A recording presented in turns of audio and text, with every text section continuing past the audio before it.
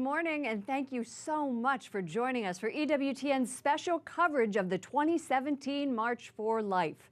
I'm Lauren Ashburn, anchor and managing editor of EWTN News Nightly, and we are so glad to have you along for this important day in the pro-life movement. All day long, you'll see the abortion counter on your screen. It just started at 9 o'clock Eastern. It will be the number of abortions since that time. It's the amount of lives lost all over the world. This is according to the World Health Organization. Now, every year in the world, there are an estimated 40 to 50 million abortions. This corresponds to approximately 125,000 abortions per day. It's a figure that needs to drop, and it's a reason thousands will be here in Washington, D.C. to march. There is so much going on. The Archdiocese of Washington hosted a youth rally this morning, and we are going to talk to some young adults coming up. Right now at the Verizon Center here in Washington, a Mass is being celebrated by Cardinal Donald Wuerl. At 11:45, the rally begins at the National Mall, followed by the March for Life at noon. And speakers include Vice President Mike Pence, Kellyanne Conway, senior counselor to President Trump, Cardinal Timothy Dolan of New York, Benjamin Watson of the Baltimore Ravens, Abby Johnson, former Planned Parenthood director, and many more. The March for Life rally will take place at noon on the grounds of the Washington Monument. Following that rally, the march will begin on Constitution Avenue all the way to the Supreme Court, and that's 1 o'clock. Okay, we have team coverage today. Teresa Tomeo, host of Catholic Connection on EWTN Radio, is out in the rally grounds, and Damon Owens, the executive director of the Theology of the Body Institute, is near her. They are at the Washington Monument and are going to be talking to pro-lifers today. Let's say hello to them. Good morning. Hey, Lauren, good morning. This is so exciting. We are here, and boy, what a different morning it's been already, right, David? Already. The years that we've had to cover with the march here and the marches that we've been to even on our own, we're already seeing this march is going to be unlike any one that we've seen before. Went through security, Lauren, and the crew had to get here quite a bit earlier, obviously, and there's probably about 15 metal detectors where the crowds will be walking through, at least. There's more. I hope there's more than that. But yeah, it's very interesting. The mood here has been so uplifting all week long, and especially when the president actually mentioned the March for Life in an interview on ABC News on a Wednesday. And then we started to get inklings that, you know what, something is different, because our crew was hearing about security issues, and that's when we knew that, although obviously huge to have Kellyanne Conway here, the chief counsel to the president, as you mentioned, and also longtime pro-life activist, so it's going to be great to hear from her.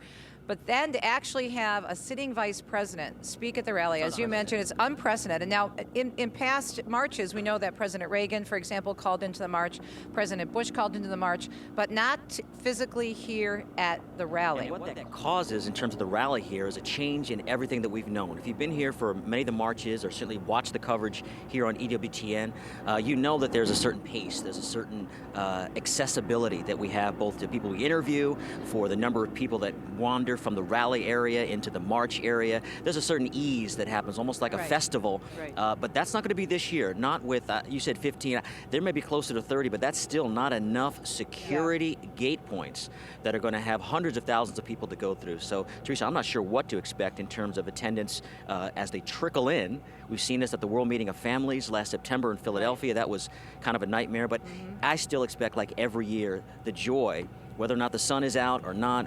There's just something about the fellowship, there's something about the day. And for those of you who have not witnessed the March for Life before, we welcome you to EWTN. We welcome you to the March for Life, the only network that covers this march pole to pole. Yes, gavel to gavel, as we say in the business. Yeah, and I do think that because of the mood here, the pro-life people are so peaceful and so loving and so polite. Everyone is going to be patient because everyone is so excited about Mike Pence and Kellyanne Conway speaking, Lauren. And just in talking with people on the street and at our hotel, they're just thrilled to be here. And so it'll be a little bit, probably a little bit, things will move a little bit more slowly, but I still think it's going to be an amazing thing to witness and to hear the cheers, I'm sure, for the vice president, and also we believe that the president may be calling in as well. And who knows, with Donald Trump, he could even show up. Well, certainly we'll get a tweet or something, Exactly, but he may right. actually show up. But, Yeah. you know, there's a couple of other factors that factor in, I think, to people's attendance. And last year we saw a bit of a drop in attendance. Well, Still, we you know, got snow 250, and the snow that came in was unbelievable. Most of us even got stuck in that, and the pictures from that are epic, and you sort of wear that as a badge of honor. Right. But this year the weather is expected to be relatively nice for Right. Washington, D.C. Right. in late January. The sun, 50 degrees. I think that's attractive for people to get on the buses and the buses to come through. And then, of course, you had the election. This is an election year in general. You had Kellyanne Conway early on saying that she would be there. And then, of course, as we mentioned, Vice President Pence.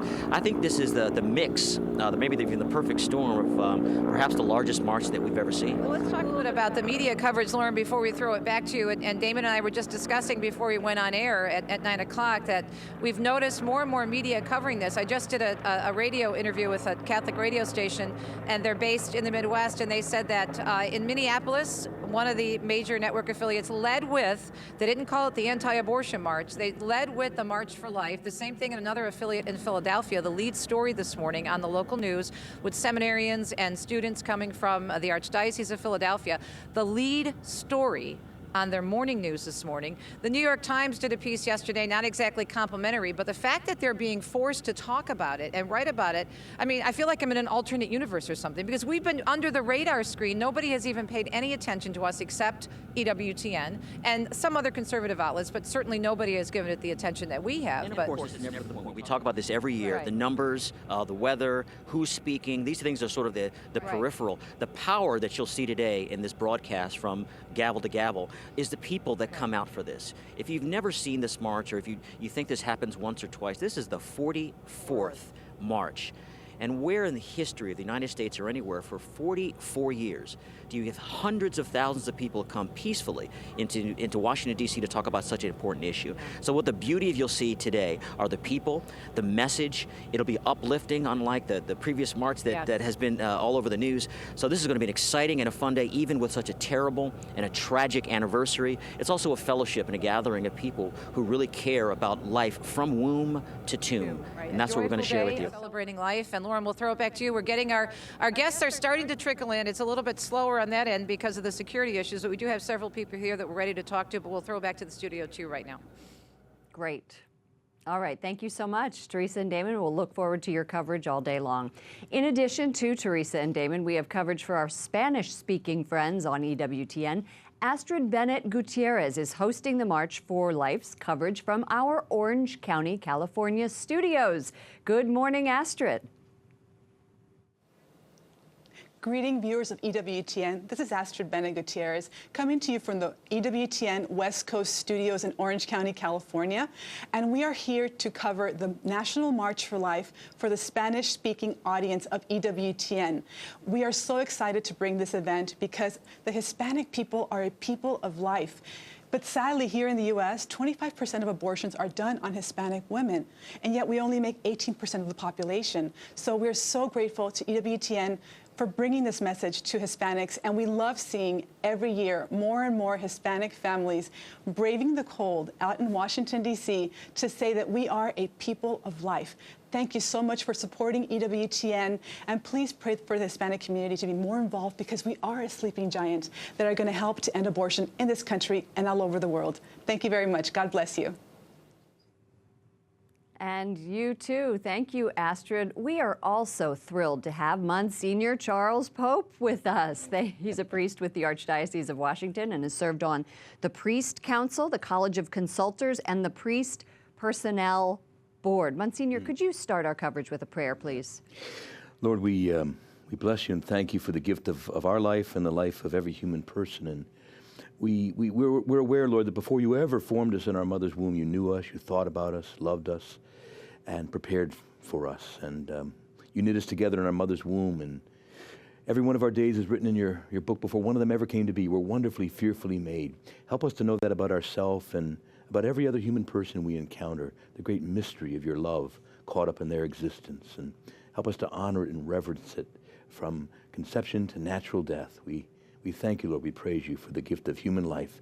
And for everyone who comes to honor that great gift, we also ask many blessings today, traveling mercies, and much great joy in the gift of the sacred gift of human life.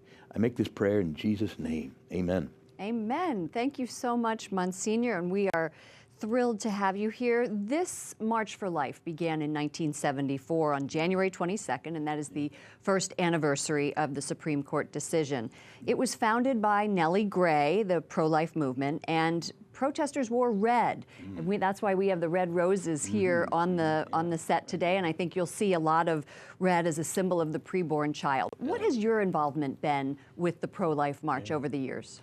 Well, I've lived in the D.C. area since '72, so I remember some of those early marches too, and coming down, and sometimes we had snow up to our knees, and sometimes it was relatively mild like today. Last year was a blizzard. But the point is, we were always here. I remember one year with Reagan's, I think, second inaugural, it was so cold that it was below zero, that they moved everything inside. But we were out the next day, and it was even colder. We were still outside, and we still marched. Outside marching. It was a witness, but yeah. This is a very important time for many people. We saw the Women's March last weekend, a day after the inauguration. Some say there were 1 million that marched around the world. And traditionally, we haven't seen a lot of media coverage of this event. We have heard from Jeannie Mancini, who is the president of the March for Life, that this year she has seen an uptick in requests from media. Can you talk a little bit about the media coverage and what you have seen over the years? Yeah, I would say that we are probably the largest single march every year we come. And it's arguable that we turn out larger numbers, maybe not than every single march, but we turn out huge numbers, and yet it's underreported. In fact, almost never reported. And the media's power isn't just in what it reports, but what it does not report. And I think after this great, this remarkable coverage that they had all through the inauguration and then the Women's March, I think to some degree, with the remarks of the president and vice president and so on, that almost shamed the media into the wider media into covering it. It is a huge turnout every year. It's a great event. And it is a great event. You're absolutely right. I want to turn to what you do on a daily basis. You blog, and everybody can go online at the Archdiocese of Washington's website and read your daily blog. You wrote this week on the subtler psychological impact of abortion. Tell us about those. Yeah, I think we're as far as the roots of abortion, I think obviously lust and greed and so on are pretty obvious roots. But a more subtle root, I think, is our modern, comfort culture. We live very comfortably. I mean, especially even 100 years ago, running water and electrical lights and all were rare, and nice heating and so on. So there was a lot of we've gotten very accustomed to comfort, and we have a strong aversion to discomfort. And not even just physical discomforts, but even making someone feel uncomfortable. And today we talk about microaggressions and road rage. But, but what does that have to do with getting an abortion? Are you equating getting an abortion with a woman not feeling comfortable and not wanting to feel the discomfort of pregnancy? It's part of the psychology of it. And not only for those who support abortion, but even for those of us who are supposed to be speaking, and all of us speaking against abortion.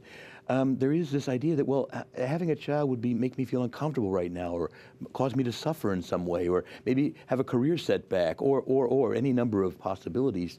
And I think at some level we have to accept the fact that life isn't always going to be comfortable. And sometimes we have to do the right thing even when it makes us feel uncomfortable or when it causes us to suffer. We have to do the right thing. And we're very averse to talking about that. And even in the church, we're very averse to holding up the cross and saying, this is the way we have to live. Okay, Monsignor, we are going to talk a lot about that and a lot about what it means to be Catholic as it relates to abortion. But first, let's talk a little bit about social media. You're going to notice at the bottom of your screen, in addition to the abortion counter that we talked about, we're going to have some tweets and social media posts. Now, if you post something today regarding the march, use the hashtags EWTN, also the hashtag WhyWeMarch, hashtag Power of One, and hashtag WhyIMarch. Go to EWTN.com/pro-life for a list of members of Congress. You can tweet to them and let them know that you stand for life. You can show your support for the March for Life with a Twibbon. That is a filter over your current Twitter profile. And you can find a link on my Twitter page at Lauren Ashburn. As I mentioned, Mass is going on right now at the Verizon Center, which is in downtown Washington, D.C. We want to show you some of that beautiful Mass on this 2017 March for Life.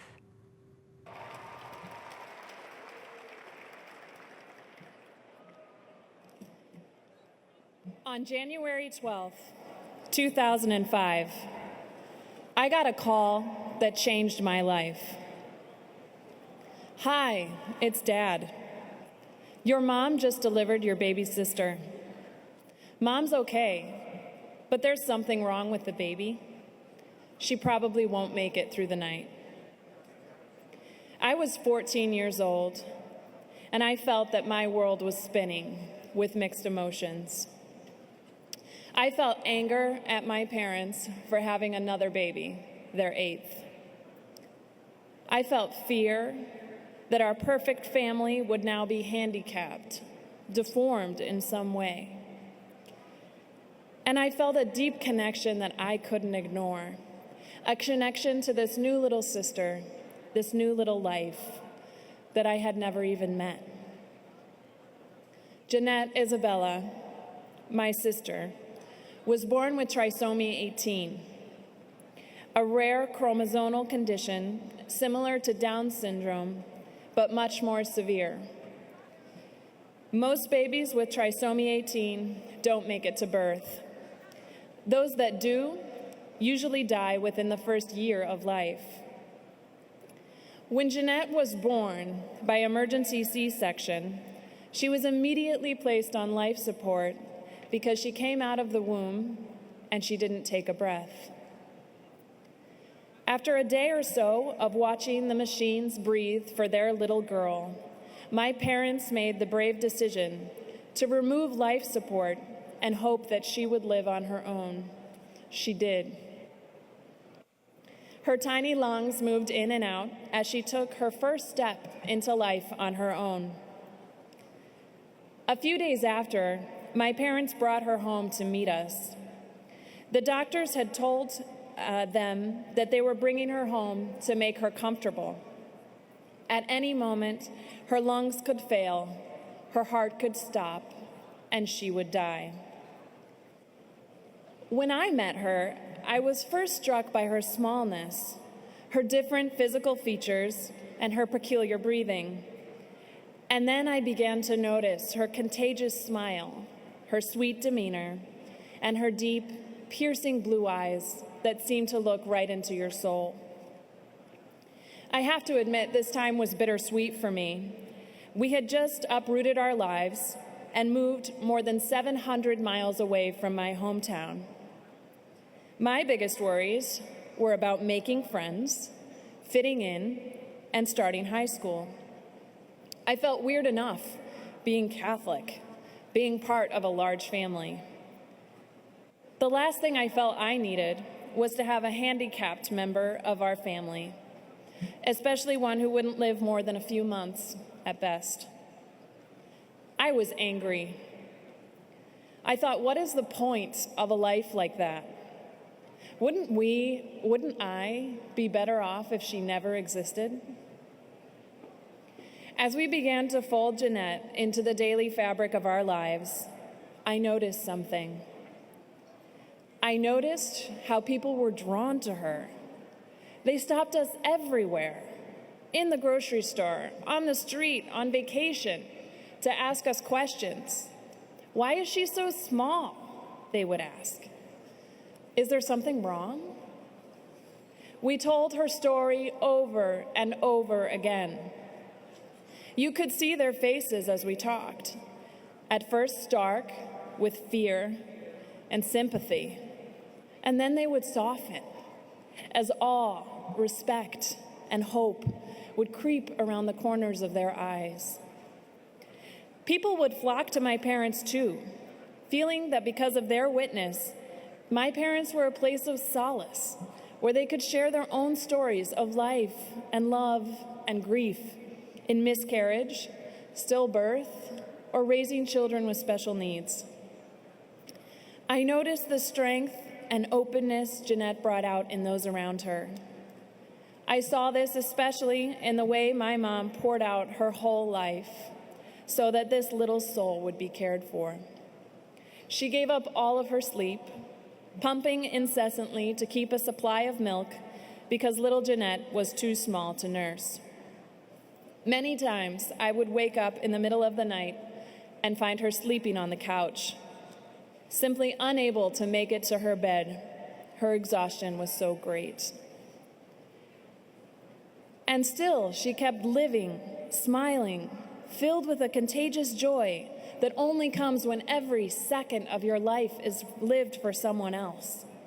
I looked at my mother, heartbroken and frightened though she was, and I saw strength. I saw power. And I saw an unflagging spirit that would never give up despite the greatest of adversities. Talk about hearing a woman roar. My mother's example roared for me louder than anything I have heard before. Jeanette died on March 22nd, after living only 10 weeks with us. The seasonal flu passed through our family, and when it came Jeanette's turn, her tiny lungs and heart could not put up much of a fight. The funeral for this tiny 5-pound baby was standing room only. People poured in from everywhere, many who knew us and many more who didn't, who had only heard stories about the little girl that was born into an impossible life and the family who accepted her with love. It was her death that made me realize how small and narrow my original anger had been. It was her life that showed me how great and beautiful the world could be with a little hope and a little faith. Her dying filled me with sadness, but even more overwhelmingly with joy. Joy that I had gotten the opportunity to see her smile, look into her eyes, and feel her wrap her little fingers around mine. Her life, the one I had called a life without hope, filled me with so much hope and joy and love that I could hardly contain it. It's remarkable to think that she possessed the ability to have such an impact on my life and the life of everyone who met her without uttering a word. I carry Jeanette with me always, but the impact her life brought to mine came flooding back recently as I got married and found out I was pregnant with a little girl. There is an incredible uncertainty inherent in the process of life in the womb. And as I could feel my daughter kick and squirm and flip inside of me, sometimes I would think, am I ready for this?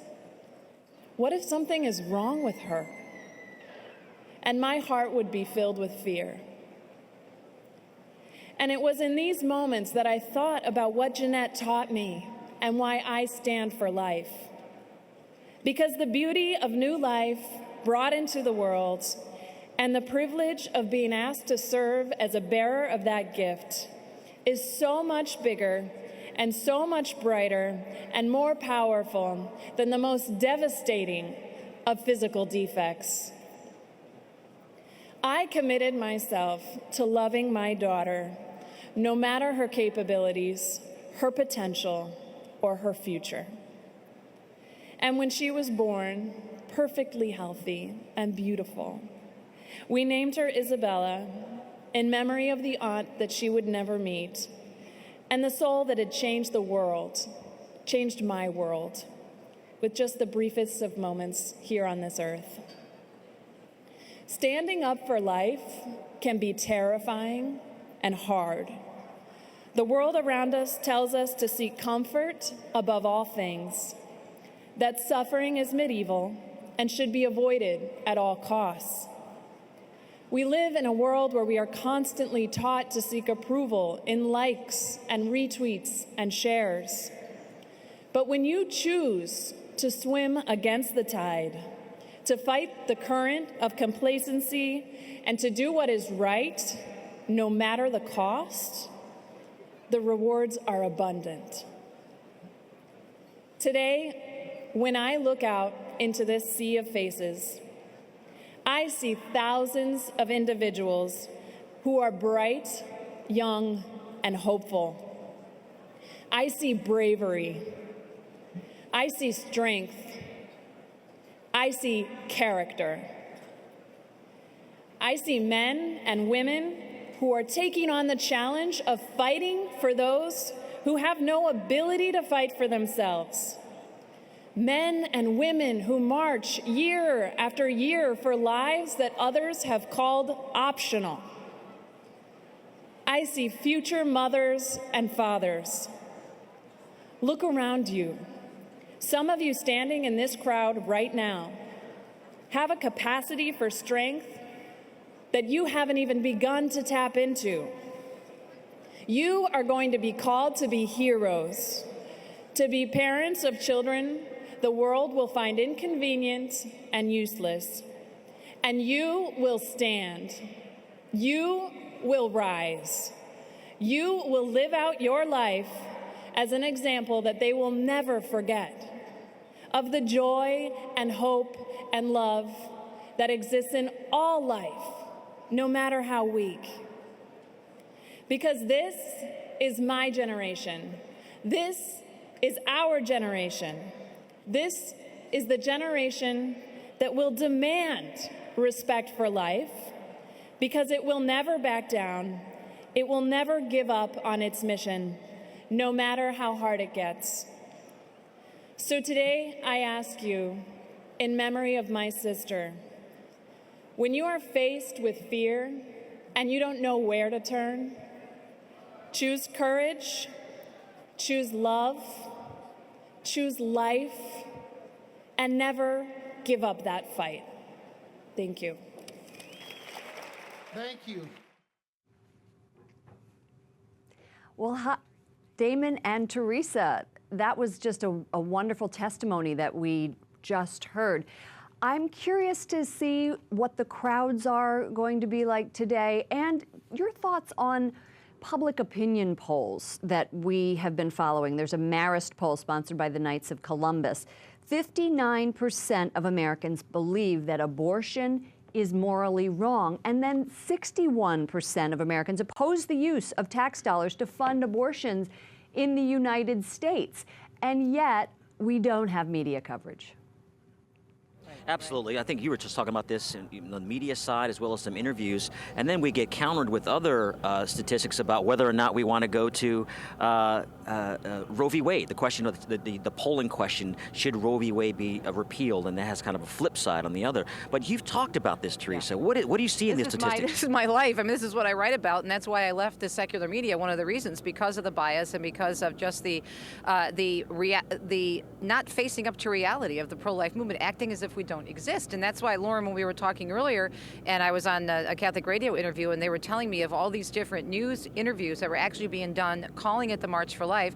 I think the difference now is because the president, the vice president, of course, the chief White House advisor, Kellyanne Conway, have been bringing attention to this issue, especially this past week. And right after the so-called Women's March on Washington, Kellyanne Conway made a point, and so did Peggy Nance, who's the head of Concerned Women for America.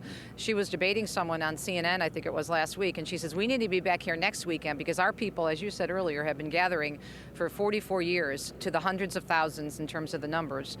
And it's not a story, but it is a story. And we even see, I don't know if we can't get a shot with our cameras, but along the side of Constitution Avenue, I was just telling Damon before we went on with you, more media than we've ever seen before. Yeah. Seriously. And I think, too, the Marist poll that you talk about, it's not just a top-down interest that's coming because of President Trump or Pence or Mayor Kellyanne Conway.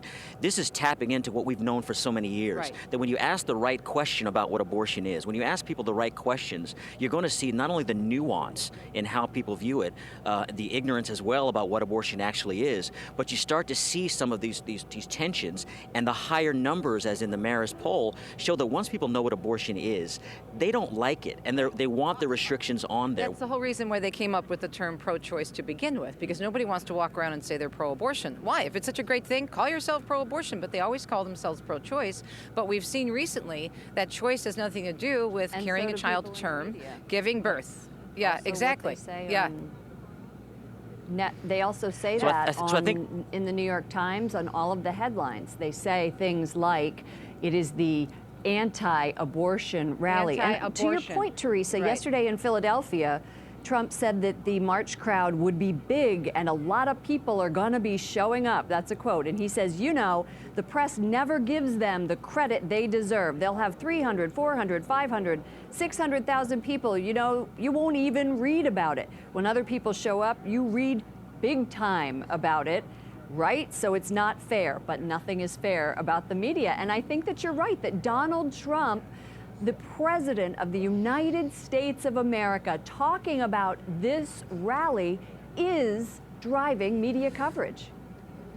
It's Right? epic, and we're Yeah. going to see this year. We talked earlier in that first segment about what would be the impact. And, you know, it's usually the weather or it's other things. But when the President of the United States, as you just said, Lauren, has that kind of promotion, and most people don't even know what this is happening. Yeah. We get hundreds of thousands of people here. And again, this is the 44th march. This isn't once, twice, 3, 5, 10 times. 44th march.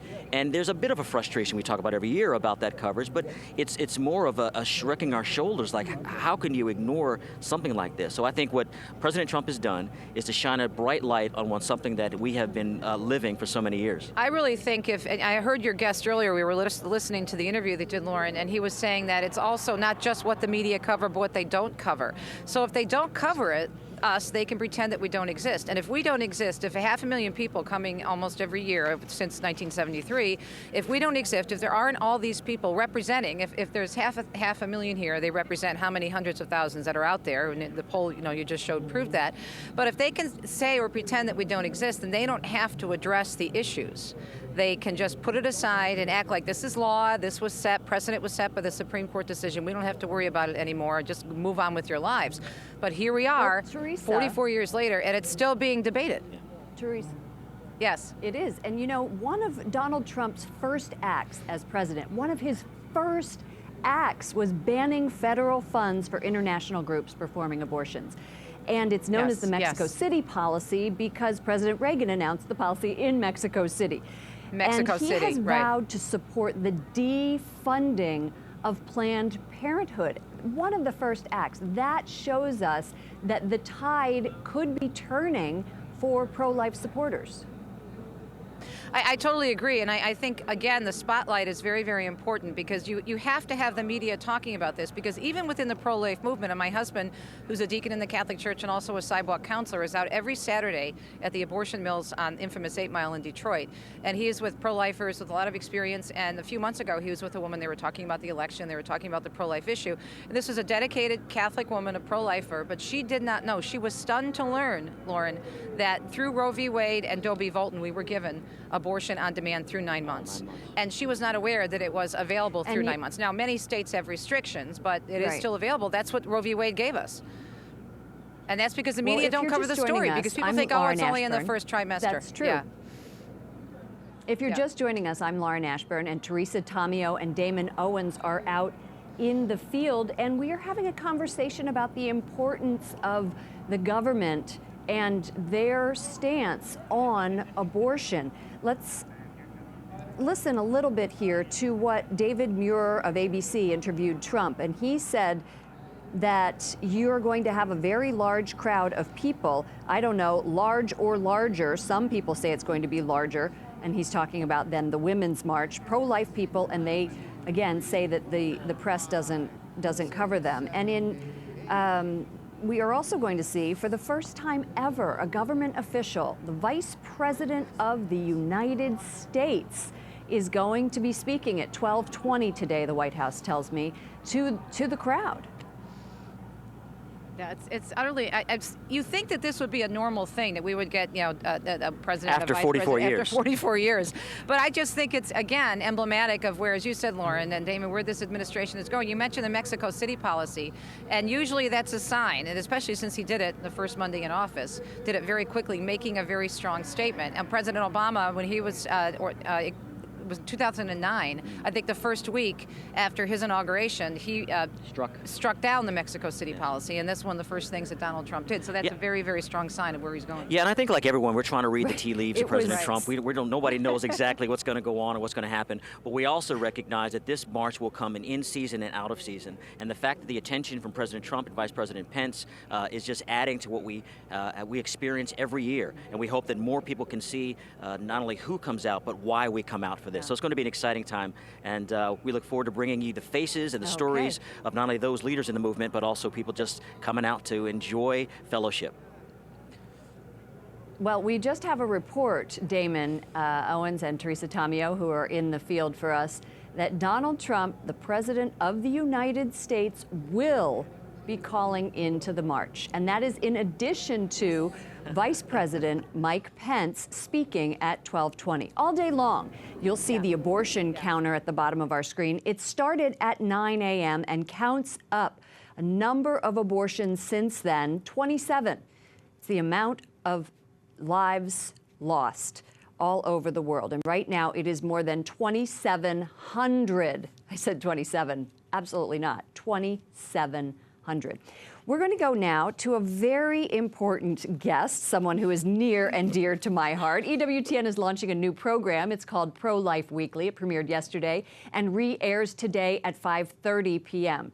Former News Nightly reporter Catherine Zeltner is host of EWTN Pro-Life Weekly. Good morning. Good morning. So lovely to see you. You're wearing red for life. We've got our red roses. Color coordinating with the studio. That's exactly right. Tell us about your program and what should viewers expect when they tune in? So EWTN Pro-Life Weekly, I mean, you were just a few minutes ago talking about the Mexico City policy. So much has happened this week alone when it comes to pro-life legislation. So on EWTN Pro-Life Weekly, we hope to be the resource that viewers can tune in and hear the latest when it comes to legislation regarding abortion, regarding assisted suicide, and really to help our viewers become then engaged in the pro-life movement, to inform them and then give them the tools to become involved. Well, for example, there's a new state law on abortion. Just last night, Arkansas Governor Asa Hutchinson signed into law a ban on common second trimester abortion procedures. I also see that you're working with the Susan B. Anthony list. What's their role? Yes. So and what is the Susan B. Anthony list for some of our folks who don't know? For our viewers that don't know, the Susan B. Anthony list is a pro-life advocacy group. They really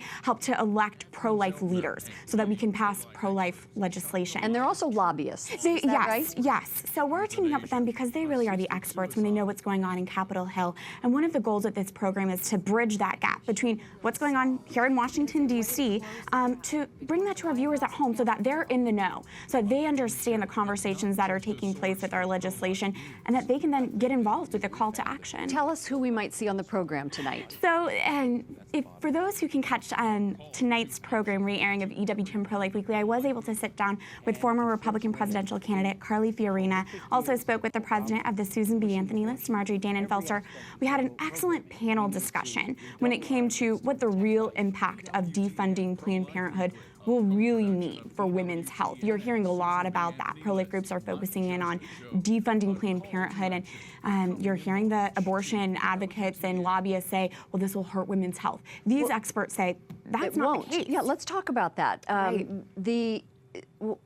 We had a guest here on EWTN News Nightly earlier this week who talked about the fact that the women's health issue is not really an issue. Lila Rose was on, and they just released an undercover video that where they called Planned Parenthood and said, how can I get some information about prenatal care? And everyone that they called, or almost everyone that they called, said, no, we don't offer prenatal care. I think there were like 5 out of 97 who did, and the rest of them didn't, which went to go, that just debunked one of Planned Parenthood's biggest talking points. We're for women's health, we're for prenatal care. No, they're not. And Live Action's action that they did with this past video was just an example of that. And so with EWTN Pro-Life Weekly, we hope to look at some of these common myths and just misconceptions that have been pushed forward for decades and untangle them and show really the truth as to what's going on. I caught your show, and the thing that really struck me, Catherine, was when you spoke to the survivor of an abortion. It gave me goosebumps. Tell our audience about that conversation you had. That was really powerful. It's definitely stayed with me. So Melissa Oden survived an abortion attempt, but she did not find out about it until she was about 14 years old. She was adopted into a very loving family, but she survived. And so she just released a new book that is available on EWTN's religious catalog called You Carried Me, where she explores her finding out about it and then her search for her birth mother. And I think the thing that kind of struck me most is she did meet her birth mother not that long ago, and her approach and her tone was one of great compassion. And that was striking because she got to see, here's this woman who was forced to have an abortion at a young age, 19. She was forced by her own mother to get an abortion. And she got to see this woman for who she was and how she was a victim of the abortion advocacy and the lobbyists. I was able to do the same thing. I'm adopted, and I wasn't a survivor of abortion, but I did find my birth mother. And what I wanted to say, the one thing I wanted to say was thank you. Thank you, thank you, thank you so much for giving me life. And it was one of the most beautiful moments, because I think that in this March for Life, in Pro-Life Weekly, there needs to be a big dialogue about adoption. Yes, and I think holding up those brave women that do say yes to life and then give them off to another family that can raise a child, such as yourself. And these women need to be applauded because that is brave of them. It is brave, and especially at the time, I'm old, so especially at that time, in 1967, where you didn't have babies out of wedlock. It's a very different situation now. So I know that you will be talking about adoption issues. Absolutely. What do you hope that your program accomplishes? Is there a I want this? I have so many hopes and goals for this program. One in particular, I would like to just create more dialogue from people who might disagree and have different stances, and to help equip our viewers with information and tools they need so that they can engage with their neighbor. You know, I think many of our viewers are so motivated in being pro-life, but might feel nervous when it comes to talking about that with their neighbor and with their friends.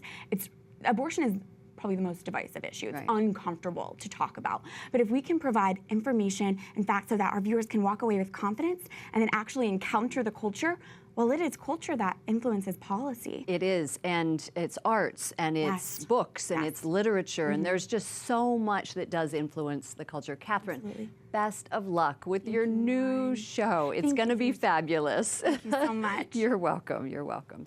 Well, reports say that President Donald Trump is expected to address the crowd by phone this morning. Former Presidents Ronald Reagan and George W. Bush have done this at prior March for Life events, and this is in addition to Vice President Mike Pence, who will attend the march. We're going to now go back and check in with EWTN's Teresa Tomeo. Teresa, you have the president of 40 Days for Life. What is that organization? Oh, I certainly do. Sean Carney from 40 Days for Life. It's an amazing ministry, Lauren, and boy, what stories that they can tell, and they do tell. As a matter of fact, 40 Days for Life is responsible for bringing Abby Johnson out of an abortion facility in Texas into the pro-life movement, and she now has an amazing ministry of her own, and it's just incredible what this organization has done. But enough with me. I want to talk to Sean, and Sean's going to tell us about 40 Days for Life. Good to see you again. Good to see you. We're staying warm today in the sun this year's nice. March for Life.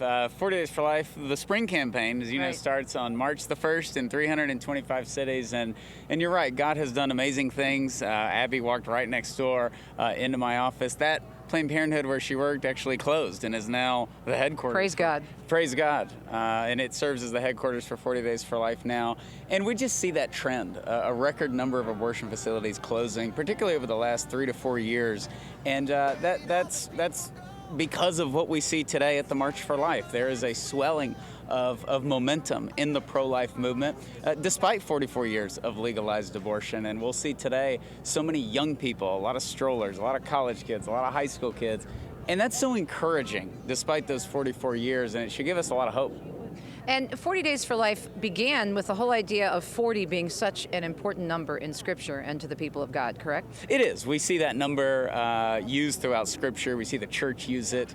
And the spring campaign is always done in conjunction with the season of Lent, and then the fall campaign is in the fall. And it's to, get out of ourselves and enter into 40 days of prayer and of fasting. The abortion issue is the defining moral issue of our lives. And it requires us to pray. It requires us to get out of the way, because otherwise we'll get mad and we'll get frustrated and we'll get angry. And we have to fall to our knees, we have to pray, and we got to show up to where these abortions actually happen. And we've seen nearly 13,000 moms at the very last moment choose life for their babies. 13,000. 13,000, and those are the ones that we know about. And now this is our 10 years of 40 Days for Life going national, then international. We've met some of those kids. They're in 2nd, 3rd, 4th grade. They've been baptized. It's just beautiful to see, and it's a reminder to us as we're here today what's at stake and why we do this and who we serve. Let me ask you one more question before I throw it back to Lauren in the studio. And Lauren was talking about, with Damon and myself, about the mood here and what it felt like.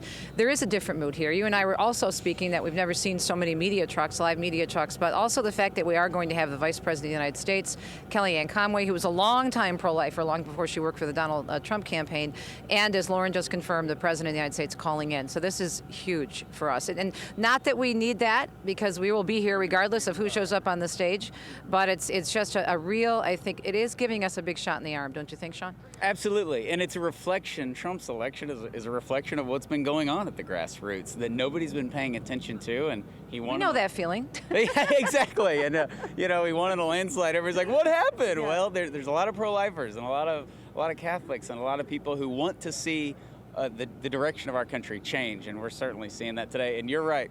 There is definitely a different feel in the atmosphere in D.C., that's for sure. Great to see you. The website, if people want more information? 40daysforlife.com is the number 40. All right, Sean, good to see you. Keep the Thank great you. work. Lauren, back to you in the studio. Thank you, Teresa Tomeo. We appreciate that. And your cohort, your colleague in chief, Damon Owens, is also on the National Mall with a very familiar face to EWTN viewers, Dr. Matthew Bunson. Damon? Absolutely. Matthew Bunson here, familiar not only to EWTN viewers as a senior contributor, but also as a senior editor, the National Catholic Register. Yeah. He and I were having a great conversation here about what to expect this year. Matthew, let me just ask you in general, you've seen lots of marches, you write and you speak on this. What do you expect this year based on all the moving parts of this 44th March for Life? Yeah, well, I can remember growing up in Hawaii, going to my very first march at about the age of 8, and having the opportunity then over these 40 years plus to see the movement grow, to see it expand across the country. And what we're expecting to see here is even more young people. I can already see it today just walking here from the metro, the number of young people who are taking part in this, the high school kids and younger, college kids, millennials who are really engaged in this movement. Yeah, this is exciting too because we see it every year, as you said, in terms of growing, and yet even this year, it's hard to pigeonhole not only the attendees but also the overall spirit, and that's really the great gift of EWTN's coverage. Tell us a little bit about some of the cultural things that you see that a march this year would impact or at least color. Right. Well, this year, of course, we have a very changed set of political circumstances. We have a pro-life Congress, we have a president and a vice president who are adamantly committed to the pro-life cause. So this, I think, for a lot of people, they see this as a moment of historic opportunity. We've been disappointed in the past, but there's a sense of optimism that you can see with the crowds already. Also, one of the things that strikes me about this year's march is this engagement with culture. We had last week a march in D.C. that was incredibly covered by the national media. 129 times more coverage for that march than they expect this one will get. And yet we're seeing a greater amount of media scrutiny about this march. And we saw in the coverage last week that pro-life women were excluded. That's an important point because the media itself then is being forced more and more to address the pro-life movement. And it's a pro-life movement. It's not simply an anti-abortion movement. In sharp contrast to what we're seeing with other groups in culture, including the Women's March. Now, isn't that, Matthew, isn't that part of the cultural encounter, not only in the visual and the advocacy, but also the language in describing it? And I would expect a march like this to help to engage and to set some rules for language, perhaps? Yes. Language is always important. If you can control the language, you can control almost the whole of culture. So we are pro-life. The idea of being pro-choice is something very contrary to what they're actually proposing. It is pro-abortion. So if we can recapture the language, I think that's important. And at the base of that, at the very heart of it, is a recognition of the dignity of the human person that the church has proclaimed from the very beginning. You can go all the way from Scripture to Pope Francis, and making people much more aware in culture of the idea of disposability, of the value of the person made in the image and likeness of God. That's something that this march proclaims every year. And in that dialogue with culture, we're seeing more and more people being attuned to that, being receptive to it. Yeah, Matthew, I love that emphasis, because one of the things that's been a little bit frustrating in all these years with the march is that, yes, it is anti-abortion, but to call it an anti-abortion march misses the mark of the entire purpose here. Like you said, the dignity of the human person and this womb to tomb, birth to or conception to natural death. So when I see the march and I see that diversity, it's annually frustrating not to see it exposed in that coverage. Right. But at the same time, we're expanding the understanding of what life really is, what it is to be pro-life. And this is a thing in culture that you can see as a result of Roe v. Wade over the last 4 decades. We've had not just a coarsening of culture, but a loss of an understanding of that dignity. So that's why we see the expansion of things like a contraceptive culture, of euthanasia, of embryonic research that destroys a human person. And the pro-life movement then, by expanding that universe of what we're actually talking about, of who we are as pro-life people, respecting the dignity of the human person, as you say, from conception to natural death. We're helping all of culture to develop a deeper appreciation of the human person, which itself then enriches and enlivens the wider culture. And that's what I hope the visuals and also the interviews and the people that big chance to meet, Lauren, are showing people that this is far more than just a political march to change laws about abortion. It's an essential part of it, right? It's an essential issue. It's the genocide of our time. But the reality is that what, Matthew, you're talking about is that we have such a broader and more substantial case and cause for what this, that the abortion is such an egregious violation against that. But there is the reality of life and the joy and the real purpose behind that. Is that fair? Oh, I think that's very fair. Joy, you've hit on an important word too. We can contrast the different styles of marches that we have been seeing over the years. There's a heavy focus on abortion, on death, on a real negative approach to life itself. The pro-life movement from the very beginning, I remember, as I said, as a little kid growing up in Hawaii, marching around the state capitol with a sign. The thing that marked us most was the joy. We were obviously concerned, and still are, about where we are in culture. But you transform culture by bringing that joy, by that recognition of life itself and the beauty of life. And we always go back to the dignity of that human person. Well, I'll tell you, you're singing my song. It's actually my new ministry, Joy to Be, the joy. So the joy, I think, is just something that is not only missing, but it's actually, we have a responsibility to pursue that. So thank you so much. And if people want to follow you and read some of your writings or to listen to you, where can they find you? Yeah, you can find me at ncregister.com. I'm with the National Catholic Register, and the Register is going to be covering this march very intently. We've got a lot of articles and pieces coming up. Great. So great to be with you, and thank you so much, Matthew. Back to you, Lauren.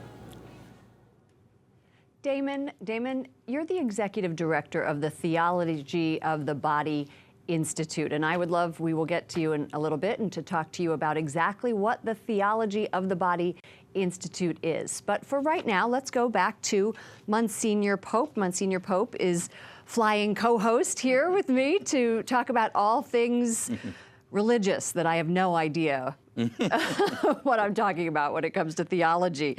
So one thing I'm really interested in knowing, and I think a lot of our viewers are interested in knowing about, is the scripture readings. Are there scripture readings that support the pro-life movement? Yeah.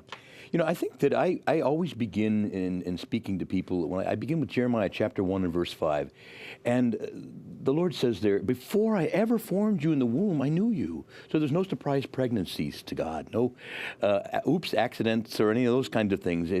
God has always known and loved every human person that he creates in our time, but he's always known. That's of us. Jeremiah chapter 1, verse 5. verse 5. Okay, what else? Psalm 139 is a very, very powerful reminder that it says before, it says that God knit us together in our mother's womb, that we're wonderfully, fearfully made, skillfully wrought in secret by the very hand of God, and that all of our days are written in his book before one of them ever came to be. And so all of those are, Psalm 139, really in total, would be a very good psalm to go to. So you are part of an organization, or you run an organization that is based off of Proverbs 24. Tell us about that.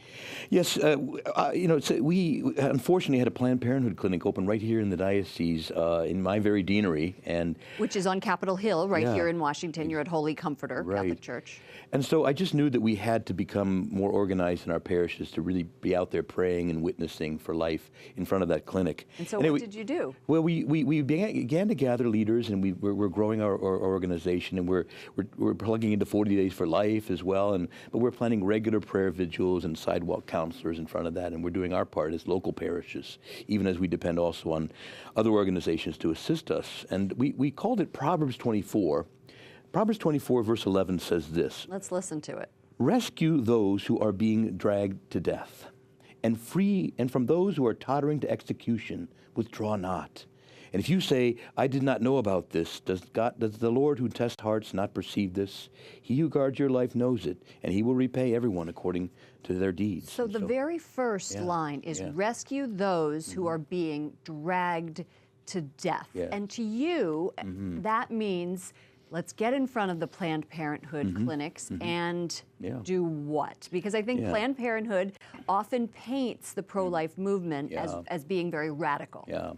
We pray mostly very quietly. We pray the rosary. We may sing hymns, but we also have sidewalk counselors who simply gently, as people go into the clinic, offer them materials and alternatives and say, you don't have to do this. And but we're always very polite. And if someone says they don't want to talk, we don't do it. So we do basically the same there that we would do with any pro-life demonstration in front of a clinic. We're not shaking angry signs and those things. Some do that, but our job is to pray, to give witness, and then to gently summon those to know who go in that there are alternatives. I've also always been curious, are there saints who we could pray to for the cause of promoting the dignity of life?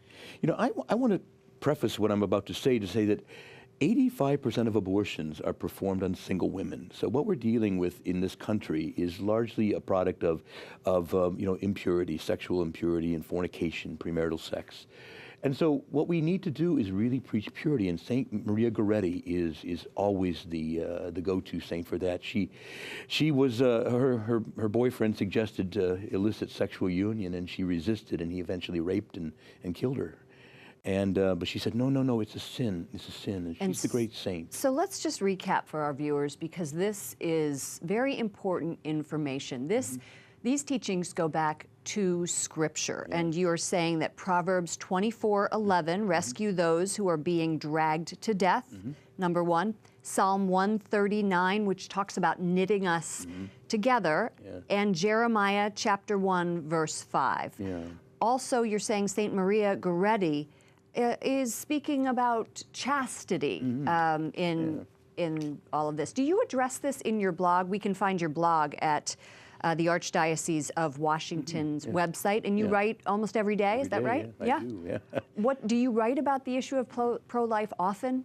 I do. I write about all kinds of issues, mainly the intersection of culture and faith. That's what I tend to write on. And certainly I've talked about this, and also, again, Saint Maria Goretti, the great saint. And so, all of these I do certainly cover there in great extent, and among all the important issues today. There's so many. So I want to delve deep into who Monsignor Charles Pope is. How about that? Don't ask.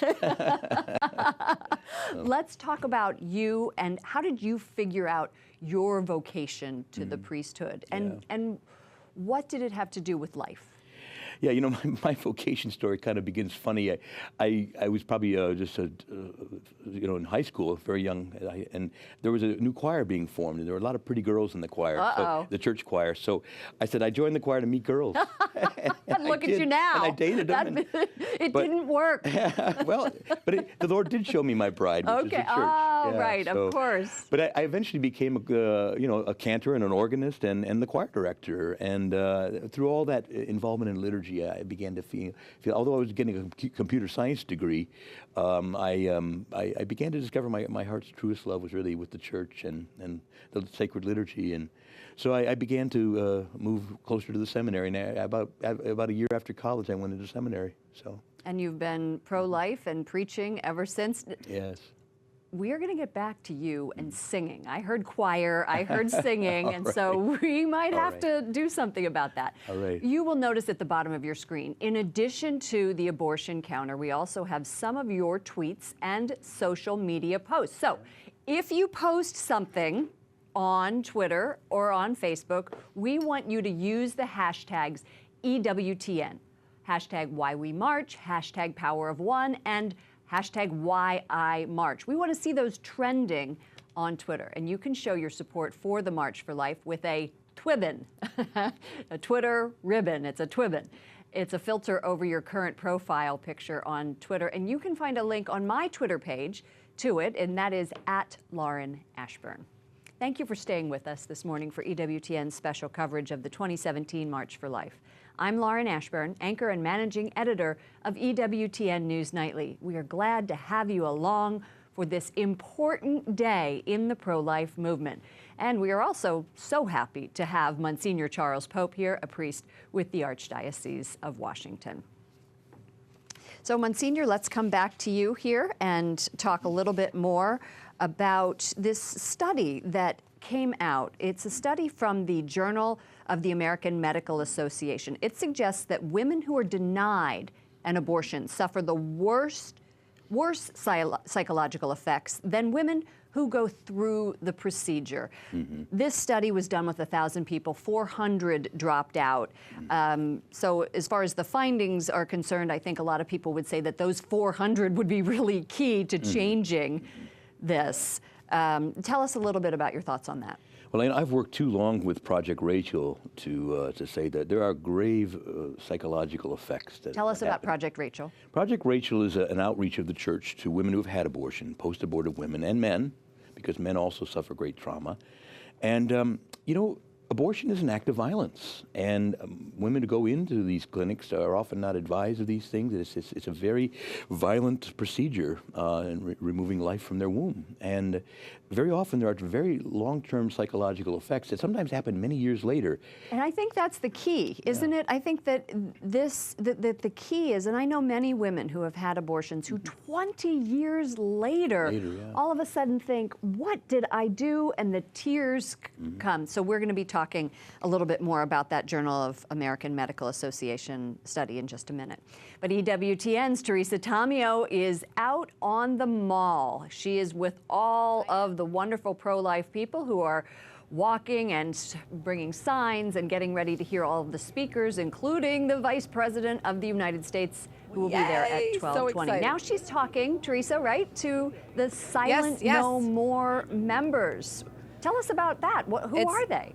Oh, amazing, amazing, amazing ministry, Lauren. And I'm blessed to have as my co-host on our Catholic View for Women program, of course, on Wednesdays, repeated on Friday mornings, Wednesdays at 11 p.m. Eastern Time on the EWTN network, with Janet Morana, who is the Executive Director of Priest for Life and the co-founder of the Silent No More Awareness Campaign. And she is here to my far left. And then there's Leslie Blackwell, who's a regional coordinator for Silent No More, and Nancy Tanner, also a regional coordinator. Silent No More is a ministry that allows men and women who've been impacted by abortion, either having an abortion themselves, or men who have maybe have lost fatherhood, to join this ministry after they go through healing, to tell the truth about what abortion really does to people. And I'm going to start with Janet and have Janet give us a little bit of history of how the movement began. Janet. Well, first of all, in 2002, Georgette Fournier and I got together and created the idea, basically, because we felt we knew so many women who had been hurting after abortion and gone through healing. And we said, at the other side, they're out there trumpeting like abortion is great for women. And we said, no, we know know it's damaging.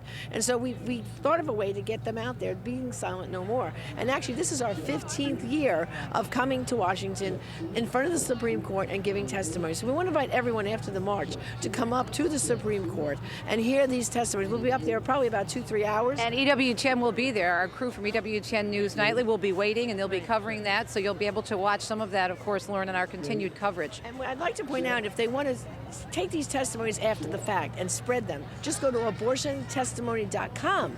We have a search engine there. You want to see testimony of women who were raped and then had an abortion, they're there. You want to see testimonies of women who had first trimester or even late-term abortion, it's there. These women bravely give their stories for you to use them. And if there's anyone out there hurting, just go to abortionforgiveness.com, put in your zip code, you can see where's the nearest Rachel's Vineyard and other healing ministries right in your area. Because the other reason why these ladies speak out is we want to bring healing to this nation. Yeah, it's really interesting, Lauren. Yesterday on my show, we were talking with Father Sheridan from Franciscan University, who's going to be joining me a little bit later, and we were talking about the march last week and about post-abortion and talking about the abortion issue and how the media, as you and I were discussing earlier, don't talk about us, don't talk about the issues and act as if we don't exist. And a man called in, and you ladies will appreciate this, and he was a very successful lawyer, and he said, my girlfriend and my wife, I think they were single at the time, but they eventually got married, had an abortion, and he said, I lost my child to abortion 42 years ago. And his voice started to crack during his time on my program, and you could hear the pain. He said, I've been through Project Rachel, I've gone through a weekend, he said, but at the same time, there's still that loss. And this is something that you ladies hear all the time. Leslie, you were in the secular media, as I was, and we bought into those lies as feminists growing up in the 70s. It was all about my career, and I ended up senior year of college finding out I was pregnant as I found out I had that dream job in TV. Went and took care of things, thought it was going to be just fine. Soon enough, I was pregnant again. 2 abortions in about a year and a half. And it destroyed my television career. I ended up giving up my babies for a career. And then I was so broken, it destroyed it. I ended up getting back into the television business, but my golly, those abortions really did something profoundly deep in my soul. And they haunted me, and it took almost 30 years, Teresa, to finally deal with it, connecting the dots of that pain, the years of substance abuse, eating disorders, just feeling so unworthy. And thank the good Lord, he opened my eyes, and I started realizing that was really at the root of my problems. Yeah. And thanks be to God for the healing and for the forgiveness. And Nancy, you and I have often spoken of the lies that Planned Parenthood tells about how wonderful and how you'll be fine after abortion. One of their latest, how do you want to say, advertisements or promotions for Planned Parenthood is that they're parading, Lauren, these young women out there who've had abortions after, let's say, a month or 6 weeks, and talking about how wonderful the quote-unquote clinic was. And yet, what you know through your work in Silent No More, and the research shows, afterabortion.org, great website with all kinds of research, the research shows that many women don't even realize, as you just said, Leslie, connecting the dots takes a while because they're thinking right away, well, I go in and quote unquote the problem is solved temporarily. Relief's the first. The initial feeling is that relief. It's like, oh, it's over. But that very quickly fades into a depression. And it hits everybody in different ways. But that's an unresolved grief that part of you has died. And to not go through healing further handicaps you the rest of your life. And people often don't realize, as you said, if you connect the dots, it's like, oh, all these other problems, all of a sudden it comes crashing in. We have women who have had abortions 30, 40 years ago that it's just registering with them now. Often when women hit the end of their child-rearing years, it comes tumbling in, oh my gosh, what did I do? Different triggers in life, other losses. It all brings back to that one central loss, or multiple losses for some people, that you miss that child. It's not natural to kill your child, and your body knows that. And it'll come back and haunt people in different ways. But we're here to give Praise the God. message of hope and healing, and God's mercy is greater than any sin, including abortion. What's so frustrating to me as a new feminist in the Catholic Church is that we don't hear these voices out there in the public. Lauren, we were talking, we're media people, we've been in the news media our whole lives, and it's very frustrating on such an issue that so many people claim is such a right, that the voices of sisters fellow feminists in many ways. They deny them the chance to speak, and often when they're at the Supreme Court, and we'll see a little bit later, the protesters try to drown them out with signs, get over it. And the news media concentrate. If they do show up, if the media do show up, what they're doing is they're actually focusing just on the Planned Parenthood people are there. There's always at least two sides to every story, and these stories need to be heard. The women who've gone through this, the men who are struggling with lost father. You will see the signs today on the rally stage. I regret my abortion, or I regret lost fatherhood. You're seeing more men involved, aren't you, Janet? Absolutely, yeah. We got our first man back in 2004, but now more and more men, and now couples are actually giving testimony together, the husband and wife together, if they're going through. I had a couple call into my show yesterday. They're coming here for the first time. That's right, and so, this is why, why do we have so much divorce in America? It's unhealed abortions, because their whole relationship as a couple has been destroyed because of that abortion.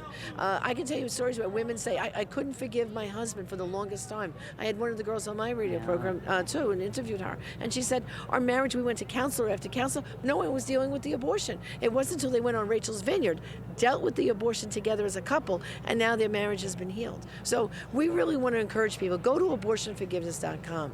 The healing is there, and everyone listening right now, even if you don't know any, I guarantee you got to know someone who's had an abortion, but be ambassadors of this message. Encourage your priest to put that webpage, had abortion, need help, abortionforgiveness.com. Should be in every parish bulletin.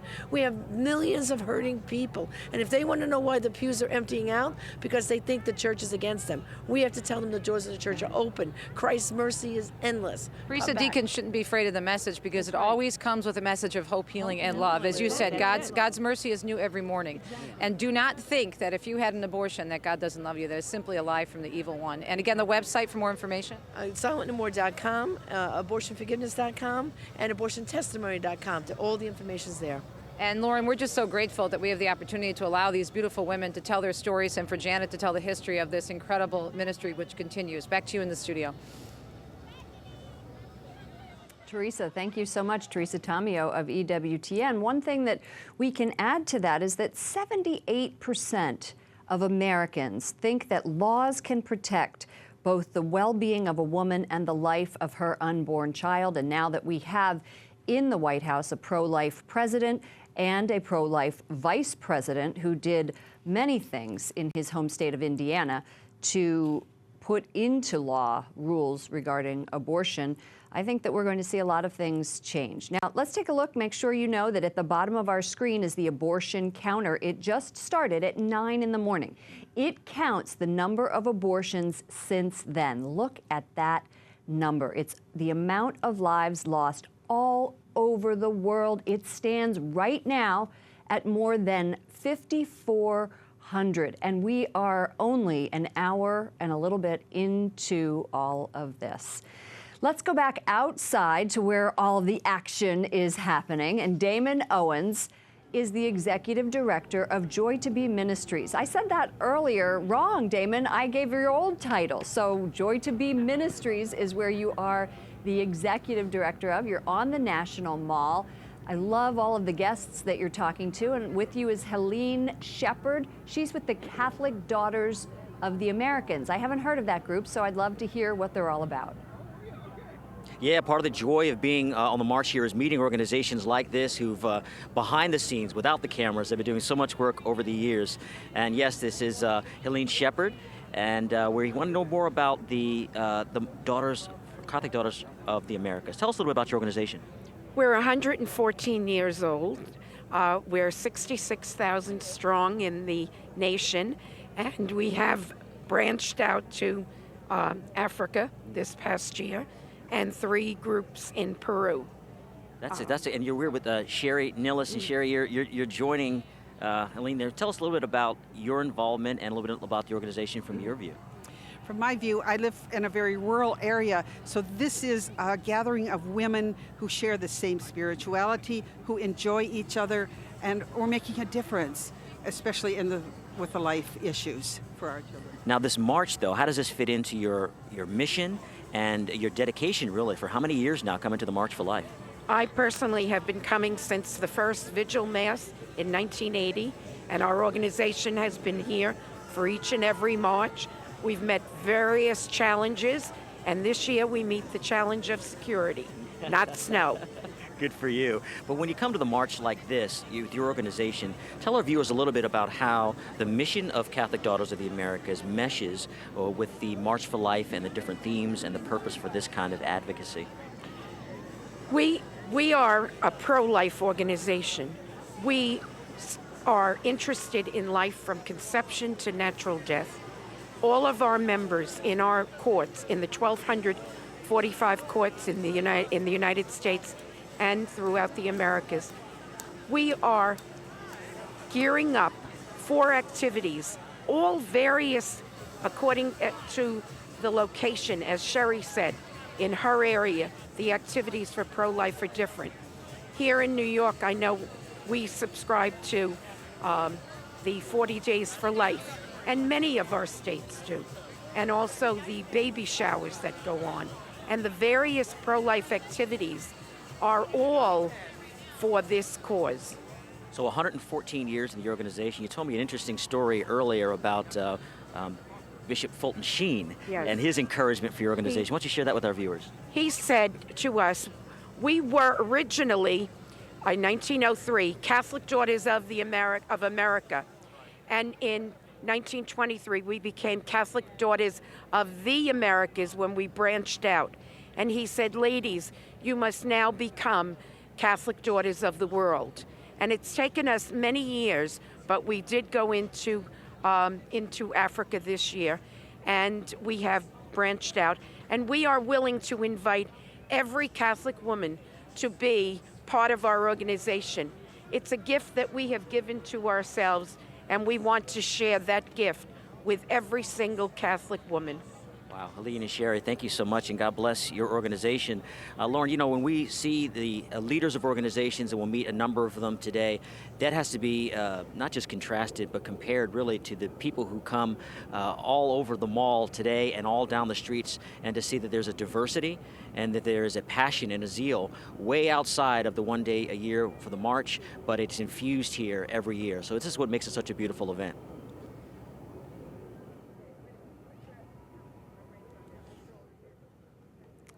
Well, thank you so much, Damon. You know, this Day for Life started with a youth rally and mass at the Verizon Center and the D.C. Armory. Those are two locations here in Washington, D.C. that have been filled with youth. EWTN's Mark Irons, who works with us here at EWTN News Nightly, was at the Verizon Center. He talked to those young adults today. Lauren, youth from across the country have been flooding into the Verizon Center for the Youth Rally and Mass for Life since 6:45 this morning. That's when doors open. Now, since Vice President Mike Pence will be speaking before the March for Life, there will be added security. That's why the start time for this event was moved up, to give these people enough time to leave here after Mass, to get out to the National Mall, to go through the added security, and to participate in the March for Life. But this is the largest annual event put on by the Archdiocese of Washington. It's held here at the Verizon Center, home to the Washington Wizards. It's really the premier event right before the March for Life.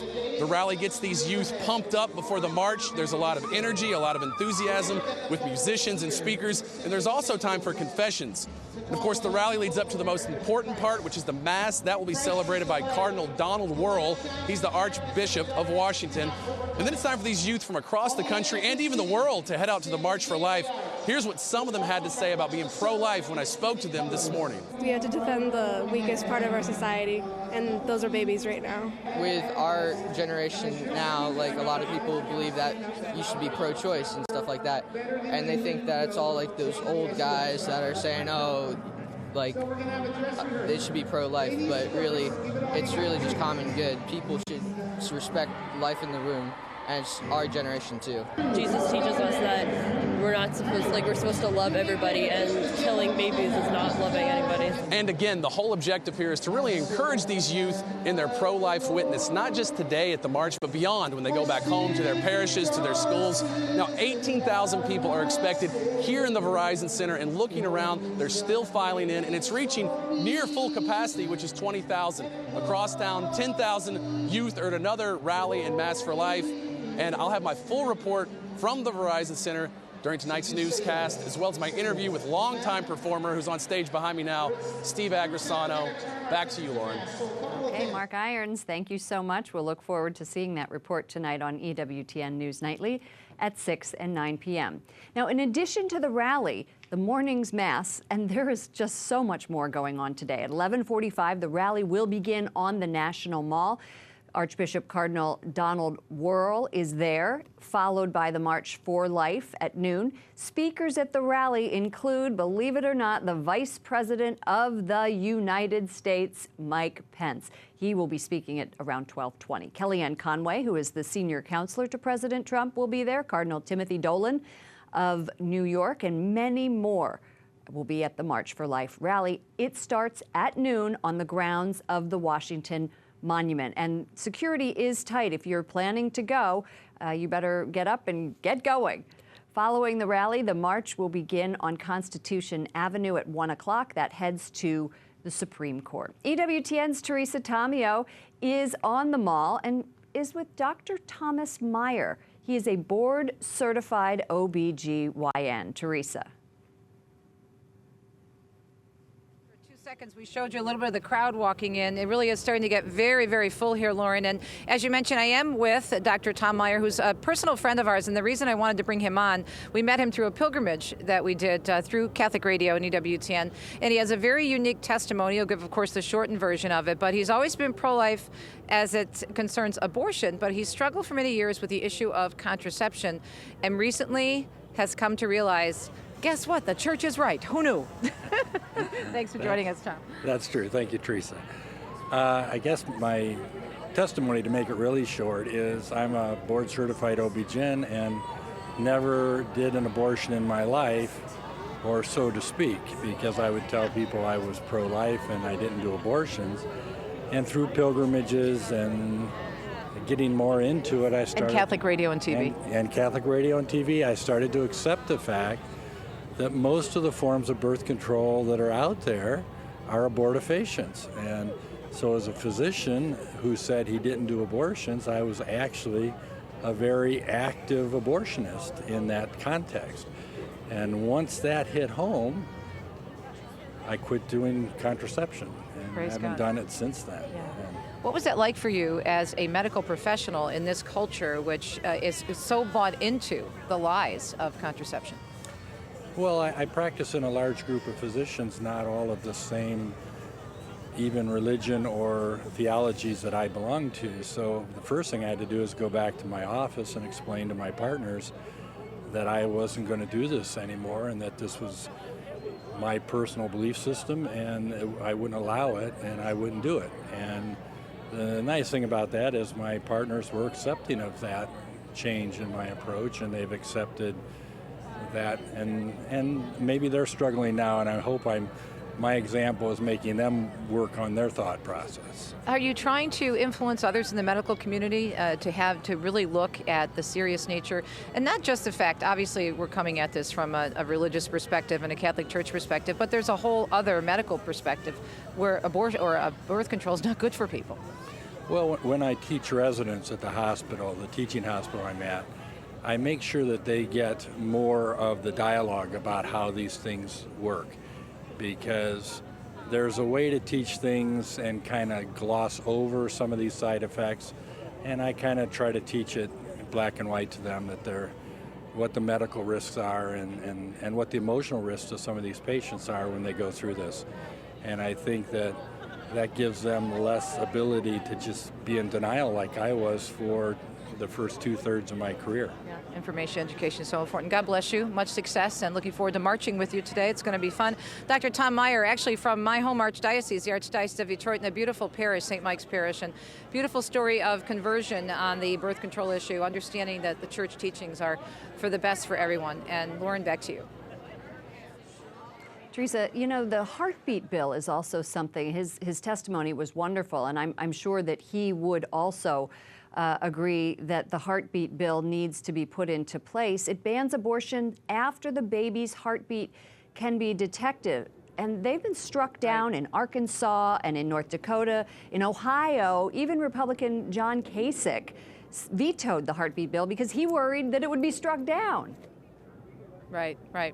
Well, let me ask Tom about that since you brought it up. And my anchor Lauren is asking me about the heartbeat bill, which has been struck down in many states, which is looking at the heartbeat of the child. And when the heart starts to beat, of course, that's when abortions can't take place anymore, is what this legislation is asking for. And yet it keeps getting struck down.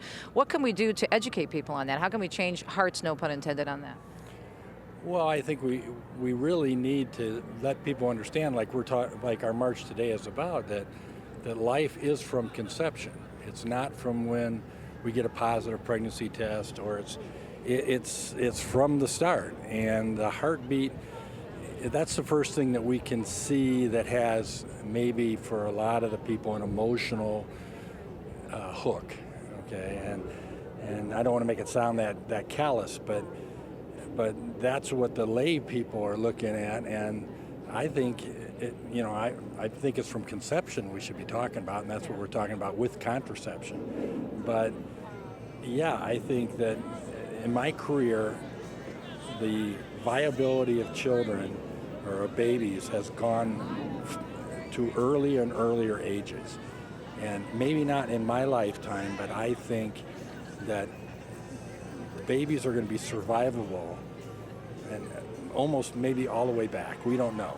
Okay, and so how can we say 14 weeks or 12 weeks or heartbeat is this, that's, it's a move forward, I agree, but we got to educate people that the science side of this keeps making babies live from an earlier gestation. And I don't know ultimately what that is, so I'm going to go with conception. Because that's what God says. That's my religion. and that's truth, right? Lauren, that was a great question. I'm going to throw it back to the studio to you, but I think the whole aspect of education, as Dr. Meyer was saying, is so crucial. And even in the medical field, we were talking about people not hearing the testimonies of the women and men who are post-abortive. We're talking about the fact that the media don't cover this march when there are 500,000 people every year that represent at least another 500,000 people or more who believe as we do, and the movements and the help that's available and the forgiveness that's available. So this education in every area of this topic, what we're doing here this morning on radio and TV, is so, so important. 55% of Clinton supporters and 91% of Trump supporters believed that abortion should be limited to the first trimester. But that is not what you see on television. As you just said, we don't hear these statistics that I'm reading to you right now. What we hear is my body, my choice. And we saw it at the March for Women and pro-life groups. That March for Women last Saturday were not invited, Teresa.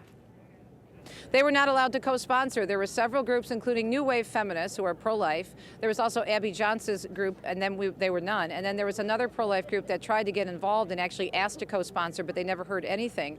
And the two groups are literally kicked to the curb. Now, they were allowed to technically show up in March if they chose, but it was not a pretty picture. And so where is the choice? Last time I checked, when I grew up in the 70s, after Roe v. Wade, and after that happened, it was always about a woman's right to choose. And I thought that meant, and not that I agree with choosing abortion, of course, but that was supposed to mean that you had the right to choose to carry your baby to term, possibly if you wanted to keep that child, or give it up for adoption, and in the case of legalized abortion, or have an abortion. That's what they always said. The other side always said it was all about choice.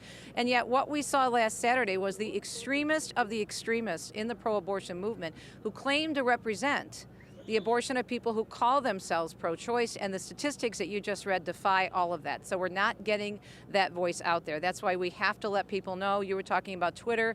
We have to keep it trending on Twitter. It was trending yesterday. We got to keep this march trending, and all that information out there is so, so important to get the truth out. Just talk about the facts. We want to have a debate. We can debate later, but let's put it out there.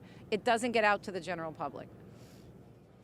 That is so true, Teresa, that is so true. And I think one of the things that we can do is take to the tools of the times, which are Twitter and Facebook, hashtag EWTN, hashtag March for Life, and as you said, continue to promulgate the message, but via the way that younger people are doing it.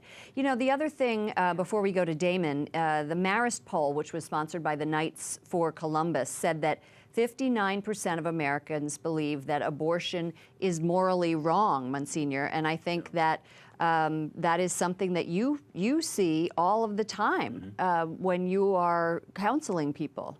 Yes, and I have to say, I think we're winning the debate little by little. It's going to take a long time, but we're making a difference. People are not as supportive of abortion as they were back in the 80s. It was an awful time for the pro-life movement, statistically then.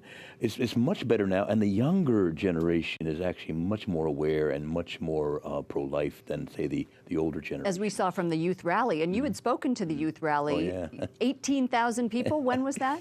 That was about 5 years ago, and it was a magnificent thing. If you ever get to go, if you come, it's just 18. The energy in the room is amazing, and I asked them let's make the loudest scream that's ever been heard in this building for life. And I got them all on their feet. We were shouting. Okay, wow, wonderful, Monsignor. Yeah. We'll be back with you in just 1 second, but let's head outside again to Damon Owens. He is out and among the rally. Last year, Damon, blizzard conditions, if you remember, people were stuck on highways. A lot of people didn't come because of the snow. Tell us what the atmosphere is today. It is chilly. It is, and perhaps you can see behind here the line of people getting through the security, very long and getting even longer. But we're optimistic with the good weather and with the number of people that we're going to have the size of rally that all of us are expecting. But you know, when we speak about the abortion issue in particular, it's often cast as an idea or a statistic or something abstract, but it affects real people. And I'm here right now with Peggy Hartshorn of Heartbeat International, the largest network of pregnancy help centers, adoption, referral, all kind of beautiful work from the whole span of life. Peggy, welcome. Thank you very much. Beautiful to be here. Great day. Now tell your viewers here a little bit about, those who don't know, your gigantic network of help centers with women before we get a chance to meet and hear some of these fantastic stories. Tell us a little bit about Heartbeat International for those who are not familiar. Well, thank you. Heartbeat is the largest network of pregnancy help centers, which is medical clinics, resource centers, nonprofit adoption agencies, maternity homes, and post-abortion programs all over the world.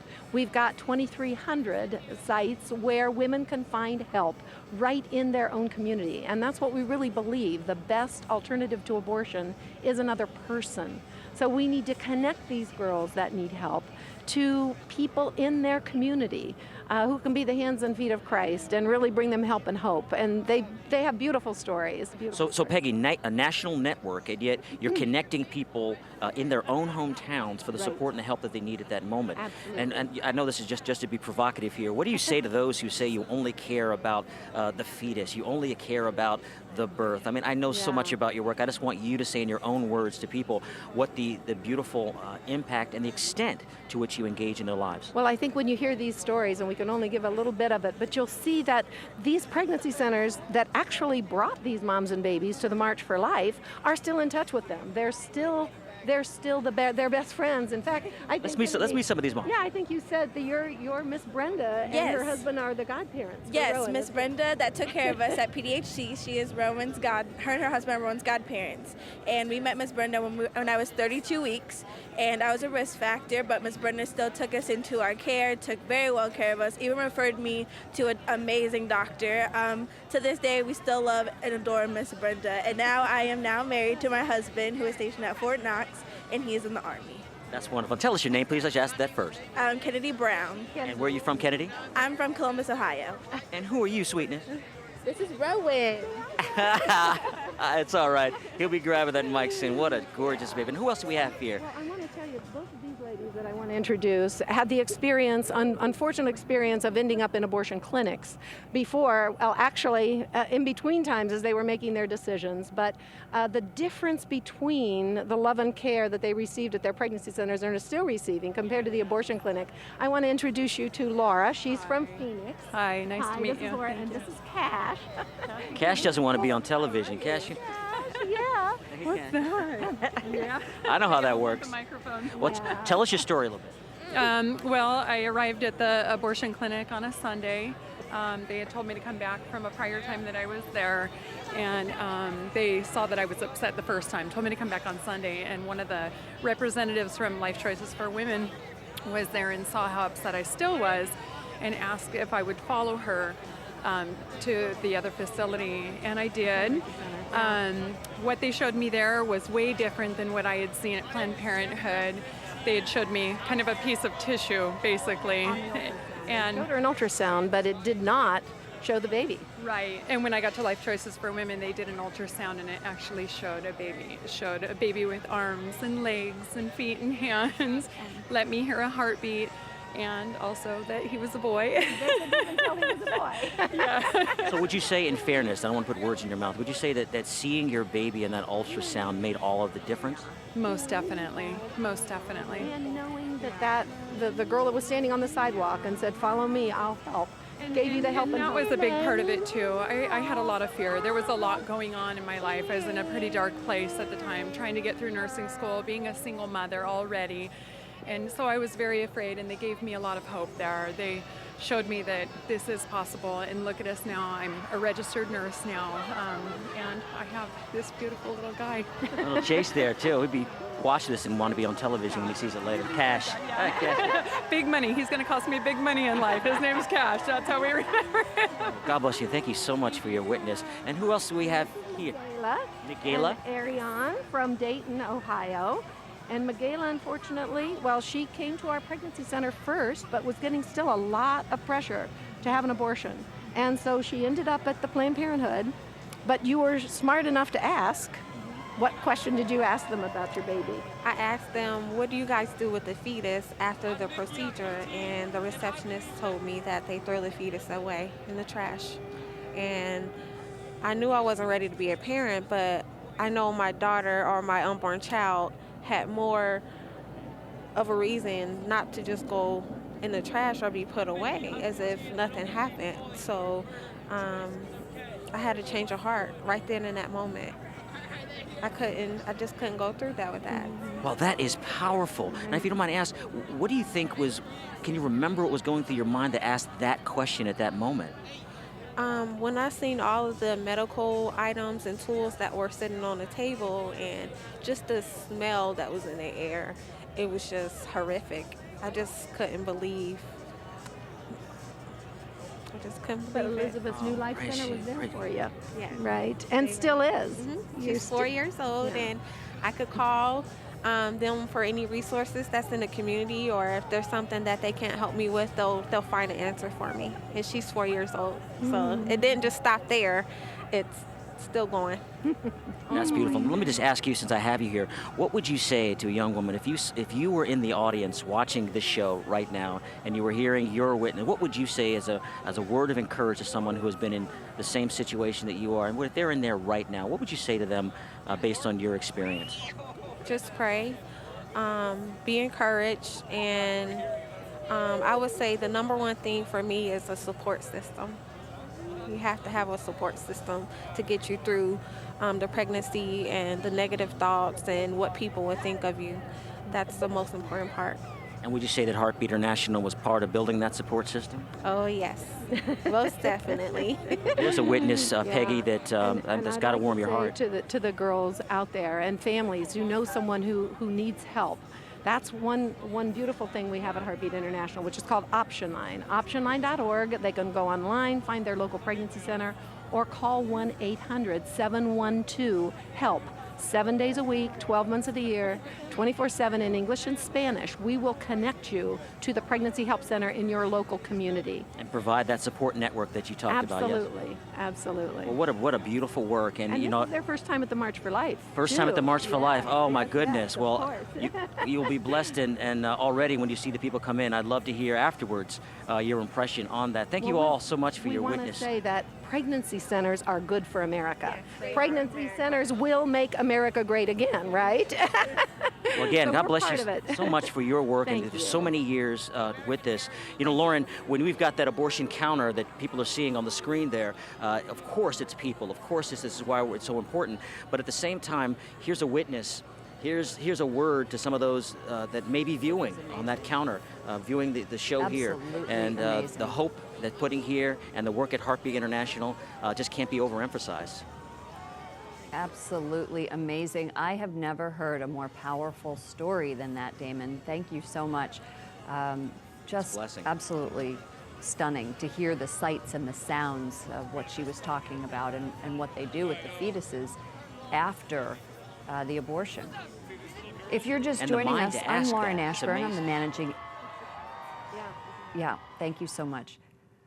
If you're just joining us, I'm Lauren Ashburn, the managing editor and anchor of EWTN News Nightly. You can see that at 6 and 9 p.m. I'm joined by Monsignor Charles Pope in studio. Thank you so much for being with us.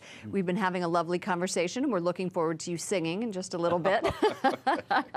But first, let's go out to the field. We're going to talk to Teresa Tomeo from EWTN's Catholic Connection show. She's also out there, as you just saw, with Damon Owens. He's the executive director of Joy to Be Ministries.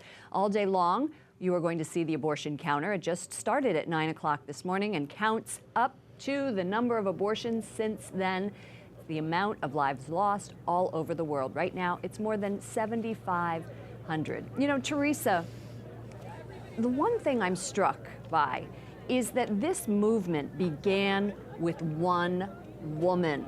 She was so offended by the Roe v. Wade decision. Nellie Gray, she was a pioneer of the pro-life woman. She was a career woman. She was a Democrat. She was a lawyer at the Labor Department. She served in the Women's Army Corps during World War II and quit her job to take on this cause. I know that you're there now with Claire O'Keefe with the Ave Maria Law School and the school's chaplain. Yes. I just think that it's amazing that this was started by a lawyer.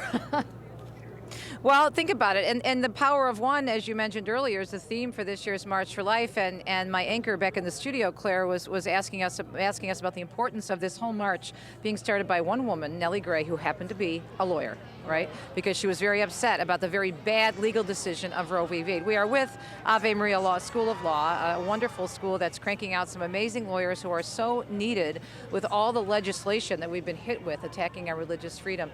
Let's talk a little bit about what it means to you as a woman, as someone who sees the growth of the law school, and the fact that Nellie Gray, as Lauren just said, was an attorney and decided to use her gifts, her knowledge of the law to start something to bring addressing this huge issue, to bring attention to this very bad law of Roe v. Wade. Well, I think that the issue of the sanctity of life and the right to life is so keyed in with our mission, and so we work very hard to recruit students who are very mission fit, who have the beliefs that Mr. Monahan has, that can go out and be the future change agents. And so we've been doing this march for as long as the school has been in existence. So 16 years, we've been sending up dozens and dozens and hundreds of students over those 16 years, and it is really very near and dear to our heart and very important to us and our mission. And I think that these folks, the students to my right, who I can't be more proud of for coming up here today, are going to go out there and hopefully do wonderful things on this issue. And I think, as we can see today, that maybe the tide will be changing and we will have better efforts going forward. And I'm honored and privileged to be with this group here today. Well, so are we. We're glad to have you. And this is Stephanie, correct? Stephanie, where are you from? What part of the country? I'm from Minnesota. Okay, so let's talk about your ideas of what you would like to do once you pass the bar and get out there and work as a counselor. What are you looking to do as a lawyer to make a difference? Well, it's interesting because there's kind of a cookie cutter fit that most people expect lawyers to do, like work at a firm or work for a judge. But something that I've become very passionate about is working on a local level, and we can't change the culture of death to a culture of life until we change it where we are at home. And so I am at school in Florida, but I plan to go back to Minnesota and the Midwest area and affect change there. There isn't a march, for example, in Wisconsin that happens every year. So start a march at the Capitol there, affect change, and really inspire people to be more pro-life and share the truth of what being pro-life is all about. Being for life in every stage, from conception until natural death. The tide is changing, as Claire said, but it's still extremely hostile out there, especially for people who have beliefs such as ours, as we saw last weekend. Are you intimidated by that at all, and what motivates you to go out there and to make a difference in such a hostile culture? John Paul II, as you mentioned, calling it the culture of death. Honestly, there are times when you become intimidated by the hostility. I mean, you go on Facebook and you just feel the attack and the turbulence that is present there. But at the same time, there's a conviction of truth. And that is what we're so blessed with at Ave Maria School of Law, is we have professors who share that truth with us, integrate it into our learning of the law, so that we can then go and integrate it into our practice of law and sharing it with everyone that we touch with our legal education. So yes, it's intimidating, but I also have hope and immense courage, and I know that that's inspired in all of us at Ave Law. Well, you're inspiring, all of you. One last question for Professor. I just wanted to talk to you because Stephanie picked up on a point. She mentioned the word reality. It's something that we're not dealing with too much in our world right now, especially in terms of the issue of abortion, because so much of the truth of the abortion issue, and we know that Roe v. Wade legally was a very bad decision. I don't think there's too many lawyers, even on the other side. Some have spoken up and said that it's bad law. But we do not see the reality of the human person because we're often, those laws are struck down. The heartbeat bill we were just discussing earlier. We do not see the stories of so many ministries that help women. We don't see the reality of the fallout from abortion. And so if you're not seeing this, they basically go along and make up their own reality. And unfortunately, that's happening in law all too often. Yes, the Supreme Court nominee that President Trump is hoping to announce next week has to address the issue of abortion and to see it in the context of religious freedom and to see it in the context of the dignity of the human person. That dignity of the human person is safeguarded not only by the United States Constitution, but by our understanding of the image of God in each person. And that choice, the pick of a person for the Supreme Court, is going to be critical for putting a face on the unborn, putting a face on women who have been hurt by abortion. This is the reality. This is the truth that this justice is going to have to make clear in his opinions on the court. We really are hoping that President Trump picks the right man, right woman for this job. Yes, we're praying about that, and also we're just going to pray for all these amazing young students and so many people who are willing to go out there and make a difference through law. Thanks, you guys. God bless you. Keep up the great work. Back to you, Lauren. This is the Ave Maria School of Law, of course, folks that I'm with this morning. Back to you. That's wonderful. Thank you so much. I'll be speaking there in just a few months. I'm looking forward to it, to being in Florida in the winter. I think that'll be great. But seriously, he mentioned the Supreme Court. Donald Trump has said that on Thursday, he will be announcing his Supreme Court pick. He started with a list of 21, which he released during the campaign, and the Heritage Foundation was one of the groups that had advised him on that. There are 3 names right now that are being considered that Donald Trump has met with, including Bill Pryor. He's from Alabama. Neil Gorsuch is from Denver. And then from Pittsburgh, Pennsylvania, is Thomas Hardiman. Let's bring back in Monsignor Pope. Monsignor is with the Archdiocese here of Washington, D.C. He has a blog on the Archdiocese of Washington website. Can you legislate morality? I think you can. Now, you can't force people, but every law enshrines some aspect of morality and justice. And it has a teaching function, too. I think that, for example, I never used illegal drugs growing up, and part of the reason for that was they were illegal. And you were a law follower. Yeah, and you know, for most of us, you know, the laws have a great influence on our behavior, hopefully for the good. There are unjust laws that need to be resisted, but generally speaking, I think the role of law as a teacher is underestimated. And every law enshrines some aspect of morality or justice. The Born Alive Abortion Survivors Protection Act is sponsored by Senator James Lankford of Oklahoma and Representative Trent Franks of Arizona. They're making an appeal for babies who have survived an abortion attempt, and they are saying that the surgeons who perform that abortion should be tried for murder. Isn't that a way to get people's attention? It is, and I think we have to accept the fact that part of the job of what we need to do is to begin to build a jurisprudence or laws where most people can agree and begin to increasingly enshrine the rights of the born children and unborn children as well. We have to start with, I think, what's obvious. Obviously, if a child is born alive after a so-called botched abortion, that child has got to survive, and it is, even according to our laws now, murder. Yeah. The Hyde Amendment. We talk a lot about the Hyde Amendment here on EWTN News Nightly. It bans U.S. funds for most abortion. Every year, it has to be voted on again and again and again. It's attached to spending bills, and it's named after the late Illinois Congressman Henry Hyde. For the first time, the 2016 Democratic platform called for a repeal of the amendment, and there is a big fight in Congress to stop that. Your thoughts on the Hyde Amendment and federal funding? Yeah, well, it's a terrible thing to not only that we have abortion at all, but then to force people who are deeply, deeply troubled by abortion to fund it through taxes is even worse. So I think that what we have to do is, I think there's a proposal maybe to make the Hyde Amendment permanent, so it doesn't have to be renewed every year. And I'm all for it. Let's do it. All right, Monsignor Pope with the Archdiocese of Washington. The March for Life is trending #1 on Twitter right now, and that's thanks to you and all of your support. Hashtag March for Life, hashtag EWTN, hashtag IMarch. You'll notice at the bottom of your screen, in addition to the abortion counter, we have some of your tweets and social media posts. If you put those hashtags in, we'll try to get them up there. You can use hashtag EWTN. And why I march and the power of one. Why we march, power of one. Why I march. Don't forget, you can put a twibbon on your tweets as well, and you can find out how to do that on my Twitter page at Lauren Ashburn. Damon Owens, hello. He's out in the field among the rally. Nice to see you. How cold is it out there?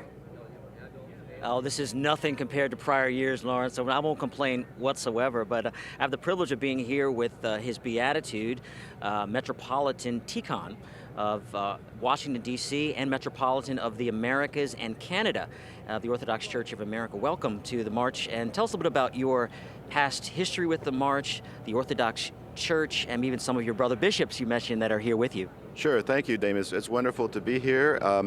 I've been personally coming to the March for over 12 years right now, and as part of the Orthodox Church in America, we've had always several Orthodox bishops representing our churches here at the March, as well as a number of our seminarians and faculty from our seminaries, and a lot of the clergy and the parishes from the local area have been coming as part of the Orthodox delegation.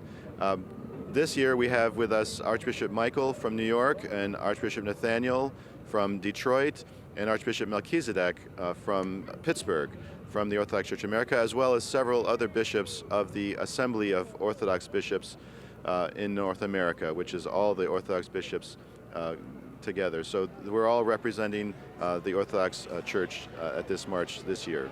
Now, your Beatitude, can you speak a little bit to our viewers about not only the abortion issue, the life issue in general, but also participation in advocacy like these from perspective of the Orthodox Church? Certainly. The Orthodox Church is a very liturgical and solemn church, prayerful, focused on the purification of the heart and things like that. So people often think that we shouldn't be or are not involved in outreach and ministries, but our Lord Jesus Christ always calls us to, first to, of course, purify our hearts and become holy ourselves, but then we have to reach out. And so this March, even though it may have sort of political overtones, it's for Christians, I think it's important for us to gather together and to speak out on issues that affect life, because life is not just a biological process. It's a gift from God. There's a theological meaning to life, and in the Orthodox Church we place a lot of emphasis in our liturgical hymns and in just our theology that life is, again, not just a biological existence, but a manifestation of the life of God, that we ourselves are living that life, that divine life that God has given us. And so it's important for us to manifest that in events such as this, as the March for Life, and other ways that we can share that message in the communities. Yours is a Christian witness more so than the political emphasis here. And to our viewers who may not be as familiar with the Orthodox Church or familiar with the March at all, we're expecting quite a few new viewers at this time. Speak a little bit about how you would want to message the life issue, not specifically abortion, sure, but the life issue itself from the Orthodox perspective. Certainly. In the Orthodox Church, we, again, place a real heavy emphasis on that eternal life that our Lord gives us. And I think here we are at this march where hundreds of thousands of people are joined together, and that I think that aspect of unity is really important to because life is manifested not just in our individual selves, but when we gather together in unity. So I think if there's a message, it's to show that all these people, especially so many young people from all over the world, really are gathered, and that's, to me, that's a message of hope that I think the whole world should see.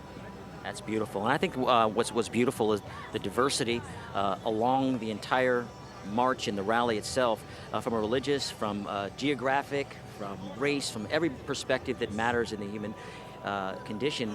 But the beautiful witness that you have, and in religious, we've got the evangelicals, we have Jewish, we have feminists, we have atheists, we have all kind of religious expressions, but what we share is this dignity of human life.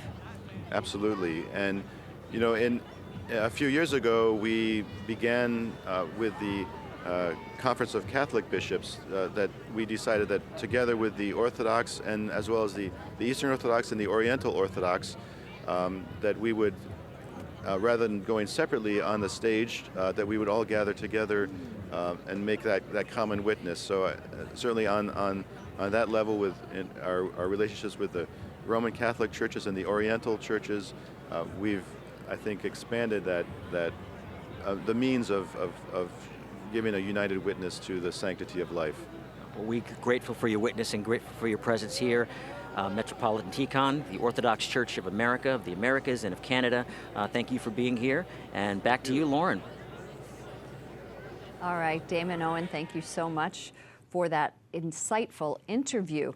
Have you seen these pictures on the mall? They are absolutely incredible. Let's take a look. We're going to take you there to right where the stage is. This is at the Washington Monument. Everyone is waiting for speakers who are going to be starting at noon. The signs, I am pro-life, defund Planned Parenthood, thank you for giving me birth, a third of me is missing, unbelievable amounts. The March for Life began in 1974, January 22nd, and that was the first anniversary of the Supreme Court decision. And it was founded by Nellie Gray. We talked about her, a pioneer of the movement, and protesters usually wear red, carry red roses, which we have right here on our set as well. That's the symbol of the preborn child. And did you know that Norma McCorvey, who is now a pro-life advocate, is working to overturn Roe v. Wade? She became Catholic in 1998, and she was Roe v. Wade. Norma McCorvey, Monsignor, I think, and it is something that a lot of people don't know, that she became Catholic. 58 million abortions in the United States since that 1973 Roe versus Wade decision. Norma McCorvey, as I said, was Jane Roe. Let's go to EWTN's Teresa Tomeo. She is with Father Shannon Bouquet. They are not far from the stage, and they have been interviewing wonderful guests all morning long and will continue to do so as the day continues. Teresa. Thanks, Lauren. And the stories that we're telling this morning, and you just shared about the Roe and Roe v. Wade is, and Norma McCorvey being a convert to Catholicism. And a lot of people don't know also, Father, that Norma never even had an abortion. I mean, the devil is the author of all lies, and the Supreme Court decision started with lies. And Norma McCorvey was used in that whole situation, and she talks about it. And another big lie, of course, are the lies of Planned Parenthood, and you know all about that. And we were talking earlier, Lauren, about the Mexico City policy, which was reinstated by President Donald Trump on Monday. Some people, Father, say that's just kind of like a symbol, and it's a positive symbol for us in the pro-life movement, and usually is emblematic of where someone is going to go. But it's just more than, it's a lot more than just sending a certain message, isn't it? Right, yeah, Teresa, it's much more than a symbol, because Human Life International confronts the issues of life around the world, and one of the things that we see so consistently is the use of our federal funds to support the abortion industry globally. So it's not just a symbol. I mean, by cutting off those funds is tremendous, because it removes those resources from those entities, non-governmental organizations, governments themselves, that are employing population control mentality around the world. So I mean, an example of that would be since 1996 to 2016, you know, the federal government here in the United States and other Western countries have spent over $137 billion in population control. So, I mean, so what he did, you know, in signing this Mexico City policy was to, again, remove those funds from the global entities that are pushing abortion around the world. In terms of, speaking of around the world, which is your expertise in terms of the pro-life movement, there have been pro-life marches going on around the world, maybe not as large as this one, but to the tune of 50, 100,000. Paris has one. They have one in Rome now. I believe there's one in Germany. Ireland, of course, has had it for years. We see it across the United States, not just here in Washington, of course, several in California and other large states such as Texas, which is this weekend. What are you seeing worldwide in terms of the pro-life movement, despite the attacks on life, especially from International Planned Parenthood? Well, of course, the largest march is here. Right. But, you know, I was in Paris last Sunday. I participated in the march in Paris. 50,000 50,000, right? right? It was remarkable, yeah. And the Lord gave us a beautiful day, too. But it was amazing to see such joy, such enthusiasm from young people, young adults, young families. The church itself was very strongly present. Politicians were present. I mean, it was just remarkable. I'll be in Romania in a couple of months for their march. You know, I was in Rome for the march this past year, again, preparing for this year. The marches are really growing, and what's happening is an enthusiasm.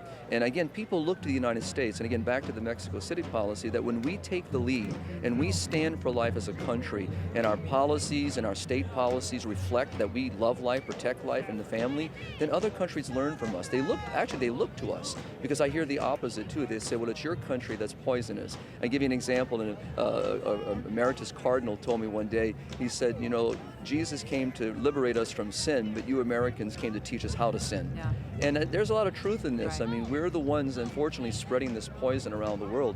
So the marches that we have really are people standing together and saying, we don't believe in the current position. We want to protect life and love life and build stronger, healthier societies and protect our families. Father, great seeing you, and continue the great work. God bless you. Thank you so much. Father Bouquet from Human Life International. Lauren, back to you in the studio. Teresa Tamio from EWTN Catholic Connection, thank you so much. If you are just joining us, I'm Lauren Ashburn, managing editor and anchor of EWTN News Nightly, which you can see at 6 and 9 p.m. I am joined by Monsignor Charles Pope in studio here, and Teresa Tamio and Damon Owens, Executive Director of Joy to Be Ministries, are out along the mall and will be marching and in the parade route all day long. You will see the abortion counter. It just started at 9 in the morning and counts the number of abortions since 9 o'clock. It's the amount of all lives lost all over the world, and right now it is 9,200. Monsignor, thank you for joining us. You're with the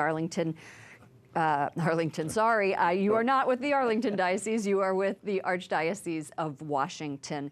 And you're here because you write a lot about these issues, especially about the issues you just wrote about of the psychological impact to women. And we just heard this amazing testimony of a woman who went into an abortion clinic and said the smell was horrific. They said that they were going to get rid of the fetus and throw it in the trash. And she said, I'm out of there. And she was with her daughter. Right.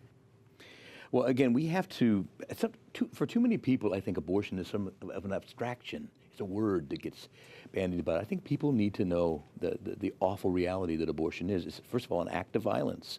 In order to end the life of the child, there's sometimes they're burned with chemicals, they're dismembered, and it's a great trauma, not just obviously for the child, but for the woman.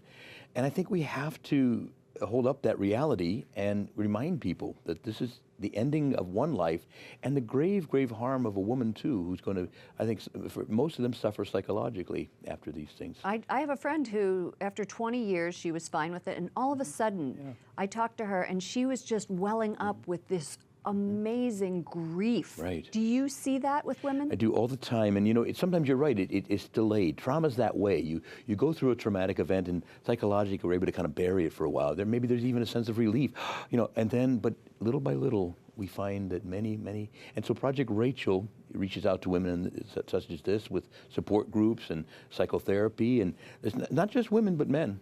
Tell me about what the folks who are watching at home who can't come to Washington, D.C., in their local parishes. If you need help, where do you go? Yeah. Well, again, if someone is struggling with post-abortive conditions, the depression, anxiety, and so on, Project Rachel, now any parish can connect. So there's always call your local parish. And I often make references to Project Rachel. In almost every diocese, there's a Project Rachel chapter. It's good, skilled women and men and good psychotherapists, as well as priests who are really well trained to reach out and to minister with compassion. And so they minister while they are pregnant, is that right? And talk to them about having a baby? Well, that would be for post-abortive women, in other words, who've had abortions and are suffering the trauma. That's Project Rachel. That's Project Gabriel is a project throughout the country also where we reach out to women who are in crisis pregnancy or need resources or need counseling. Also, we have pregnancy centers on the ground to reach out to women and give them alternatives to abortion. Well, here in Washington, I volunteered for the Northwest Maternity Center, and that is a center where people who have had the baby can then come and get clothes and bottles and diapers and things like that. So again, just for our viewers, Project Gabriel helps women who are considering having an abortion. Project Rachel helps people deal with the trauma of those who've had abortions. Those who have had abortions. Monsignor Pope, thank you so much. We're going to go back out to the field where in just about an hour, in an hour and 20 minutes, Vice President Mike Pence, who pioneered the push to defund Planned Parenthood when he was in Congress, is going to be speaking to the crowd along with many other people, including Kellyanne Conway, who is the senior counsel to Donald Trump, and senators and congressmen, along with the March for Life president, that is Jeannie Mancini, who you can see often here on EWTN News Nightly, who will also be on our new show, Pro-Life Weekly, and that's hosted by Catherine Zeltner. Damon, let's go back out to you on the mall for the sights and sounds and the reaction from folks. It is unlike last year where it was snowing and there were blizzard conditions, but it's about 45 and cold, and I think that is not deterring many of the people who have come for this march. No, I don't think it is, and I'm enjoying it as we're here. But I'm here with some of the leadership of National Right to Life to give us a quick update on 3 different areas of their national work, and maybe some comments on what's happening with their participation in the march today. Carol Tobias, President, can you tell us a little bit about what's happening? I think we are going to see a huge crowd today, and I am feeling, sensing, hearing just such great optimism from pro-lifers around the country. We had 8 years of President Obama doing everything he could to make abortion legal and expand it and kill unborn babies. And we know now that with our pro-life president, pro-life vice president, there are so many ways that we can make a difference in the coming years. And pro-lifers are just excited and energized. And I want to just make sure they know that we cannot sit back and think things are going to get better. This is the time that we have to really get involved, get active, and make a difference, because we've got the opportunity, but we have to do it. We have to work it. We have to grab it. Can I assume, and we all assume, that you're pretty excited about the first week of President Trump here and his action and focus on the abortion issue? Oh, this has been a great first week. I mean, I know people, I was one of them, had tears coming down my face as, Donald Trump and Mike Pence were sworn in last week. And now we've got the legislation that's been coming out and the executive orders.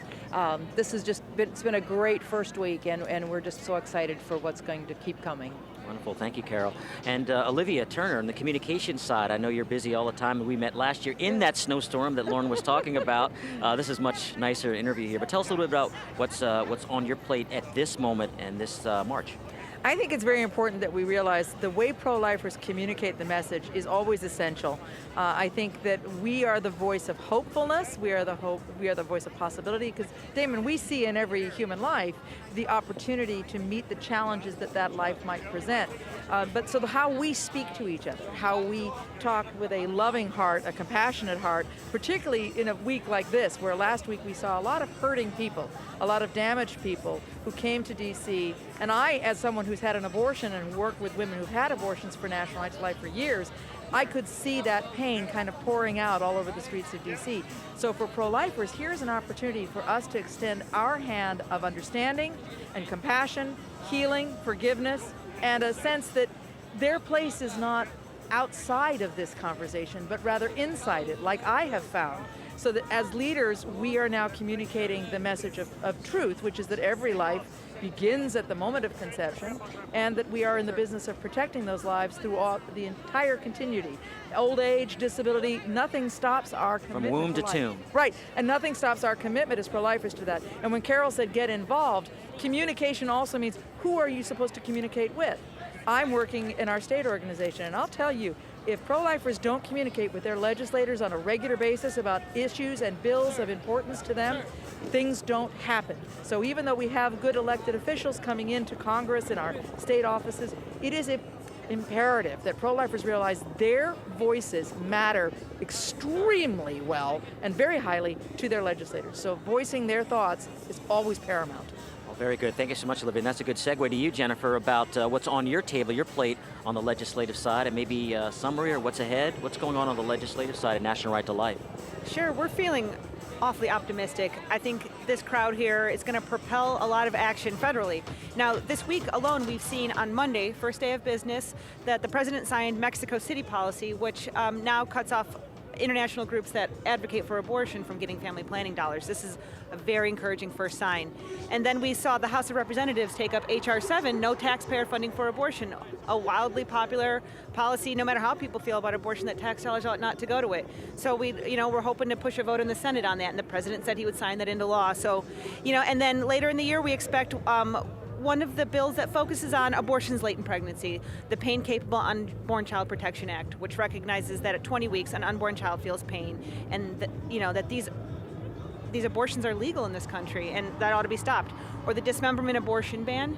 These are two bills that we're hopeful that the House of Representatives will look at. And I think we want you all reaching out to your member of Congress and letting them know that we're here, and the pro-life movement it's our time. So. Well, thank you, Jennifer. So National Right to Life is always on the move, always on the work, and encouraging all of us in our advocacy to work very specific things for legislative effect, for the way that we communicate, and the overall messaging. So glad you all are here, as always, in your fortitude, and we'll be joined by a few 100,000 people very shortly. So right back to you, Lauren. All right, Damon Owens, that when you're talking about legislation, here at EWTN News Nightly at 6 and 9 o'clock, we have a lot of the legislators who are introducing that. For example, we had on the other day Senator James Lankford of Oklahoma, and he is making an appeal for babies who survive an abortion.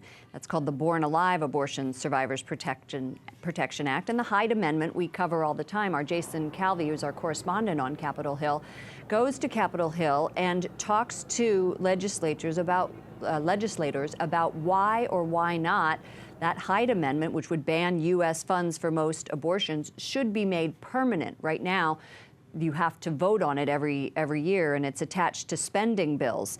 And so for the first time, the 2016 Democratic platform called for the repeal of the amendment. And so Lankford, many others, are also working on strengthening those laws. And we learned just last night that there's a new state law out of Arkansas. Governor Asa Hutchinson signed into law a ban on second trimester abortions. Now, of course, it is expected to be challenged in court. Mississippi, West Virginia have similar bans in place, but they've been put on hold due to all of the legal ramifications. Let's go to EWTN's Teresa Tomeo, host of Catholic Connection. She is with an EWTN News Nightly guest and good regular person who we have on the program, Lewis Brown, director of Christ Medicus Foundation, also Mike O'Day. Tell Lewis we said hello. Oh, Lauren just told me to say hello because she says you folks are regular guests, of course, at our EWTN Nightly News Desk here in D.C., so you're very familiar to all of our viewers as well as our listeners, regular guests on my show. Let's talk about the significance, and Mike, I'll start with you, in terms of what's happened with this new administration, what we could hope for in terms of turning things around when it comes to the health care, especially with the HHS mandate. Well, I'm very excited about the new administration, and of course, now having control of the House and Senate. And I think some good things are going to be done to protect conscience. I think we're going to see a bill even come up next week that'll be introduced. And we just got to get everybody behind it. But we got to get some conscience back in healthcare, obviously. But I think with the Supreme Court, a lot of good things are going to happen. And of course, we got to be able to have healthcare available to the whole community that want faith-based health care. And I see even the work we're doing at CMF Curo now, that gives us an opportunity to give Catholics something that they haven't been able to have in a long time, and that's health care that's consistent with their faith, and they can assure that their family, their children, not only have health care that subsidizes a culture of life, they've got places they can go now too that they know they're going to have docs that are going to support their values. And I really see under this administration we can really grow and get a lot more support for it. That was my next question for you, Louis, in regards to the administration. The atmosphere, not only with the White House, but with Congress, in terms of the amount of pro-life legislators that we've elected, even at the state level. I mean, it's been astonishing in terms of the people who may not be of Catholic faith, but agree with us on these issues of health care, and that we shouldn't be forced to pay for something if you're a company or an insurer pays for something that goes against your faith. Are you finding a more welcoming atmosphere in your work? I think most definitely. We're at a unique moment in history where we have a pro-life president, a pro-life vice president who will be with us today, a pro-life majority in Congress, a pro-life majority in the Senate. But then also, as you suggested, in many state legislatures, you have essentially a pro-life majority in both houses. And so we have maximum opportunity, perhaps for the first time in 40 plus years since Roe v. Wade, to really protect the unborn, to protect the dignity of women. And it's time for us to be bold and to be big, to not be small, to not... Go big or go home, right? That's right. And to not shy away from the challenge. And it's up to all the viewers out there across America, Catholics across America, to come together now, especially this year, these next 4 years. The Lord has given us this moment, and we have to act with love, with mercy, but with a holy boldness. It's very important. Are we going to see, you think, quickly the HHS mandate? Because that wasn't through Congress. That came from the former head of the Health and Human Services Department, Kathleen Sebelius, and that was something that was given to us actually on a March for Life Day. I remember that because I was standing here reporting, and I found out, I think, from Cardinal Dolan, who told me about it. It had just broken. Of course, whenever there's bad news, you always issue it on a Friday, right? So they didn't want the public to hear too much about it. But the HHS mandate given to us from Kathleen Sebelius and the Health and Human Services Department, do you think that could be something quickly undone? Yes, it can, and that's something that can be done through executive guidance, whether it's through an executive order or some type of other executive action.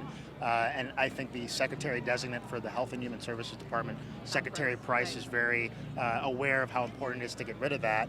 But we just don't want to stop there. We want broad conscience protections, starting with the Conscience Protection Act and beyond, to see that passed and signed into law, but to make sure that we can protect conscience.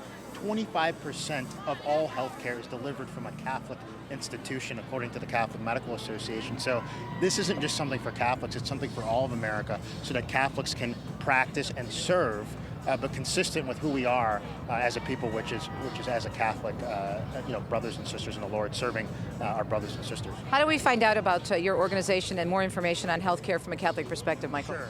Well, just go online and My Catholic Healthcare. That's an easy one to remember, and they'll find out all about us, and what's available to them. One thing I wanted to say that Louis just commented on, he called Tom Price, our secretary. I mean, do you know something I don't know? I was going to say, not yet, yeah. But I do want to just encourage everybody. We really got to get behind him, because there's people that are trying to keep him from that position, and he would be absolutely marvelous. And I think we'd see very quickly that HHS mandate overturned if we get Tom Price in there. So everybody that's listening, they really got to get out there and tell Congress, affirm this man. And that's another story, Lauren, and I know you and I don't have time to talk about it now, but it's another story that really did not get covered in terms of what was going on with the Health and Human Services mandate, which was forcing Catholic institutions and agencies and different folks, even private businesses, to pay for things in their insurance like plans ours, they were against. yes. Faith-wise, yes, like ours, exactly. EWTN is still in court over that, so it's something that we're very familiar with, and it's a story that does not get out there. I mean, it was actually comical a few years ago. You have to laugh or else you'll cry. You remember when the Little Sisters of the Poor, were put on the Dirty 100. Right. Were put on the Dirty 100 list by the National Organization for Women. This is the kind of bizarre world we've been living in. Hopefully, things are going to be changing. It is the Back to world you. that we live in. Thank Yeah. you so much, Teresa. Planned Parenthood is driving all of this. And I think that when we talk about Planned Parenthood and what they do and what they do not do, there is a big difference in what they say that they do, and according to Live Action, a group founded by Lila Rose, what they don't do. They just did an undercover video that talked about and showed exactly how much they focused on prenatal care. Just to give you some perspective, according to Gallup, 47% of people in the United States say that they are pro-choice. 46% say they are pro-life. Divided down the middle, this was a survey by Gallup taken in the spring. One of the things that Planned Parenthood is doing is saying that in 2014 that the number of abortions dropped to under 1 million. That's the lowest in 40 years. So what they're trying to say is, look, it's getting better. The numbers are getting better. And they attribute that to increased birth control and other methods that are used. So I think that when we are bandying about statistics and who's for what and pro-life and pro-choice, we have to remember this. You know, Planned Parenthood has the Guttmacher Institute, which is their research arm, and they are using the media to push all of this information out. Thanks to you, though, all of you out there watching, the March for Life is trending #1 on Facebook and Twitter. You'll notice at the bottom of your screen, in addition to the abortion counter that we also have some of your tweets and social media posts. If you post something today regarding the march, please use the hashtags EWTN or Why We March, Power of One, and Why I March. You can also go to EWTN.com/pro-life for a list of members of Congress, and some of them will be speaking at the march in just about 40 minutes. The March speakers start at noon Eastern. Let your representatives know that you stand for life. We'll go back out to Damon Owens. He's joined by Alex Schottenberg with the Euthanasia Prevention Coalition. After that, Damon, we're going to come out and talk to Monsignor Pope, who's here with me in studio. Actually, we've been visited by our old friend Joan Lewis here. You can give us the trip from Rome. She's had quite a week here. She was here for the inauguration and then for the Women's March and now for the March for Life. You said it's your first March for Life from Rome here. So yeah, tell us everything. What are you seeing? What did you experience this last week? Well, I was invited to the inauguration, so came a few days early, participated in all the top VIP gold card events, and Newton Callista Gingrich are very good friends. We worked on a movie about John Paul, and that's how we became good friends, and so they made a lot of this happen. And it's very interesting, about a week ago, last Saturday's march, Women's March, because I was checking out of my hotel as the women were checking in. And I want to tell you, the shirts they had on, the banners they were carrying, was language that we're not allowed to even show in print on television. And I was not involved in that march. I went home after the weekend events. But it was to see all these people, to meet so many wonderful young people last night at Mass, a lot of my bishop friends and priest friends, and the tone is so different. It's day and night, it's the sun and the moon. These people so respectful of life. Here we are, I said to you before we went on air, the Washington Monument. We're in the heart of democracy. We're in the heart of a land founded on religious freedom. We're in the heart of a land founded for the protection of life. And that's what we're doing here today. And there was no respect for any of that last week. And I think what devastated me, what I saw on television, was not even so much the terrible language and signs, but seeing little kids, 8 and 10-year-old daughters and sons even. How did the parents explain some of that language? Yeah, that is the exact conversation Teresa and I had earlier today about the messaging. You know, obviously there's a diversity of people that come to events and march, the inauguration, for the Women's March, and now for the March for Life. But you look at what is the organization, what's at the rally stage, what's the messaging of the leadership, and then you look, as you said, out in the group and you say, well, how does that represent each of them? Does it represent is the first question. Sure. And your impression here of this long week you've had in Washington, D.C. this week is quite a diversity in those 3 events. And then meeting so many of the people, as I have in recent days, that have come for the march. They've staggered in, coming in like 3 days ago, some of them all-night bus trips. And when I was at the Shrine, I had a book signing yesterday. And so I met a lot of fans, TV and radio and everything else. But I had a chance to see all the groups come in with their sweatshirts and headbands and wonderful statements. I think my favorite thing is it's a yellow vest, and when you look at the back of it, it says lifeguard, and then there's like two little feet shown on the back of the thing. So, but the love for life, not just human life being born or unborn, but the love for life, for living, for expressing their faith, their Christian values, their happiness. This is what has come through to anybody I've met on a street corner, in a store, in a restaurant, talking about the march.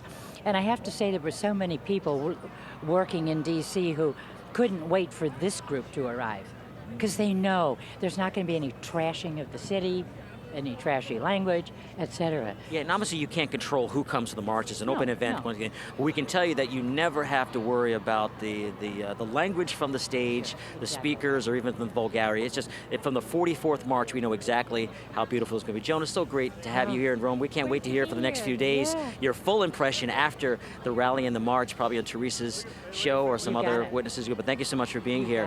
Back to you, Lauren.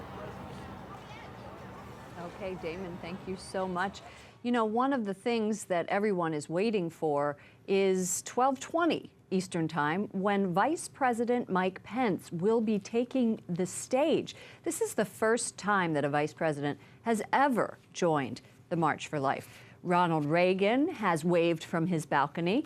So have other presidents. Others have called in to the march, but no one has actually been there.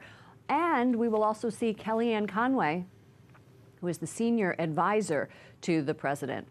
Let's go back and check in once more with Teresa Tomeo, host of EWTN's Catholic Connection. She's been with us all morning long, bringing great guests to us, and a lot of people we are hearing from on social media, Teresa, Facebook. I'm having a hard time Twitter hearing you, Lauren, but I think saying, you're. I'm sorry, go ahead. No, that's okay. They're all saying what a wonderful job you're doing in talking to especially the women, and sharing their emotional stories. We had Alveda King on yesterday, who is Martin Luther King Jr.'s niece, who talked about her abortion and then her transformation, finding God, and then going on to help pro-life women. Yeah. Well, one of my biggest frustrations in being a pro-life activist and also a talk show host that addresses this not only on my program, we address it on the Catholic View for Women and in my books. And when I came, I was pro-choice for a long time. I was away from my faith, and then a whole new world was revealed to me when I had to actually do some interviews on an abortion story in Michigan, where I was working as a journalist.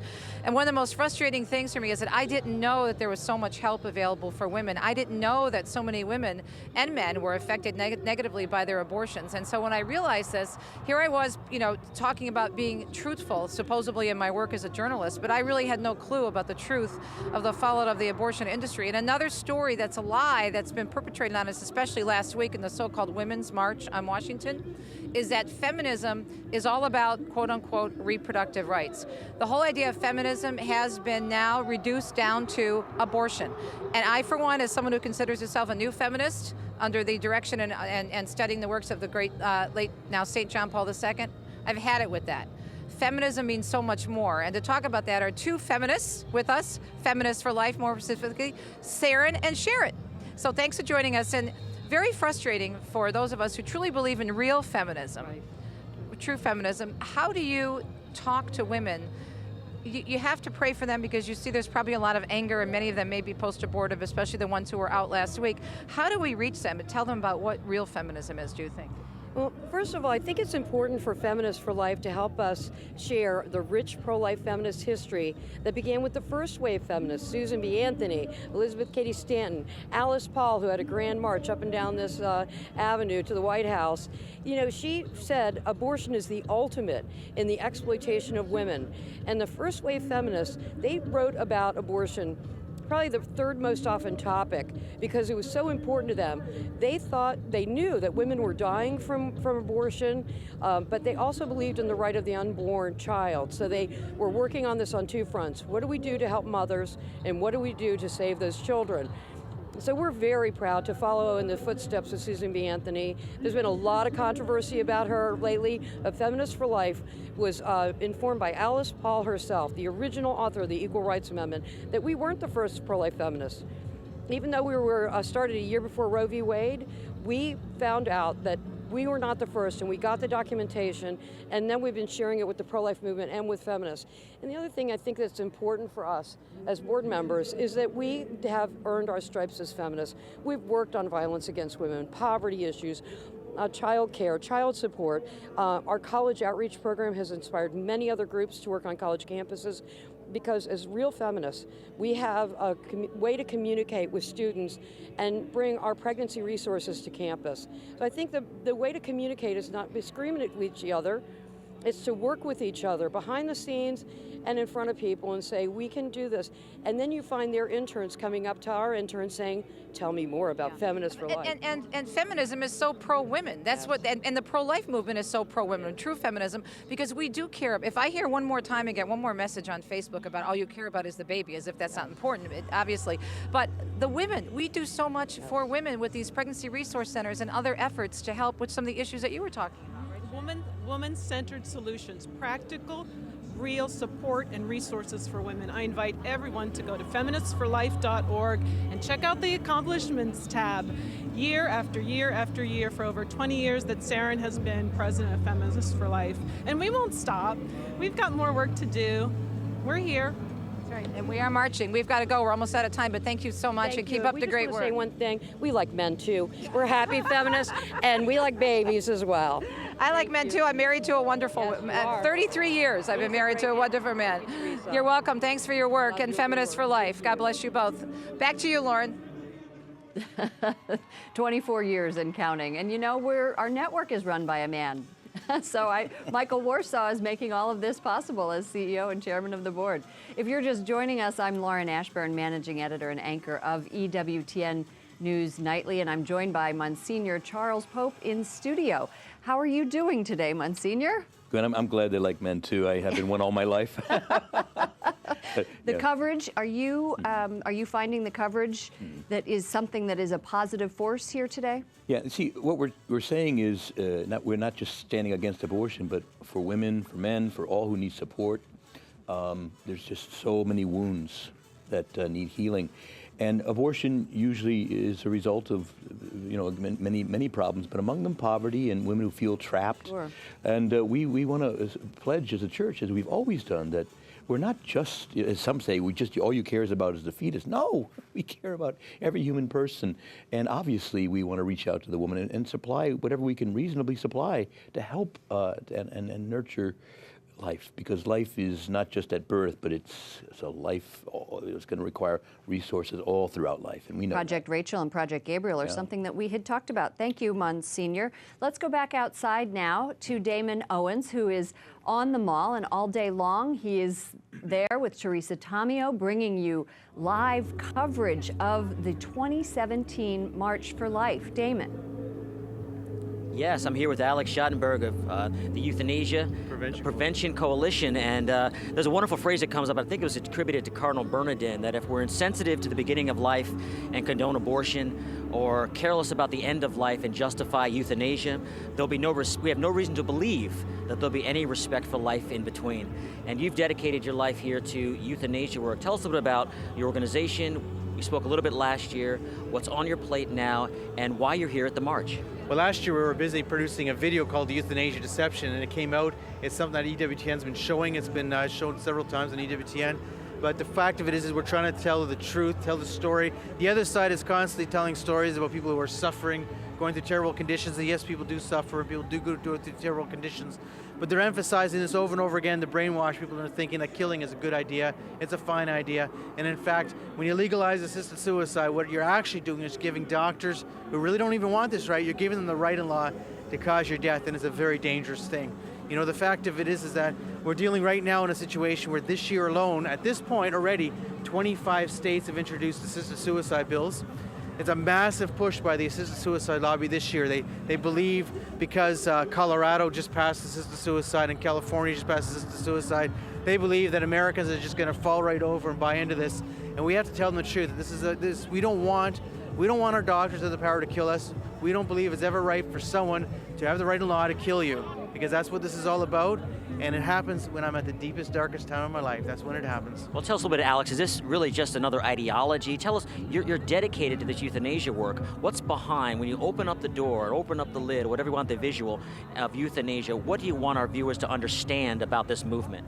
Well, they're selling it as a my body, my choice again. That's the whole thing. I can do what I want with my body, I can do what I want. But you know what they're actually doing is they're giving someone else the power in law to cause your death. And it's a serious problem. It's all about this idea that there is nothing to value of human life.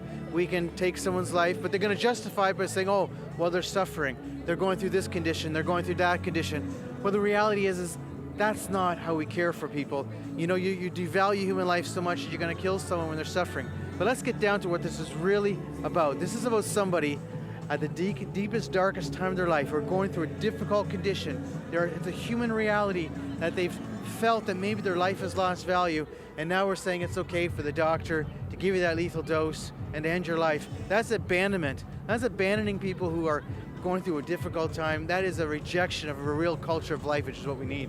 Now, is that how you would respond to those who would say, what does it matter to you what somebody else does? How do you answer that question that someone else choosing to end their life is your problem? Well, that's why you need to watch the Euthanasia Deception documentary, because we tell the real story about what's happened in people's lives with euthanasia. We went to Belgium, we interviewed people with real stories, and you understand that this is not about, oh, my body, my choice. This is about someone who is, going through a difficult time, but you've now given the power in the hands of someone else to cause your death. We have to also understand, what is this about? Is this about me deciding? No. The laws are all, you have to look at what the laws actually do. They give the doctor the power to make the decision. I might ask for it. But you know, I might be going through a terrible time in my life, my difficult condition. I need to be cared for. I don't need someone's lethal dose or lethal injection. I need to be cared for so I can have true dignity and die a natural death. So this isn't about taking away someone's right. This is about being a neighbor, about being a citizen, and about loving. Thank you so much for your work in euthanasia, and thank you for your witness here at the March for Life. It's good for folks to see that we talk about womb to tomb. When we speak about from conception to natural death, it really is about this culture of life, as you mentioned. And I want your listeners to be saying no to assisted suicide, because all these states are going to be facing these bills in this year, and we have to fight hard to stop this. And how can people learn more about your organization and learn more about you? Euthanasia Prevention Coalition, EPCC.ca.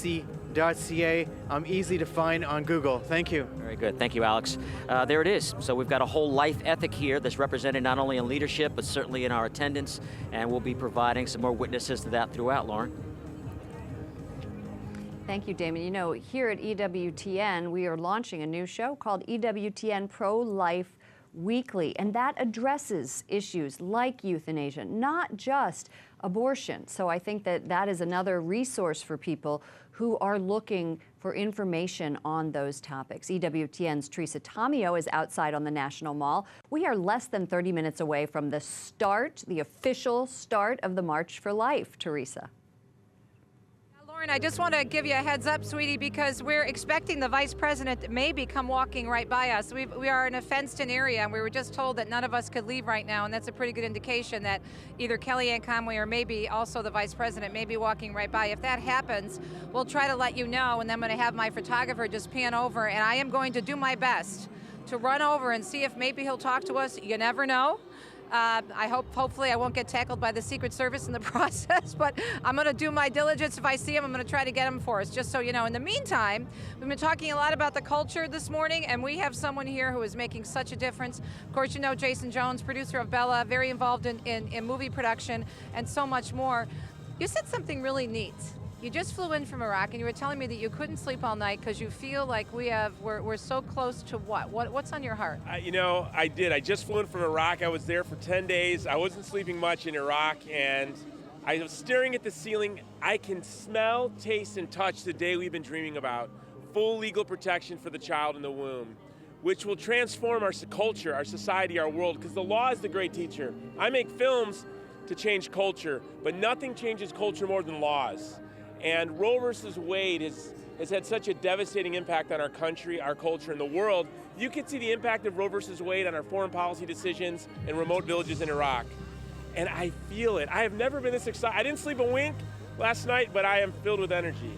In terms of the culture, your movie Bella was it was a stunning film. It was beautifully told. What else are you working on? What else will you be bringing us to help turn the culture around through film? Because that can have a big impact. Yeah, I mean, film is very powerful. Damon of Athens said, "Give me the songs of a nation, I care not who makes the laws." So we want to tell stories. We have a film called Because of Gracia coming out in September 15th. But there are two beautiful films. They're probably the two I'm most proud of are on YouTube. One is called Crescendo. Great. We produced it with Patty Millett, who happens to be the mother of Justin Bieber, Eduardo, and our team. We produced it with Patty. And another film called Sing a Little Louder. You go on YouTube, you can screen them publicly for free, you can share them with the world, and that's why we made them. Thank you so much for your work. I know we don't have a lot of time and we have to break, but great job. Keep it up and keep making an impact on the culture. Well, thank you, EWTN, and I think I hear the Vice President coming. This is exciting. It is very exciting. Thanks, Jason. God bless you. Good to see you. Back to you, Lauren, in the studio. All right, Teresa, thank you. And we will see Jason here tonight on this set talking to me on EWTN News Nightly at 6 and 9 p.m. Our show broadcasts Monday through Friday. We are just minutes away from the start of the March for Life. We have big guests who are going to be there, including the Vice President of the United States, Kellyanne Conway, Senator Joni Ernst, and now we are going to send it back out to you.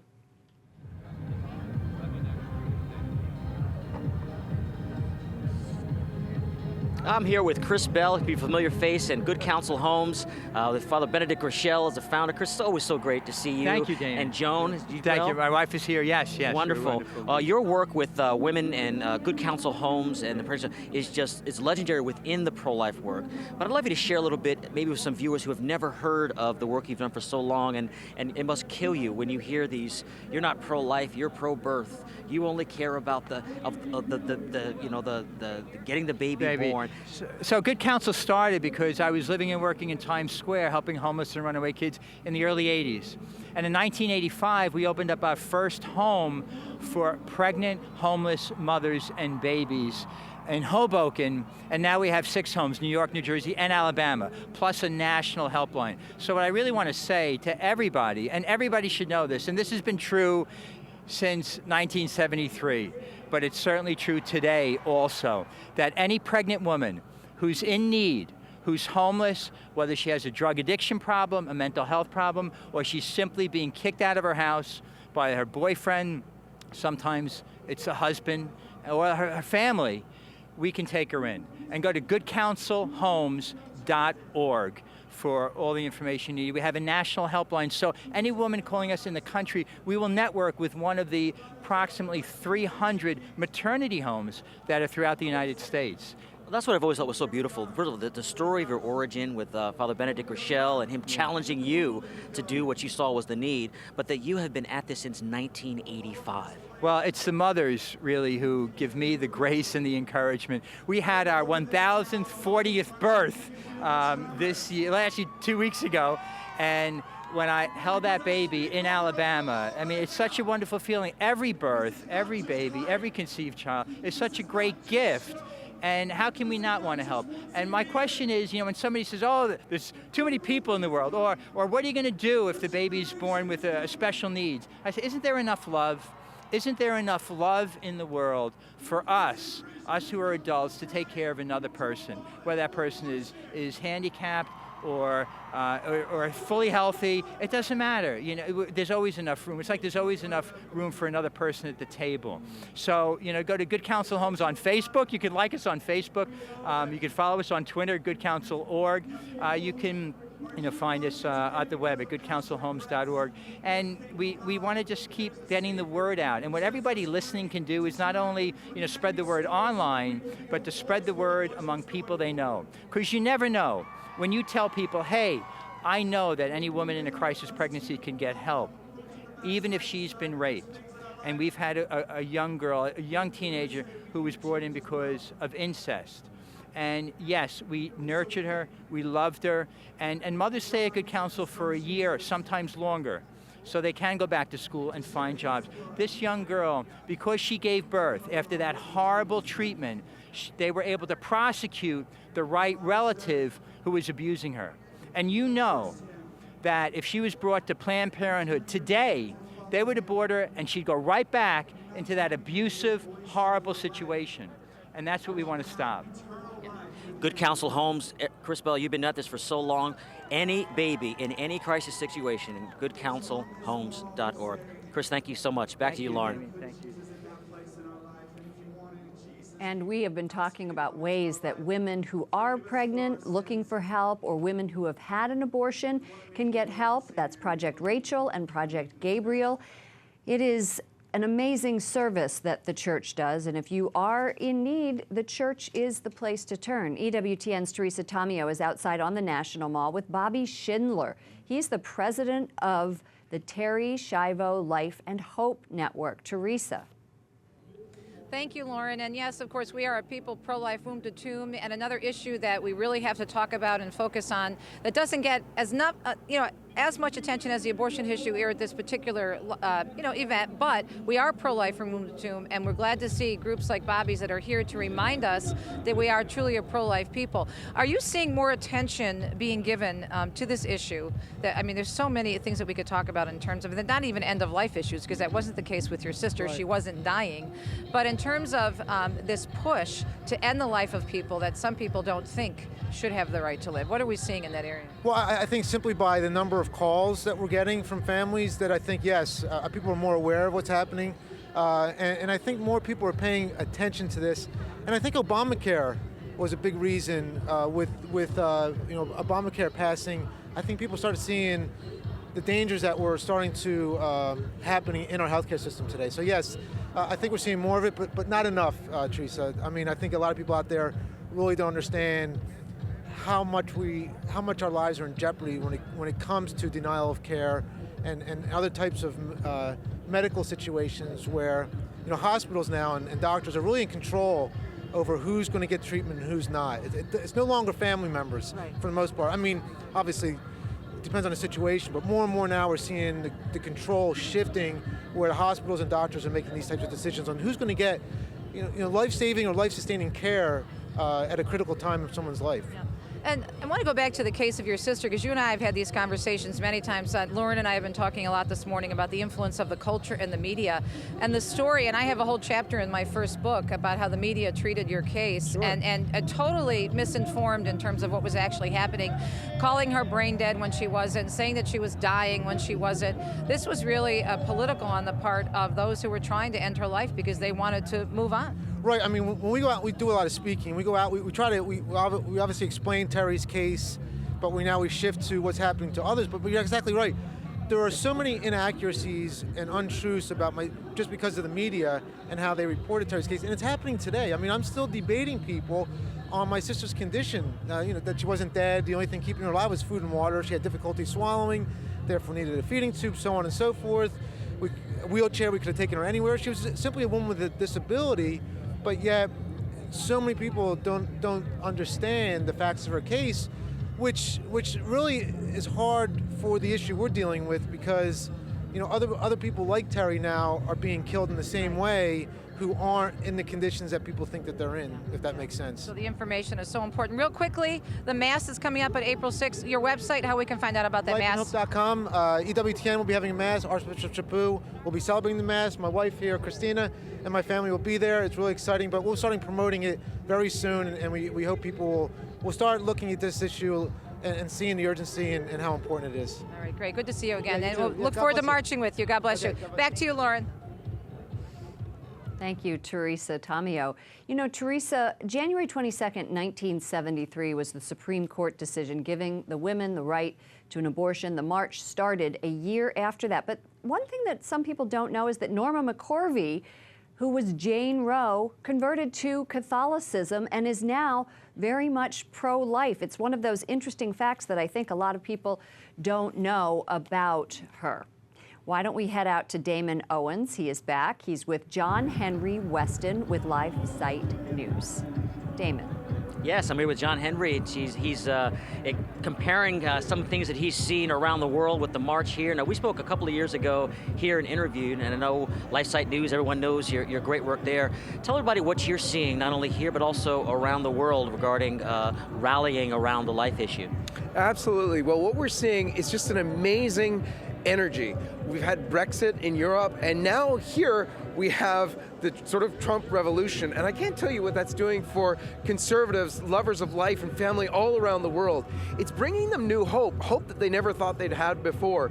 I myself am from Canada, and there we're with a prime minister who does call himself Catholic, except he's way on the other side of life, family, faith, freedom, anything.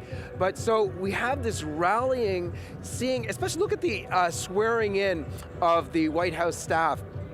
They're bringing God back to America. It's incredible. We're mentioning Jesus again. We're reading from the scriptures again. Young people are hearing their leaders. Donald Trump is the greatest advertiser for the March for Life, calling out the mainstream media for not covering the thing. It's incredible. What we're seeing now is great hope, and that hope needs to translate for us. We need to be able to show the truth of life, the truth of family, and love for everybody. You've probably got lots of kids. You're watching EWTN. Go out on the street with your lots of kids and smile at people and show them the love and the joy of large family. Yeah, both of us have our 8 kids, yours in Canada, mine here, and we know what it's like both to watch it from home and also to be present here. Last question, do you expect anything to expect to see anything this year different, given all the different cultural things that are happening? Well, please God, because this year also is the 100th anniversary of Our Lady of Fatima, we really do hope to see a heavenly intervention. We need that. A lot of people will be sort of depressed with what's going on and maybe think we're beyond a human solution. I think so. I think, though, that this anniversary of Our Lady of Fatima, we need a divine intervention. And I think if we all beg for it, we'll get it. That's our real strength. All that suffering we endure, that pain we might endure, offered up in union with the holy sacrifice of the Mass, that's the way to go. So we're all going to struggle. We all have it. But you know what?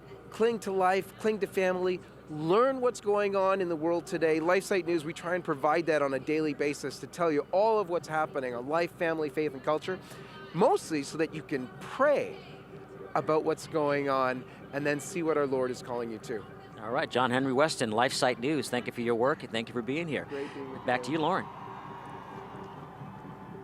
Okay, Damon, thank you so much. You know, no president or vice president has ever addressed the march in person, and in just a few minutes, we will be hearing from Vice President Mike Pence with a message to all pro-lifers. He led the charge here in Congress in Washington, D.C.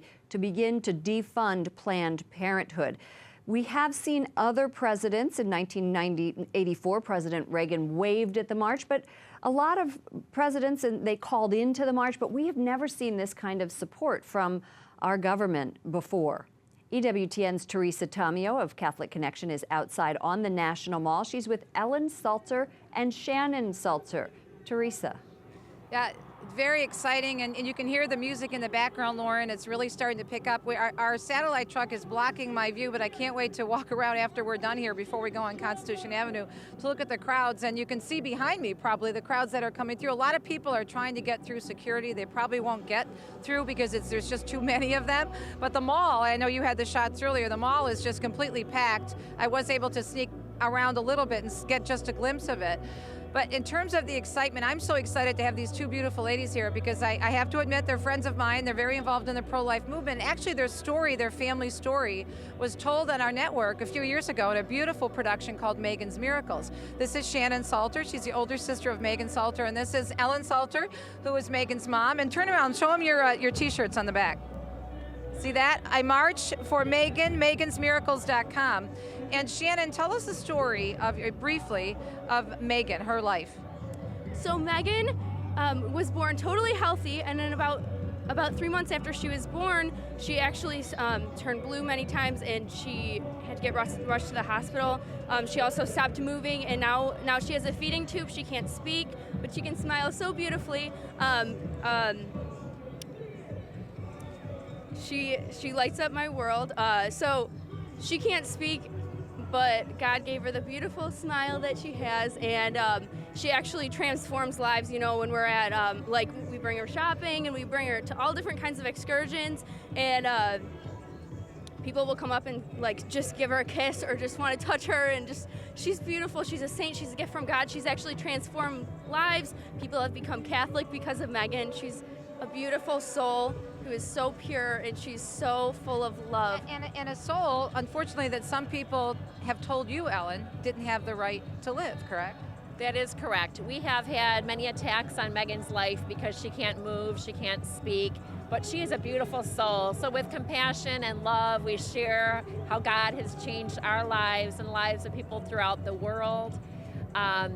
She is a beautiful little soul, and we hope to spread God's love throughout the whole entire world. We receive emails from around the world, and her stories on megansmiracles.com. And we are pro-life speakers, a mother-daughter team, and we're so blessed that Jesus has invited us into his crucifixion, his suffering, to teach others that when you suffer and you're at the cross with the Lord is when you'll have great joy in your life. So we are here as first-time pro-life marchers at the March for Life, and we are so honored to be with you, Teresa, as your good friend at home from the Archdiocese of Detroit. Yes, woohoo! We have a lot of marchers from the Archdiocese of Detroit. This is an amazing story. I want to encourage folks to look up on EWTN in our archives. I think you can purchase a DVD, Megan's Miracles, a beautiful story of Megan's life and the impact that she's had, and the struggles that this beautiful family has gone through to get the message that all life matters. Every person is made in the image and likeness of God. megansmiracles.com. Let's go march, ladies. Woohoo! All right, back to you. Thank you, Teresa. Enjoy your march. I can see it is just packed with people. Thousands and thousands of people. Hashtags are trending on Twitter and on Facebook. So if you are going to this march, if you're watching, please do hashtag why I march, why we march, hashtag EWTN, hashtag March for Life to keep up the momentum of this amazing event. In just about 25 minutes, we're going to hear from the Vice President of the United States, Mike Pence, who will be talking about the importance of life. He will be talking about why he is pro-life. He will be talking about the laws that he enacted when he was governor of Indiana and what he is going to be doing for the pro-life cause going forward into this Trump administration. And President Trump has also been very supportive of exactly what we are marching for, which is life. One of his first acts as president, he banned federal funds for international groups performing abortion. Let's go to Damon Owen, who is talking with a group of children from Canada. He's out there. They traveled to D.C. from the march. For the march, I should say. Damon.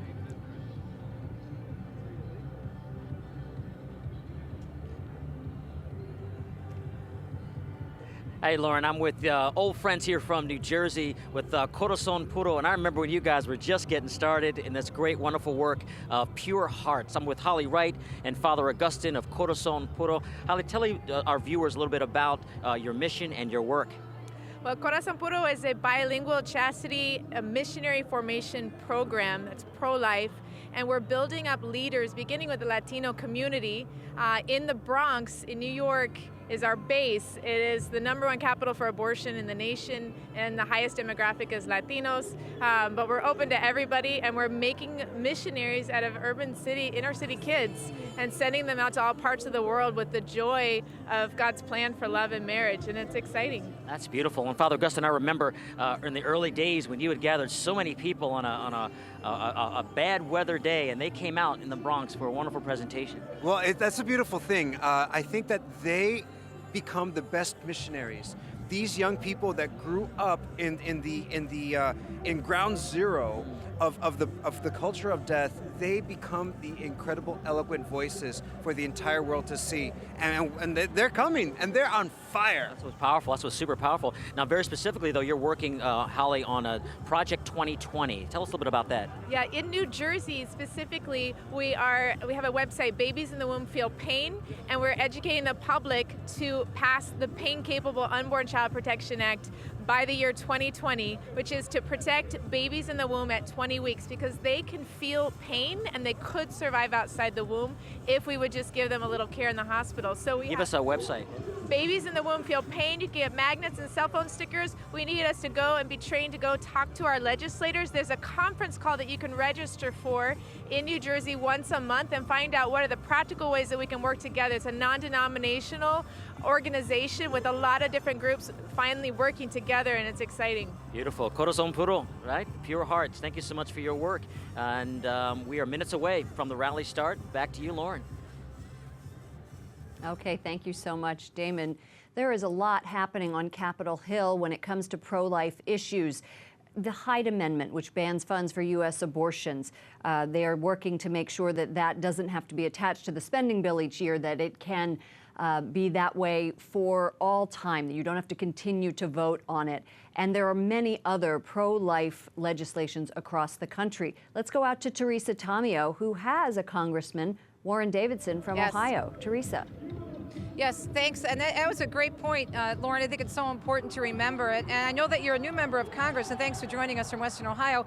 What are you seeing on the horizon right away in terms of legislation to help us with our pro-life battles? Well, you know, the exciting thing, one of the best votes I was able to cast since I've been here, which goes back to June, is the Hyde Amendment, making that permanent. That's really exciting. The budget going ahead, we're looking forward to seeing Planned Parenthood defunded. The women's health care, the concerns that are out there, that's going to be fully funded through Medicaid, the federal health centers. So, but it won't fund abortions. So there's no path where money's going to come into an organization and people say, well, it doesn't go for abortions in Planned Parenthood. But any business could say the same, oh, well, just don't spend any of the money on executive compensation. Yeah, it still keeps them in business. It does, exactly. quite a lot. Right. And just the executive action on the Mexico City, that's really nice. And so I think you'll also see Trent Franks introducing several bills that'll catch the federal government up to where some of our states are. So in Ohio, the heartbeat bill passed but was not signed into law, but we did pass paid capable, and Governor Kasich signed it in Ohio. So I think you'll see similar legislation like that introduced in Congress, and we'll see where it goes with the Senate. How important is it, Congressman, and I know that you're new, you said you were elected in June, but how important is it for people to support you and to call you and your office or email and say, Congressman, I do want pro-life legislation? How important is that? You know, I think for the Republican conference, we get it. For people that are represented by Democrats, there were only 3 Democrats that voted for this Hyde, making this permanent. And so it's a whole different thing to be pro-choice or pro-life, but to believe that taxpayers should fund this. And so, you know, many people in the country, around 40% of the country believes that, you know, even pro-choice people believe, 40% of pro-choice people still believe that the federal government shouldn't fund this. Right, and actually the Marist poll that just came out earlier this week is even higher than that, and it was a bipartisan poll showing that a good majority of people don't believe in the taxpayer-funded abortion. So we're glad you're there for us. Stay strong. Don't buy into any of the cultural pressures, and please stay strong for us because we need you out there. Keep telling the truth to the people, and that's the big thing. I will try. Thanks. God bless. Thank you so much, Congressman from Ohio, Western Ohio, Warren Davidson, a brand new congressman. Lauren, back to you. Thank you so much. And we are interviewing Catholic congressmen on EWTN News Nightly, Monday through Friday. That is at 6 and 9 p.m. It looks like the march is going to start. Monsignor Pope, I want to thank you for joining us this morning for our coverage of this event. How do you think the event is shaping up? Wonderfully, and I think there's a joie de vivre, a real joy in life. Right. And that's the beautiful thing about the march. It's always such a joyful experience, even when, you know, political fortunes rise and fall. But what an experience. I go year after year, and I've been out in so many marches, and it's just joy. It's full of joy. Thank you so much, Monsignor Pope of the Archdiocese of Washington. We are seconds away from the beginning of the March for Life. It is the world's largest pro-life demonstration. We will be back with our coverage, our live coverage at 1 o'clock Eastern Time, live from the march. We're going to take you to the rally right now.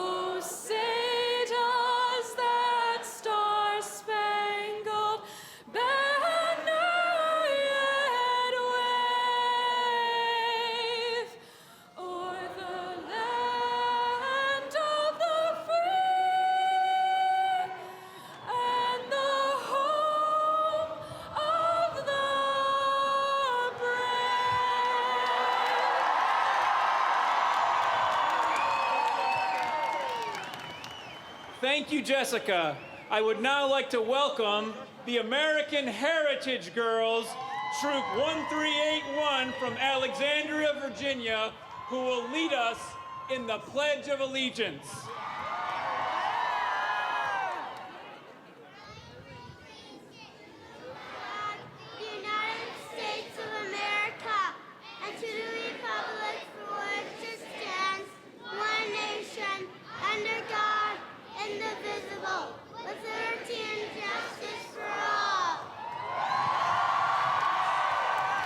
Thank you, American Heritage Girls. Okay, I gotta do it. We gotta do the prayer. No prayer? Okay, so okay. All right, we have a very special guest here. I introduce Jeannie Mancini, President of the March for Life.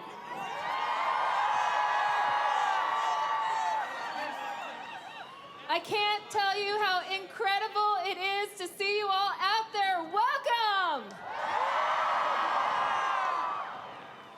And I'm going to go ahead and introduce you to another very special person right now. Kellyanne Conway is no stranger to any of you. Kellyanne Conway is one of us. She's been marching for life for many, many years. Kellyanne is a role model to women. She started her own consulting company and more recently was known as helping to elect our new President of the United States of America. But Kellyanne will be the first to tell you that her most important role is that of wife and mom.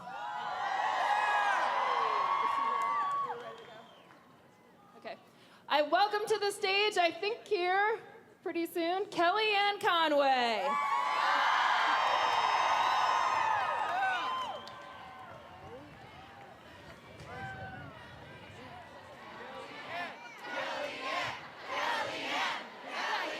All right, you guys are gonna work with me. You're gonna welcome her even better. Here's what we're gonna do. I say pro, you say pro, pro, I say pro, you say pro, pro, I say pro, you say pro, All right, awesome. And now one more chant, okay? We are the pro-life generation. We are the pro-life generation. We are the pro-life generation. We are the pro-life generation.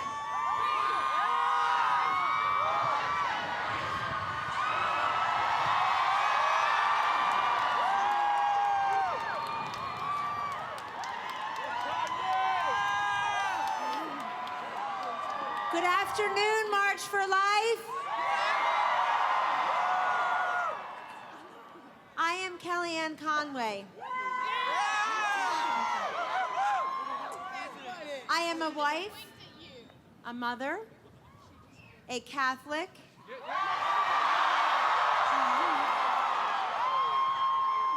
counselor to the President of the United States of America, and yes, I am pro-life.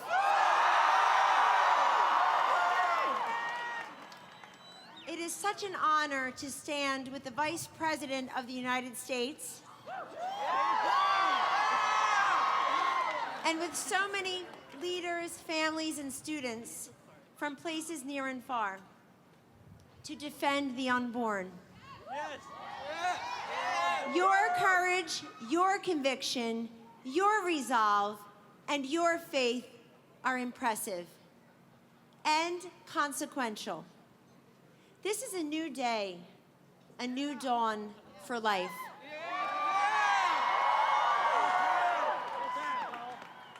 Why are we here?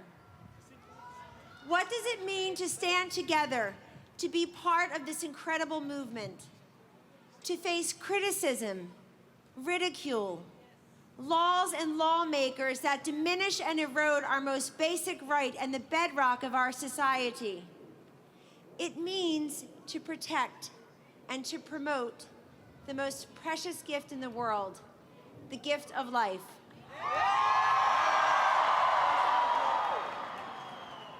It means to stand up, stand tall, and stand together against the indifference and the indefensible, and to stand up, stand tall, and stand together on behalf of babies in the womb.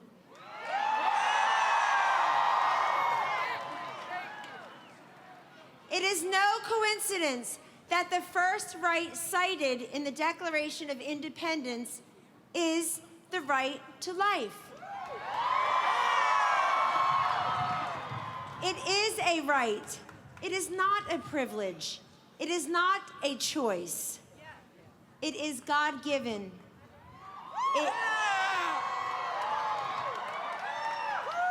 It is unique and it is beautiful. This dismissive notion of out of sight, out of mind is over.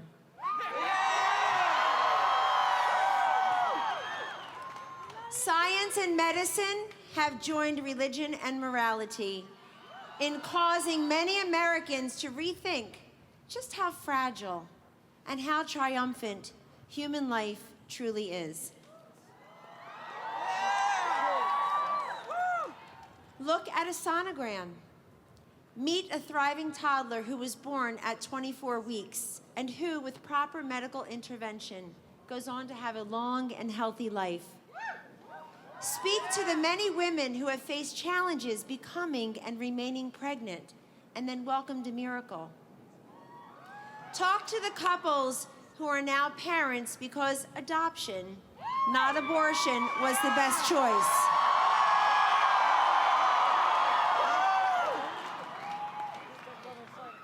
Every day is a fight for life, yet today is also a celebration of life. It is a time to lift your voices and lift your spirits. Steps away from here, in the White House, a president and a vice president sit at their desks and make decisions for a nation. As they sit there, they stand here with you.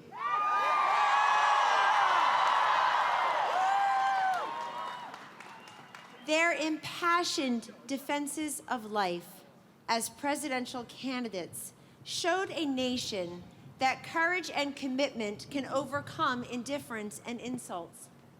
And their decisive actions as president and vice president will further this conversation and this cause.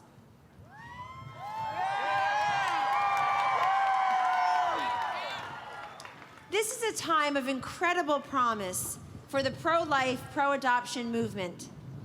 Our message and our positive action must also reach those women who face unplanned pregnancies.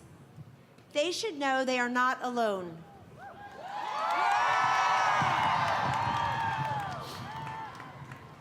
They are not judged. They too are protected and cared for and celebrated. So to the March for Life 2017, allow me to make it very clear. We hear you. We see you. We respect you, and we look forward to working with you. And yes, we walk, we march, we run, and we endeavor forward with you. God bless you, and God bless the United States of America.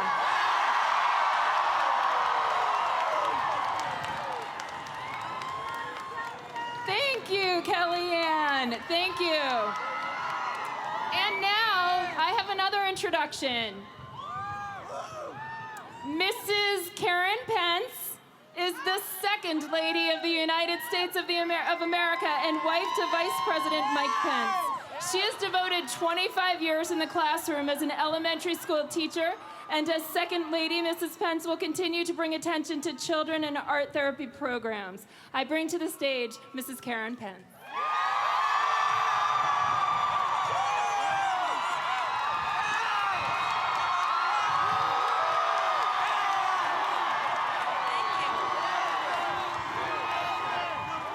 Thank you so much.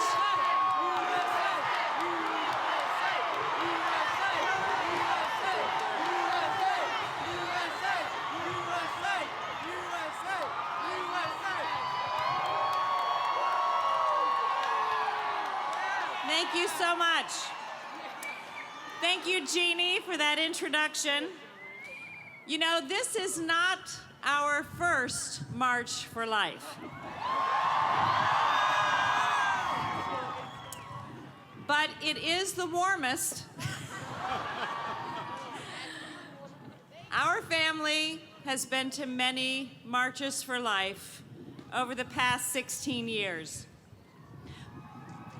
My job today is to introduce my husband of 31 years.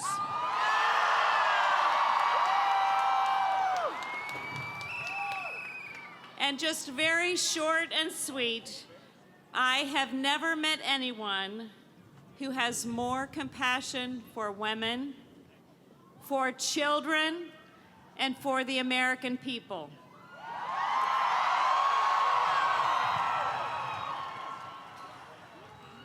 One of the kindest people that I know, the Vice President of the United States, Mike Pence.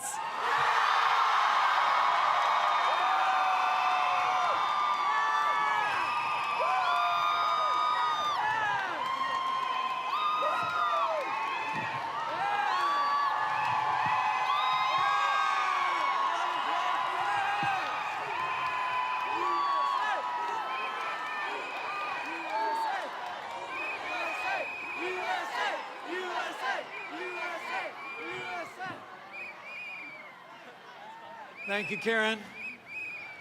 And Charlotte, and thank all of you. On behalf of President Donald Trump,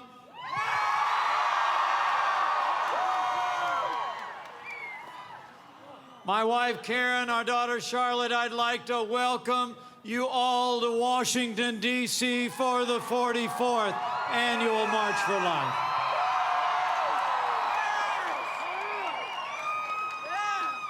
It's a good day. And it's the best day I've ever seen for the March of Life in more ways than one.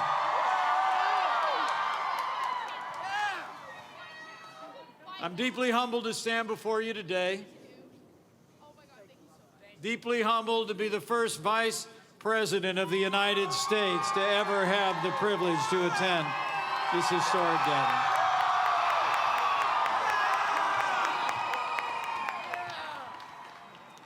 More than 240 years ago, our founders wrote words that have echoed through the ages. They declared these truths to be self-evident, that we are, all of us, endowed by our Creator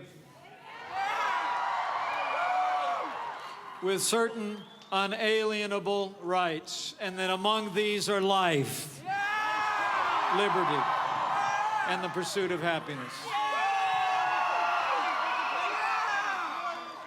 44 years ago, our Supreme Court turned away from the first of these timeless ideals. But today, 3 generations hence, because of all of you and the many thousands who stand with us in marches like this all across the nation, life is winning again in America.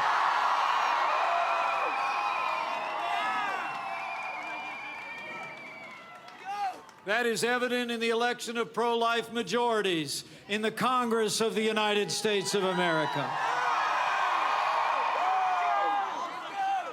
But it is no more evident in any way than in the historic election of a president who stands for a stronger America, a more prosperous America, and a president who I proudly say stands for the right to life, President Donald Trump.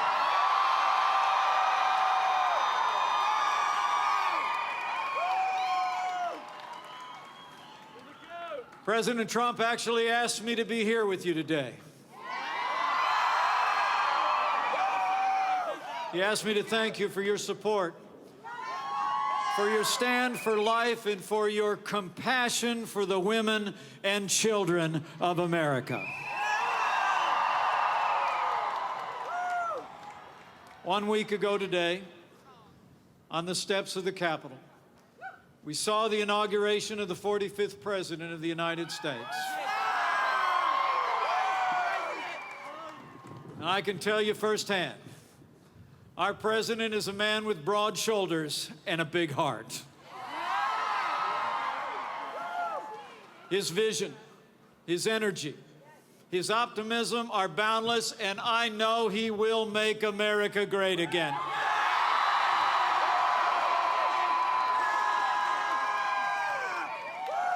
From his first day in office, he's been keeping his promises to the American people. I like to say over there at 1600 Pennsylvania Avenue, we're in the promise-keeping business.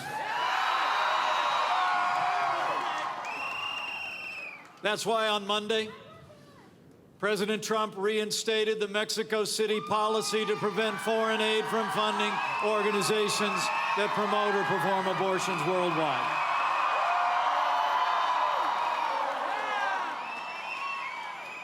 That's why this administration will work with the Congress to end taxpayer funding of abortion and abortion providers. And we will devote those resources to health care services for women across America. And that's why next week, President Donald Trump will announce a Supreme Court nominee who will uphold the God-given liberties enshrined in our Constitution in the tradition of the late and great Justice Antonin Scalia.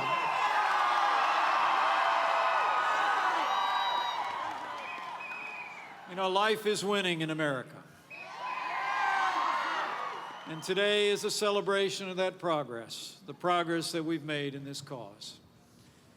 You know, I've long believed that a society can be judged by how we care for our most vulnerable, the aged, the infirm, the disabled, and the unborn.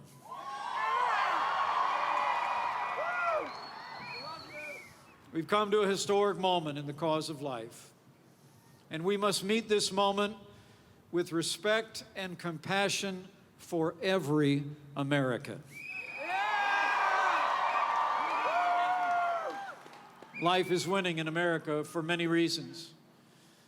Life is winning through the steady advance of science that illuminates when life begins more and more every day.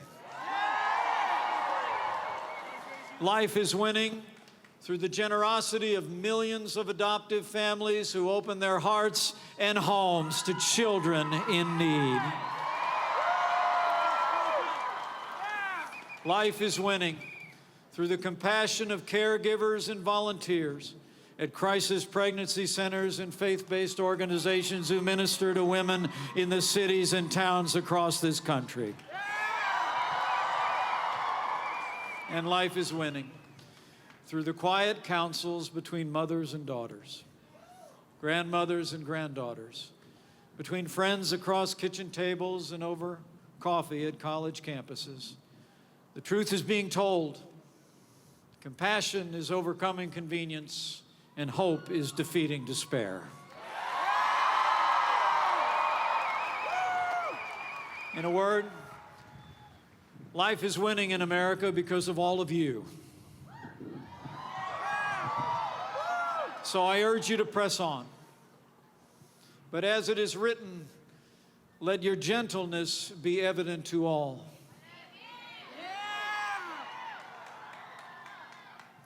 Let this movement be known for love, not anger.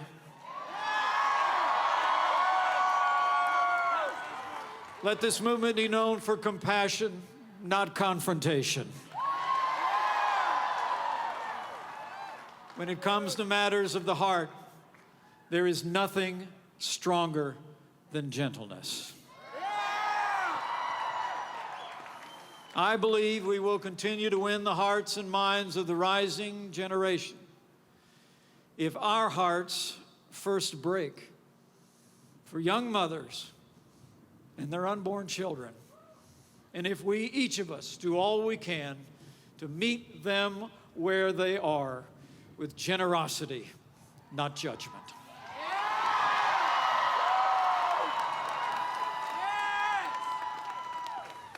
To heal our land and restore a culture of life, we must continue to be a movement that embraces all, cares for all, and shows respect for the dignity and worth of every person.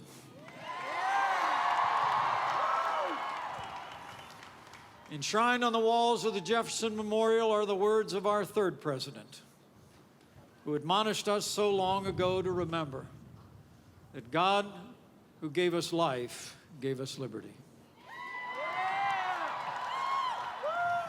On behalf of the President of the United States and my little family, we thank you for your stand for life.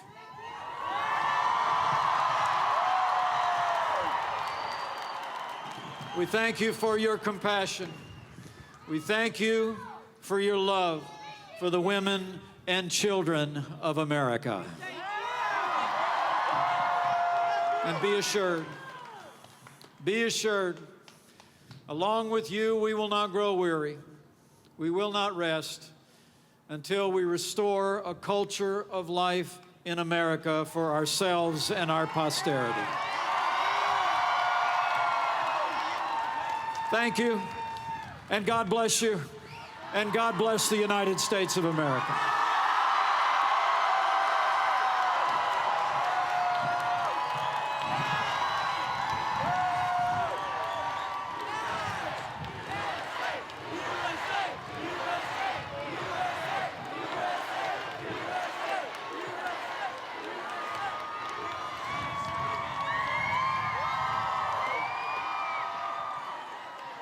Thank you, Mr. Vice President.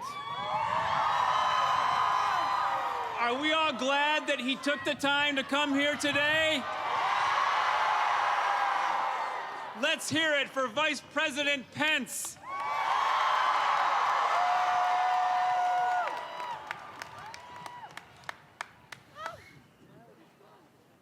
Well, each year we are very grateful for the collaborative witness of the Orthodox and Catholic bishops in opening our rally in prayer. This year, His Eminence Timothy Cardinal Dolan, the chairman of the U.S. Bishops' Committee on Pro-Life Activities, and the Archbishop of New York will offer the opening prayer. With him, we also welcome representatives of the Roman Catholic Bishops of the United States, the Assembly of Canonical Orthodox Bishops of the United States, and the Conference of Oriental Orthodox Bishops.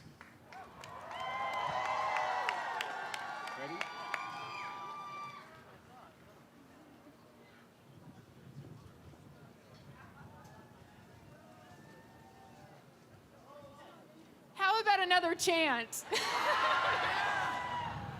We've got a few logistical duties back here with the Secret Service and other things. So, all right, let's do that. I say pro, you say. Life. That's right. Pro. Life.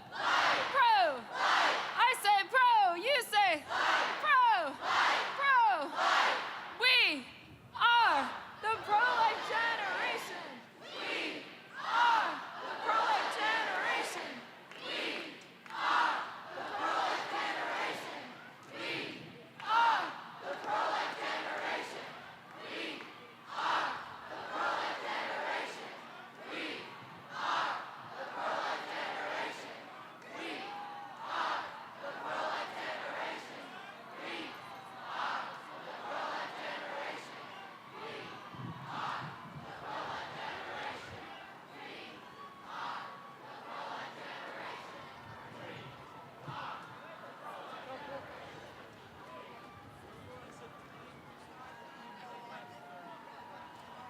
Okay, let's give it up for Cardinal Dolan. He should be coming up here in just a minute now.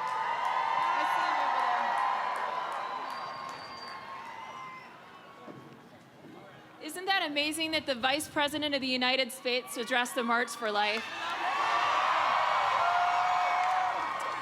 You know, it's the first time in the history of the March for Life that we had a Vice President address us. What an amazing gift.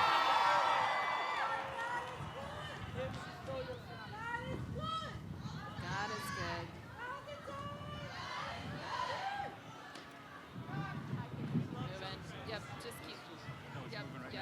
So backstage, we are frozen right now, pending the departure of the Vice President. But very, very soon, in, I would say, 30 seconds, we will have Cardinal Dolan here.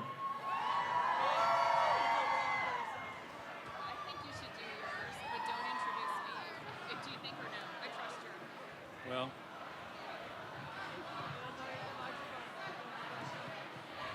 ten, 9, 8, 7, 6, 5, 4, 3, 2, 1. Cardinal Dolan.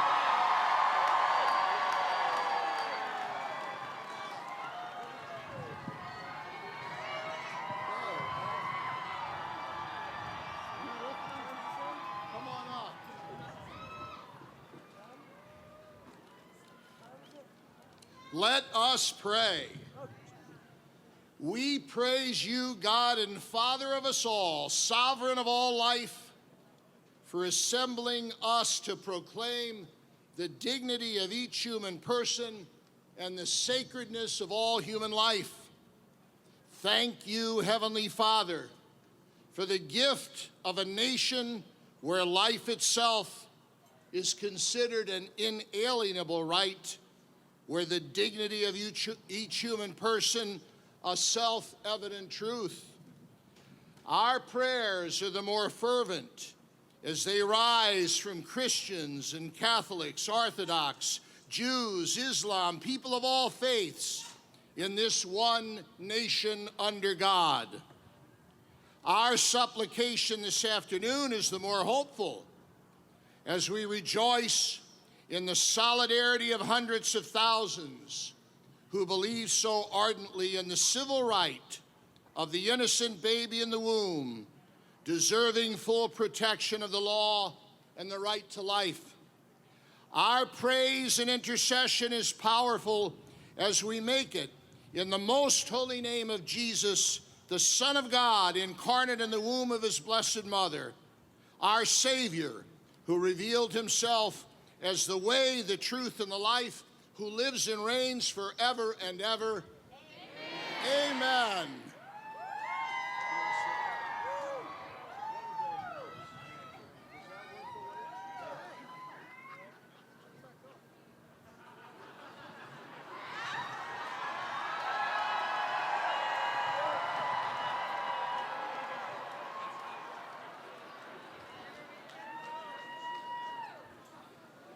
Thank you, Cardinal Dolan. The theme of this year's March for Life is the power of one. Throughout our history, we see that the voice, the actions, and the convictions of a single person can have a tremendous impact. Consider Congressman Henry Hyde, who stood against a sea of opposition 40 years ago to pass the Hyde Amendment to ensure that taxpayer dollars would not pay for abortions. Consider Susan B. Anthony, an abolitionist and leader of the women's suffrage movement, who spoke out strongly against abortion as the ultimate exploitation of women. And consider Dr. Martin Luther King Jr., who wrote so movingly about unjust laws from his Birmingham jail cell, and who, by the power of his witness, changed the course of human history. And now, consider yourselves.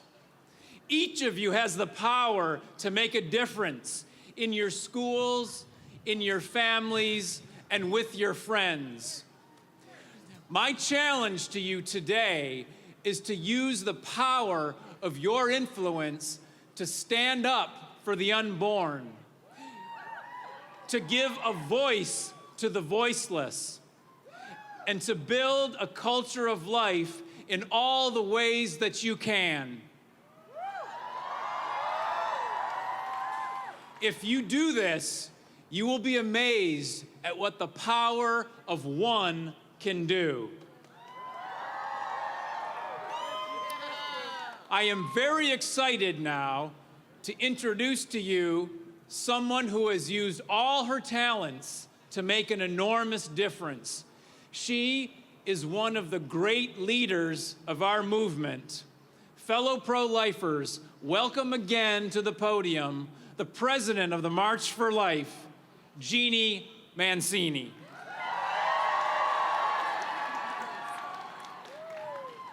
It is such an honor to be here with you all today and to continue to be here with you. Welcome to the 44th Annual March for Life. Yes, we are 44 years strong. Year after year, every January, we travel across this great country to give voice to those who don't have one. The unborn. We're here in blizzards. Who was here last year? Raise your hand. Yeah, I was here.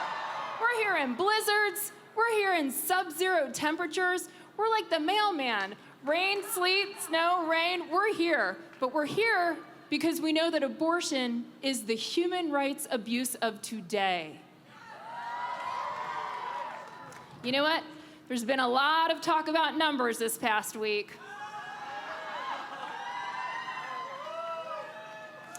The Women's March has talked about numbers and Facebook likes, and people keep asking me, journalists keep asking me, what are our numbers for the March for Life?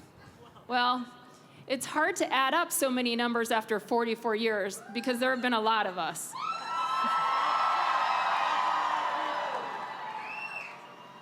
But that isn't really the point.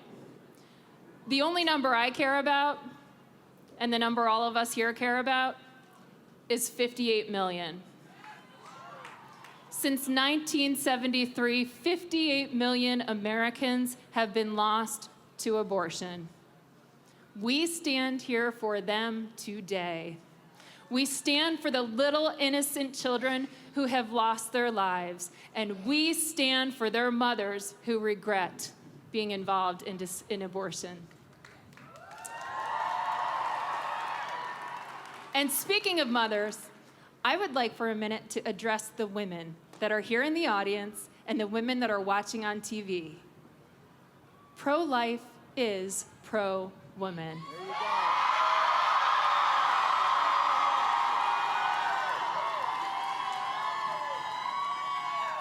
That voice might have been shut out last week, but pro-life is pro-woman.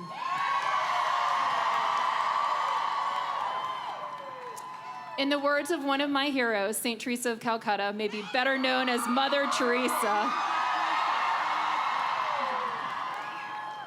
abortion is profoundly anti-woman. Abortion doesn't empower women. Choosing life empowers women. Many women have chosen to be birth mothers. They've chosen adoption for their children. And I know that there are many adoptive families here and watching from home, and they have been blessed by those noble and courageous birth mothers, those decisions. But unfortunately, while there are almost 1 million abortions in our country every single year, there are only 22,000 infant adoptions. That's a problem. We need to do something about that. And we'll continue working to that. Choosing life, choosing adoption, it's noble and heroic. And the life that these women choose to give has the power to change a family's life, a power to change the world. Did you know that Steve Jobs, the founder of Apple, was adopted? Can you imagine how different our lives would be if we didn't have our iPhones? Speaking of iPhones, can you all take out your iPhone for a minute? Everybody take out their iPhone. Or Android. Sometimes the media doesn't always record how many people were here at the March for Life. I'd like everybody to take a little selfie with the crowds around them and behind them right now. And post that to Facebook, post that to Twitter, and use hashtag #WhyWeMarch. Nice. And now, I'd like to give a shout out to the young people here today. I want to thank you from the bottom of my heart. You give me hope.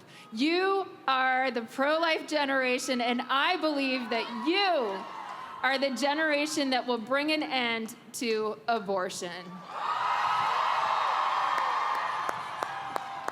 Your joy, your love, your enthusiasm are exactly what our world needs. You know the theme of the March for Life this year. It's the power of one. Even the smallest person can change the course of history. Every single one of you has the potential to change the course of history. In fact, you're doing that by being here today. Each and every one of you has been gifted with a particular mission, a calling to help build a culture of life and a passion to set this world ablaze. We need you. Our culture needs you. And we have an incredible lineup here today, and I know you guys are probably ready to hear from a few more and then get marching, right? But before that, I want to show you a commercial that the March for Life Action released this year. We did a wonderful commercial leading up to the election where we educated on the fact that we are winning the hearts and minds of America, that there is a pro-life consensus that exists among Americans. We're happy to share with you today that very simple message that we all know. Pro-life is the new normal. America has consensus. Consensus. 8 in 10 Americans agree. Abortion should have real legal limits. Real legal limits. Even 6 out of 10 pro-choice Americans agree that abortion should happen only during the first 3 months of pregnancy. At most. At most. That's consensus. That's consensus. But it's not the law. Why? Why? Pro-choice politicians. Politicians. Many of them want abortion legal right up until birth. Right up until birth. Only about 1 out of 10 Americans support this extreme position. And these pro-choice politicians listen to them, not us. Not us. Not us. Now they want us to pay for abortion. Our tax dollars. Almost 2/3 of us say no. No way. It's time for this extremism to end. It's time for our voices to be heard. It's time for politicians to stop working for the pro-abortion lobby and join the national consensus. A message from March for Life Action. Awesome. I'm very happy to welcome to this stage many of the pro-life members of Congress who are fighting every day for a culture of life.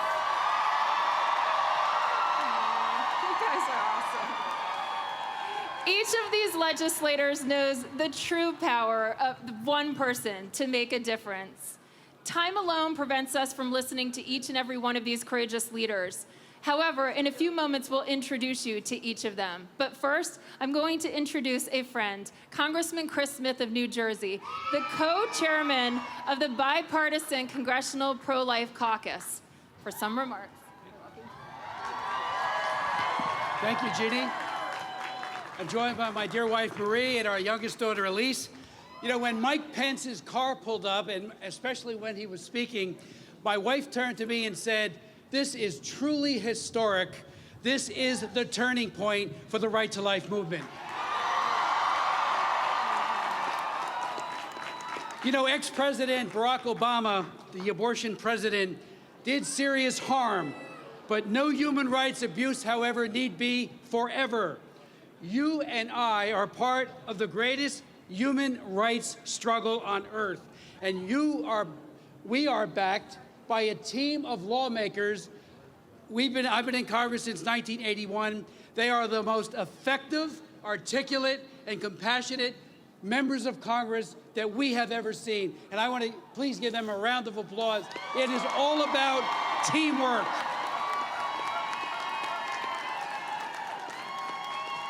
We are very and profoundly grateful that President Trump and Vice President Pence are already accomplishing amazing things, including reinstatement and expansion of the Mexico City policy, which was first put into place by President Reagan in 1984. However, the new Trump human rights policy expands it and will protect more babies overseas from the violence of abortion. So thank you, President Trump, for that leadership. Growing numbers of Americans are indeed shocked to learn that the methods of abortion include dismemberment of a child's body or the literal starvation through RU-46. I ask the press, please tell the truth about the deed of abortion and what it does to babies and what it does to the mother. This week, under the extraordinary leadership of Paul Ryan and the Republican leadership in the House, H.R. 7 was passed. Every member here sponsored that legislation that will end taxpayer funding for abortion and make the Hyde Amendment permanent. The Hyde Amendment has saved 2 million babies' lives. The empirical data is clear. So what you have done all these years has made an enormous difference. Finally, next up will be legislation to protect pain-capable unborn babies, authored by Trent Franks of Arizona, and then defunding Planned Parenthood.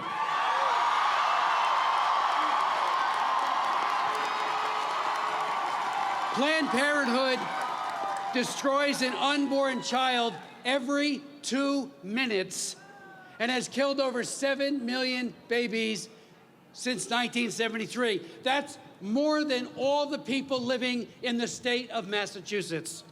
Undercover videos have exposed Planned Parenthood leaders gleefully talking about procuring baby parts, but also enabling child sex trafficking and the discriminatory practice of sex selection abortion. The most dangerous place in the world today for a child is in a Planned Parenthood clinic.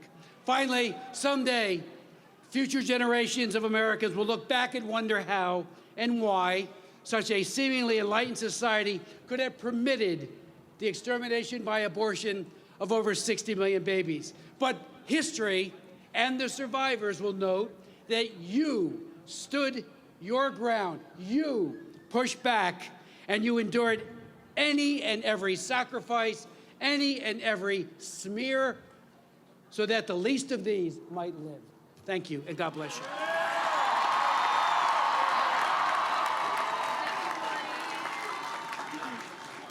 Next, please welcome Congresswoman Mia Love to the stage from Utah. Thank you very much.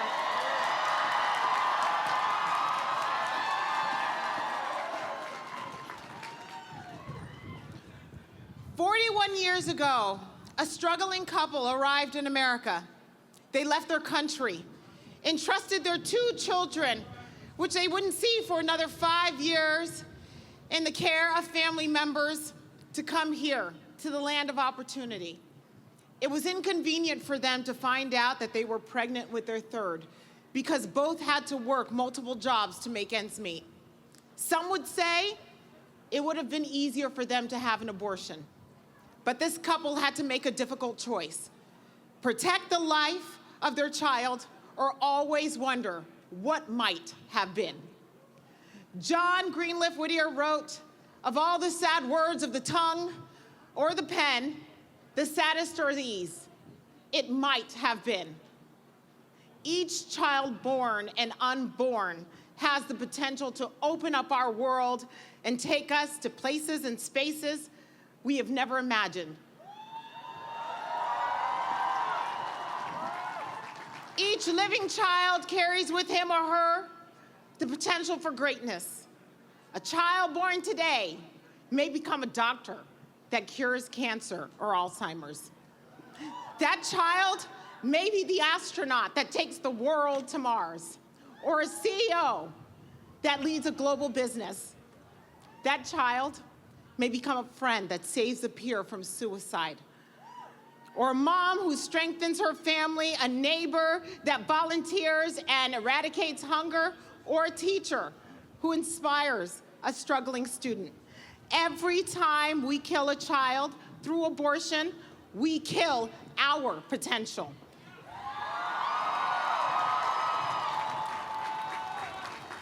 Every time we kill a child, we, all of us, suffer.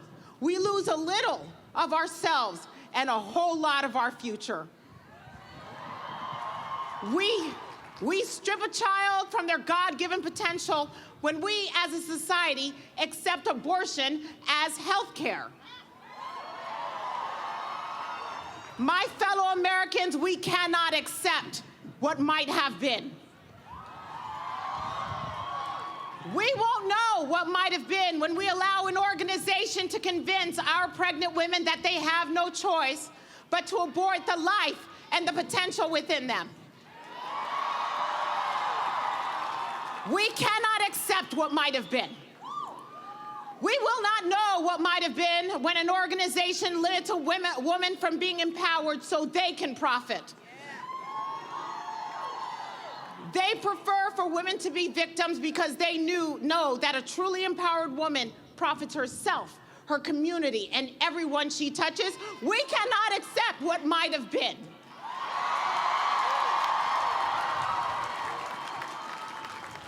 When those organizations that profit allow our children in the inner cities to feel that they can only be empowered with a life by ending a life, no, we will not accept that. We will not accept what might have been.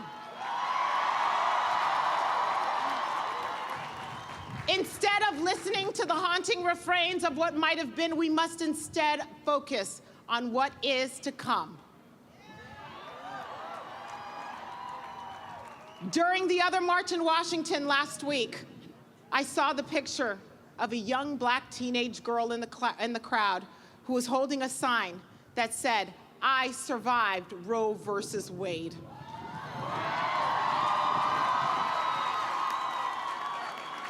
That young woman beat the odds and was born into a world too far often that favors the abortion of a black girl instead of the life of a black girl. She could have become part of what might have been, but today she is instead part of what is and what is to come. I can't wait to see what she and thousands like her become in the years ahead. She may be our astronaut. She may be that doctor that cures cancer. She may be a mother, a teacher, a daughter, and a friend. She represents our what is to come.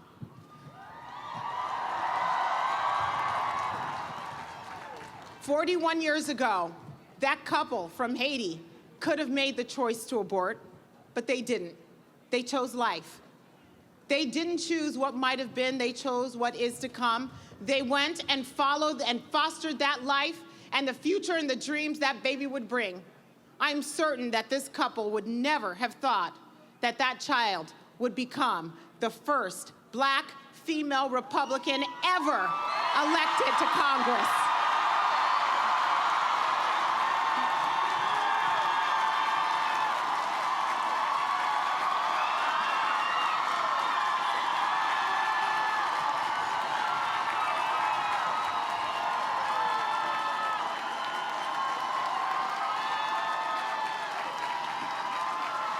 Thank you.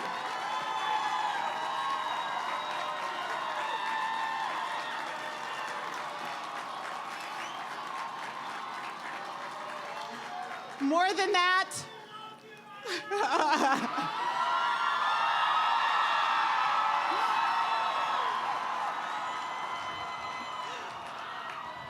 that, they would have never dreamed that she would grow up to fight for all children and those yet to be born. We all have talents, we all have gifts, we all have a purpose, and all of this for the benefit of us and our society. All we are asking is that we no longer settle for what might have been. We embrace the possibilities of that life to come. The life of those unborn have the potential and deserve the chance because they will dream, they will create, they will add their colors to the fabric of our lives. May God bless our women that are struggling with unplanned pregnancies. May we love them. May we embrace them. May we help them discover their power and their potential. But may we never, ever allow our funds to pay for the death of young children.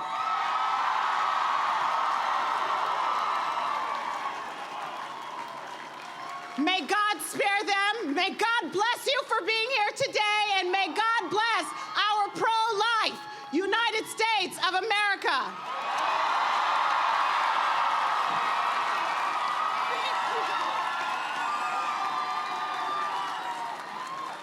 Wow. Talk about the power of one, right? I would like next to welcome to the stage Senator Joni Ernst of Iowa.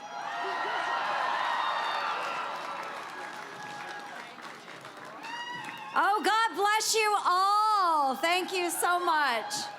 Thanks for being here. And what I am wishing today, above all else, what I am wishing for all Americans, whether they are born or unborn, is that they know peace, that they know love, and that they all might be touched by the grace of God. Thank you all. Okay, well, thank you all so much for being here and standing up for life. This is important. We know how important it is. Back in 2015, I introduced a measure to redirect federal dollars for women's health care away from Planned Parenthood. Yes, thank you. And give that money to places like community health centers, which provide greater health care services regardless of a person's ability to pay. Thank you. Because as we all know, Planned Parenthood is the nation's single largest provider of abortions. Thanks to the help and support of all of you, we saw a bipartisan, let me stress that, bipartisan majority support my measure. And ultimately, we sent it to the president's desk. But unfortunately, folks, back then, we did not have a president that respected life, and he stopped us. Thankfully, today is a different story, because today, as you heard from Vice President Pence, we have a pro-life president.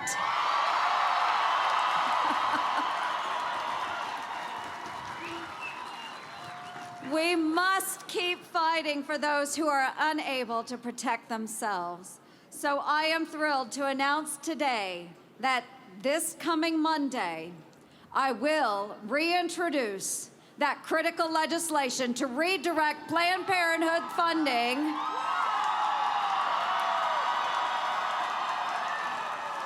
We will redirect Planned Parenthood funding to other eligible women's health care providers.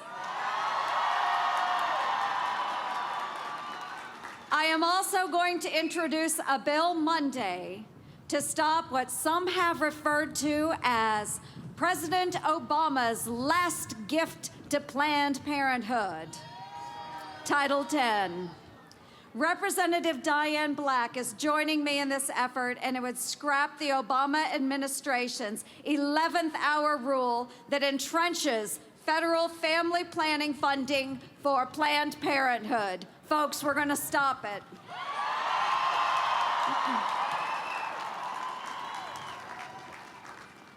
We, as a pro-life community, honor the civil liberties, independence, and strength of a woman, all women.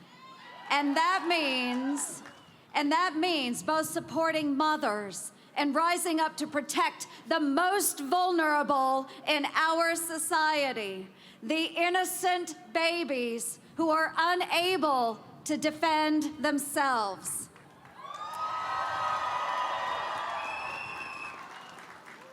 As a mother, as a grandmother, and as a woman, thank you for joining me today and standing up and marching for life.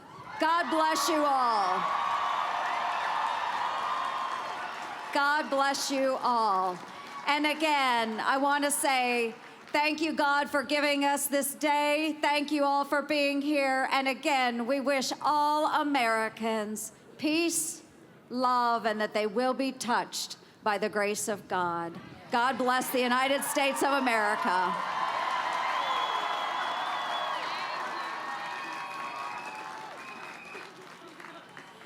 Thank you, Senator. I just deeply want to thank all of the members of Congress that are here today. As you can see, it's a very extensive bunch. We're not going to be able to run through all of the names, and I'm very, very, very sorry about that right now, but I cannot thank you enough from the depth of my heart.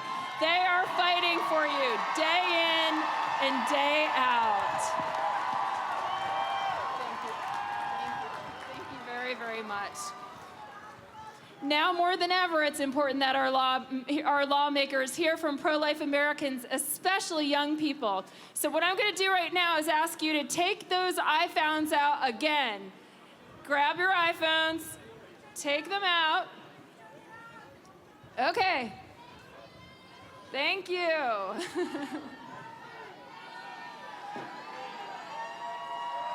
Oh, we love you.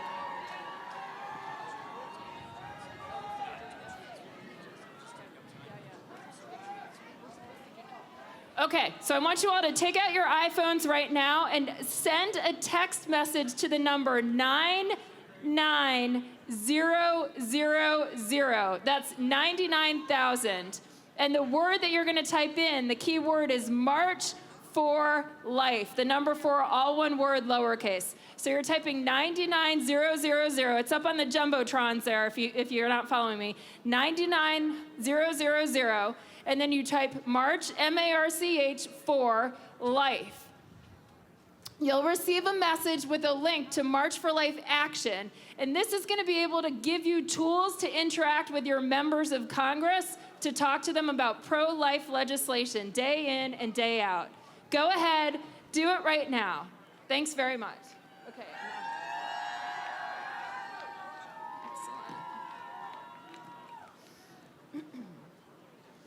I am grateful for the witness of our next speaker and ask that you join me in welcoming Abby Johnson, the founder of And Then There Were None, and a former Planned Parenthood clinic director who's here to share her story.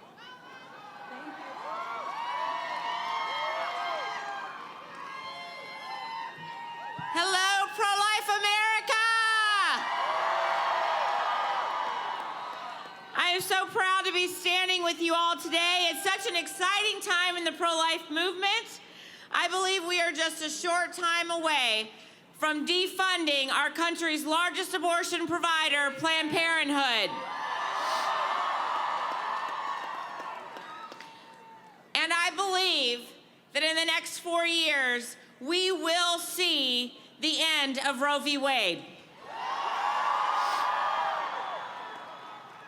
I stand in front of you today, a woman who spent 8 years of her life working and running a Planned Parenthood facility. But because of the power of conversion, because of the power of Christ, I stand in front of you as a woman who has been redeemed from her past.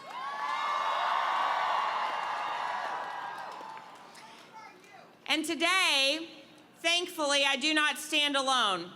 Our ministry, And Then There Were None, has 12 former abortion clinic workers with us today.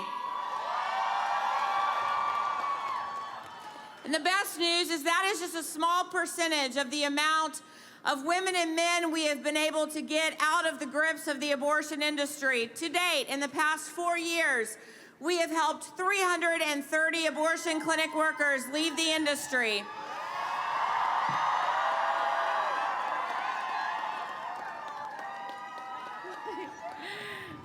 Oh, yay, they're here. Oh, okay.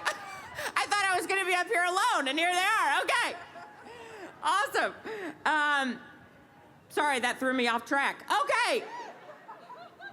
Another great celebration to our ministry is that we have had 7 full-time abortion doctors leave their practice in the abortion industry.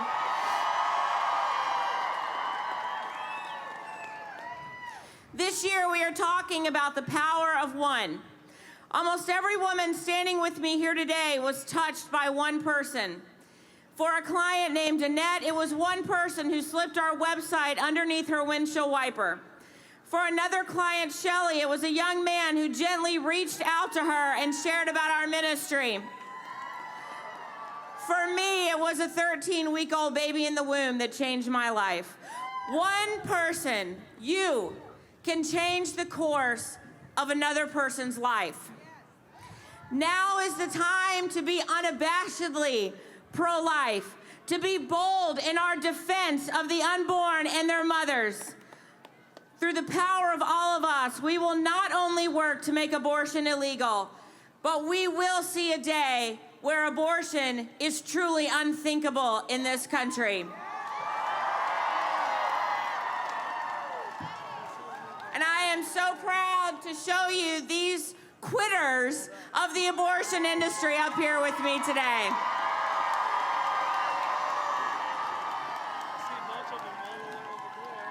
We are proud to stand alongside of you in this fight. God bless you all.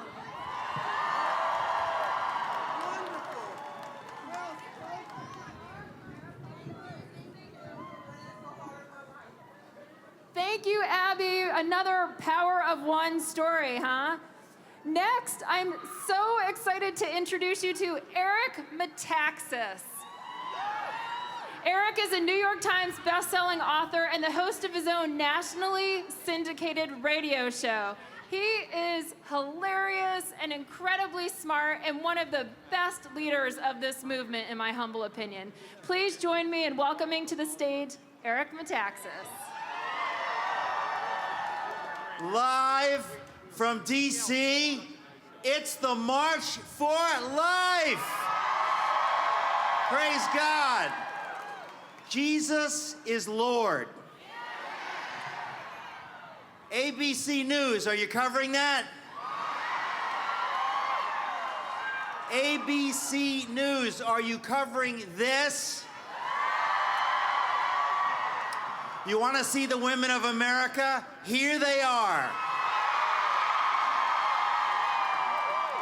This is the inclusive march, where as long as you are alive and a human being, you are welcome at this march.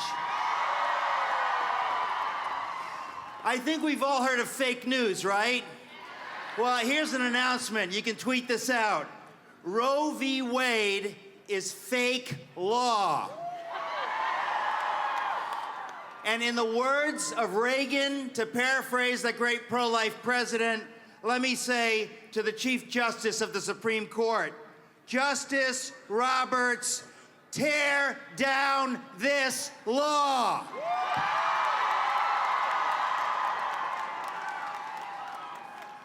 Dietrich Bonhoeffer said, abortion is murder. He also said, we have to have compassion on those who have been driven to make this tragic choice. We are all sinners. We all need the forgiveness of the God of the Bible. And we pray that this message of love and forgiveness would get out to the women of America, that the God of the Bible and everyone who follows him loves those women who have made this tragic choice and wants to extend the love of Jesus to those women. ABC News, are you covering this? The media in America has not told the other side of the story, that women have been the victims of abortion and that abortion hurts women. Will ABC News cover the fact that many women are bullied into making this choice by men in their lives? It is not their choice. If they had a real choice, they would never make this choice. And also, I have a question. If the DNA of the baby in the womb is different than the DNA of the mother, how can it be the mother's body we're talking about? Here's something else for Twitter. Roe v. Wade is anti-science. The science today, more and more and more and more, and it's why there are so many young people here, says that that is a person in the womb. We need to get real and stop pretending it is anything but that. Now, I have a final statement. I want to say this. Yes, I am outraged. Yes, I have not thought a lot about blowing up Madonna's house. And the reason I have not thought a lot about blowing up Madonna's house is because the Lord I follow commands me to love my enemies. Because I and many of us here are Jesus freaks. We obey the Lord of life. And when Jesus told us to pray for our enemies, we're crazy. We do it. And I'd like you to join me right now in praying for Madonna. Madonna, Jesus loves you. And we're going to pray that his love be revealed to you and everybody that was at the Women's March. Let us pray for Madonna right now. Father God, in the mighty name of Jesus, we lift up your daughter, Madonna. We ask you, Lord, to show her your love. Show her that you love her, that you are with her, and that you want her to know you personally. We pray for Katie Couric. We pray for all the women that were at that march, that they would know you love them and that we here love them. In the name of Jesus, amen. God bless you.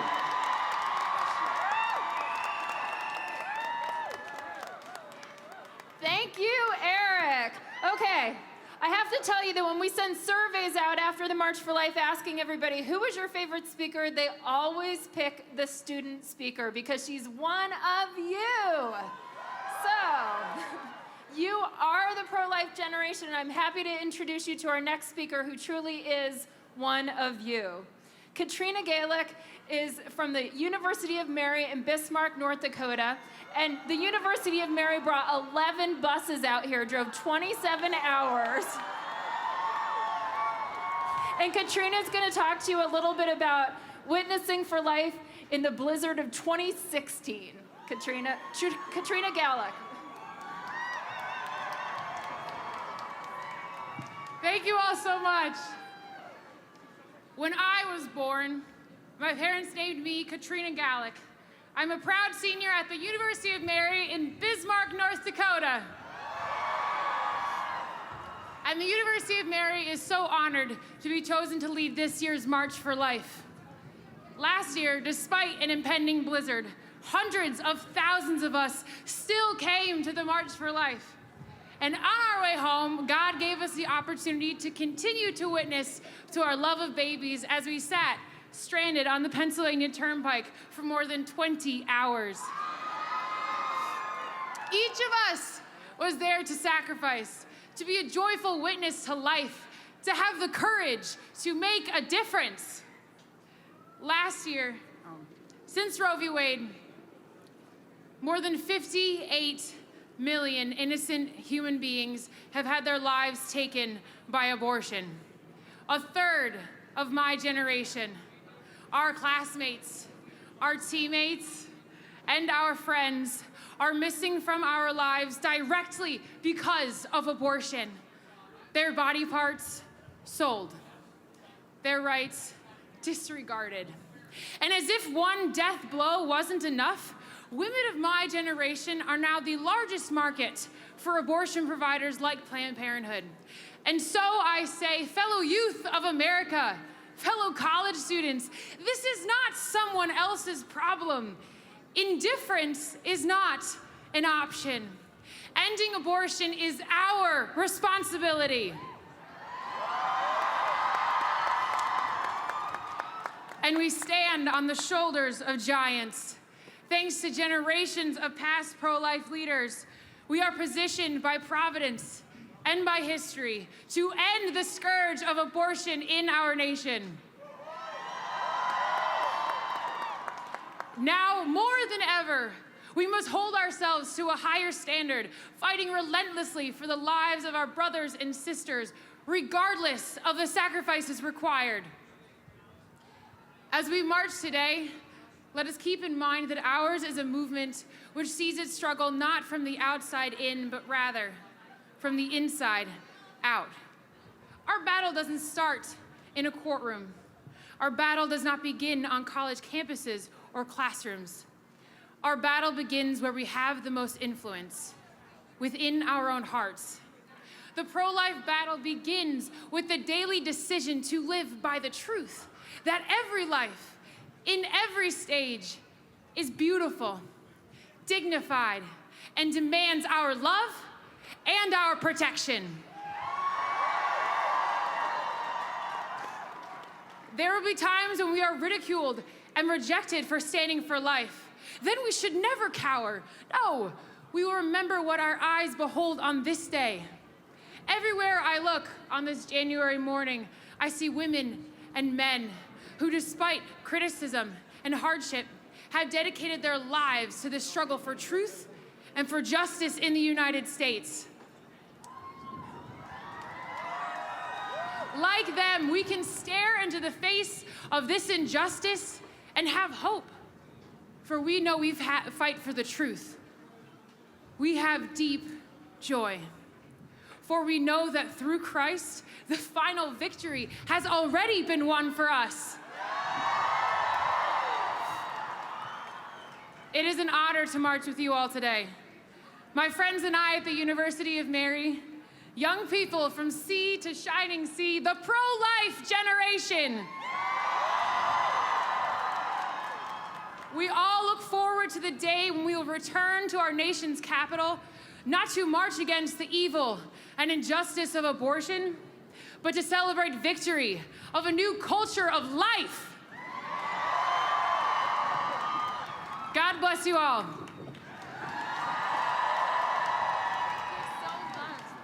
Thank you.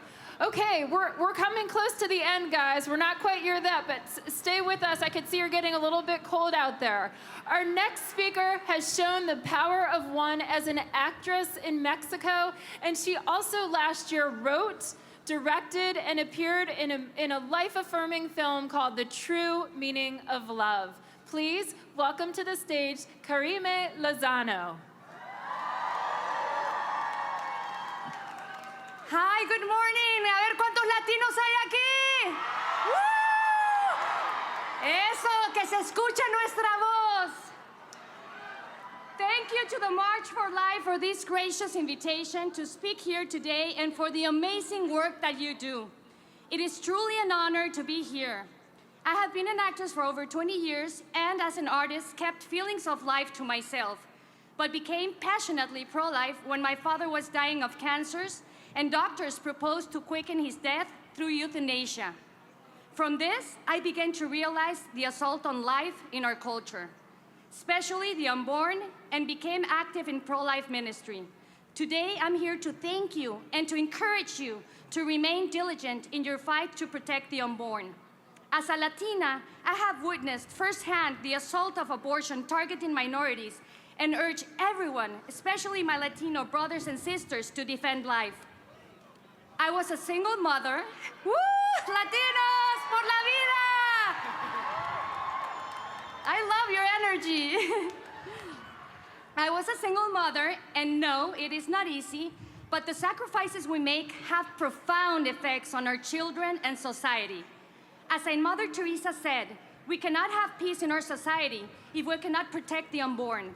I encourage everyone, especially Latinos, to preserve our heritage of family values, because as the fastest growing population in the US, together we have an opportunity to end abortion in this country. Don't forget, when we are loyal to God above all else, He will pour countless blessings onto us. Amen! The Lord inspired me to create a pro-life short film that it was just mentioned, and it is available for free on my website, karimelozano.tv, for you use as a tool to protect life. Thank you from the bottom of my heart for everything that you do, and God bless. Ahora en español. Es un gran honor estar aquí con todos ustedes. Gracias a la Marcha por la Vida por esta gran invitación y por el maravilloso trabajo que hacen. Empecé a defender la vida abiertamente a partir de haber vivido una fuerte experiencia. Mi papá se enfermó de cáncer y estaba a punto de morir y el doctor nos sugirió le aplicáramos la eutanasia para acelerar su muerte. Eso me hizo abrir los ojos del poco respeto que hay hacia la vida, especialmente con los no nacidos.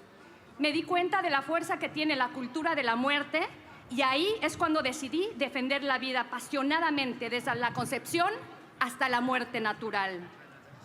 Hoy estoy aquí para darles las gracias a cada uno de ustedes y para seguir alentándolos para que sigan firmes y fuertes en la lucha por defender a los no nacidos. Qué hermoso ser la voz de ellos, ¿verdad? Como latina he presenciado la cacería sobre las minorías y es urgente, mis hermanas y hermanos latinos, que defendamos la vida.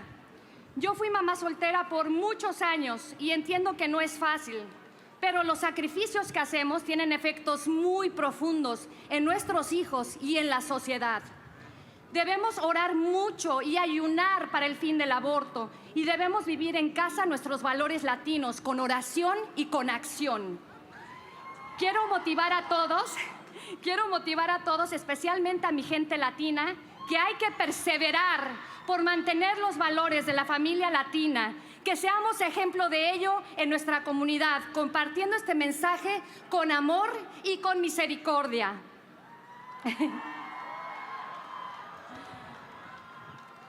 Los latinos aquí en Estados Unidos somos la población que está creciendo más rápidamente. Nos han llamado incluso el gigante durmiente. Así que somos la esperanza de este país. Si nos unimos juntos, óiganlo bien, podemos lograr el fin del aborto. Nunca olviden que cuando somos leales a Dios por sobre todas las cosas, Él nos bendecirá abundantemente. Amén. Dios nos ha dado distintos talentos a todos y los invito a que los usen e inviten a más gente a hacer lo mismo en el movimiento Pro Vida. Les cuento que Dios me inspiró a escribir y dirigir un cortometraje Pro Vida, El verdadero significado del amor. Lo pueden obtener gratis para su uso y seguirme en mis redes para que sigamos en contacto en mi página de internet karimelozano.tv. Gracias a todos desde el fondo de mi corazón. Créanme que cada uno de ustedes hace una gran diferencia. Each one of you are doing a great, great difference. Thank you so much. Que Dios me los bendiga y no olviden que juntos, unidos por la vida, hacemos la diferencia. Latinos por la vida, Latinos for life, we're present. Our voice is present. Y que viva Cristo Rey. Que viva Cristo Rey. Que viva Cristo Rey. Gracias, que Dios los bendiga.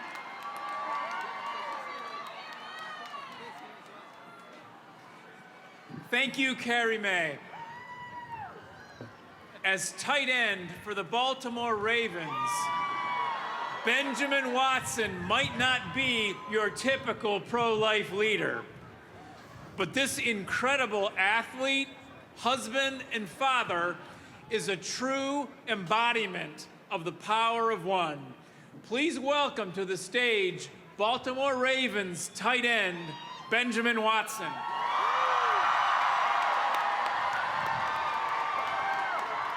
Hey, hey! Are y'all cold? I am too. Hey, it's an honor to be here with all of you. This is a beautiful sight to see. Hey, many people wonder why this is important to us. And I'll say this, the answer is simple because I, like you, hold life in high esteem.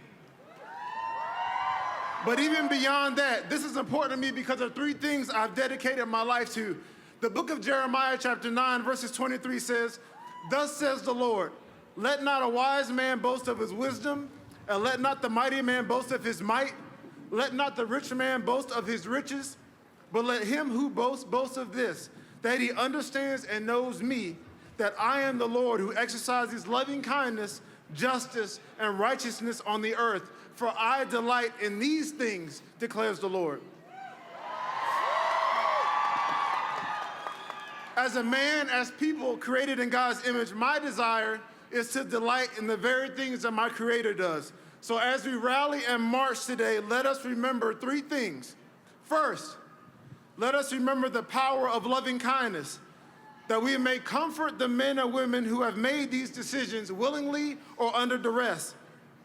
That pro-life will not only be a political stance or an argument, but a way of life for all of us. To be pro-life should be all-encompassing. From conception to the grave, standing for life includes victims of sex trafficking and abuse, the hungry, the poor, the disadvantaged, as well as the elite. Secondly, let us remember our commitment to justice, that those who take innocent life be held accountable, and that these lives will never be forgotten under the guise of choice. That we stay the course on days when the fire inside us burns, as well as days when the ember flickers. In many respects, this battle may seem never-ending, but never forget that the goal is worth the effort.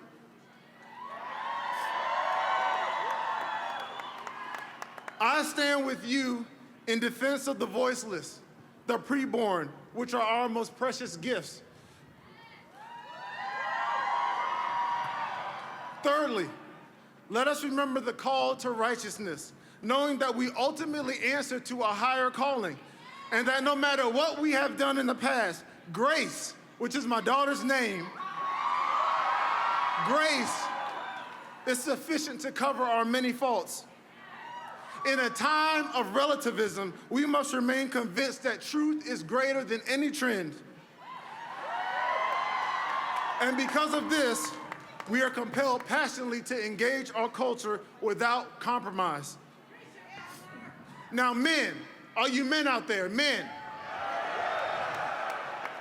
Men, it is past time that we be the leaders, caretakers, and providers that we were meant to be. We as men must stand up for the lives of the innocent and their mothers in crisis. Hey, as important as women have been in championing this cause, you men, us men, must rise up and lead the charge. Even if it wasn't demonstrated for you by a father, you can be different. You can change the course of generations. Men, we can be silent no more.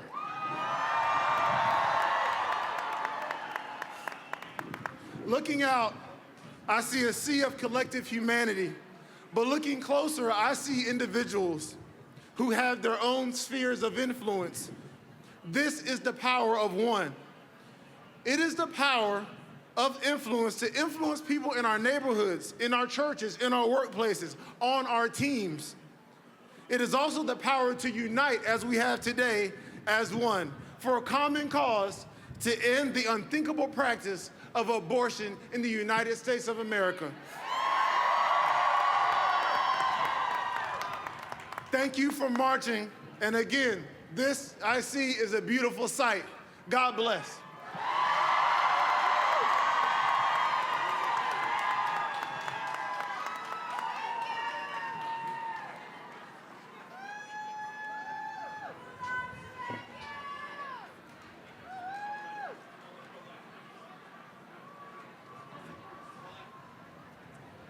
Okay, folks, we're coming very close to the end here. It's been amazing, hasn't it? The pro-life movement is made up of incredibly dedicated individuals who work day in and day out to build a culture of life in the United States of America. I would encourage you to do what you can to learn more about many of these organizations by visiting our March for Life Expo back at the Renaissance Hotel after you march. It's free of charge. You get lots of giveaways and what have you.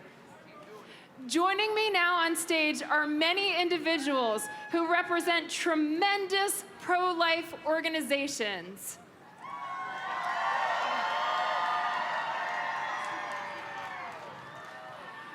Because we're running a little late, I'm not going to be able to run through the list of each one right now, but I can't tell you how very, very, very grateful we are to each of these organizations represented up here, and I think still coming up here now. Take an opportunity, folks, to wave and get selfies and do all that you can. Excellent.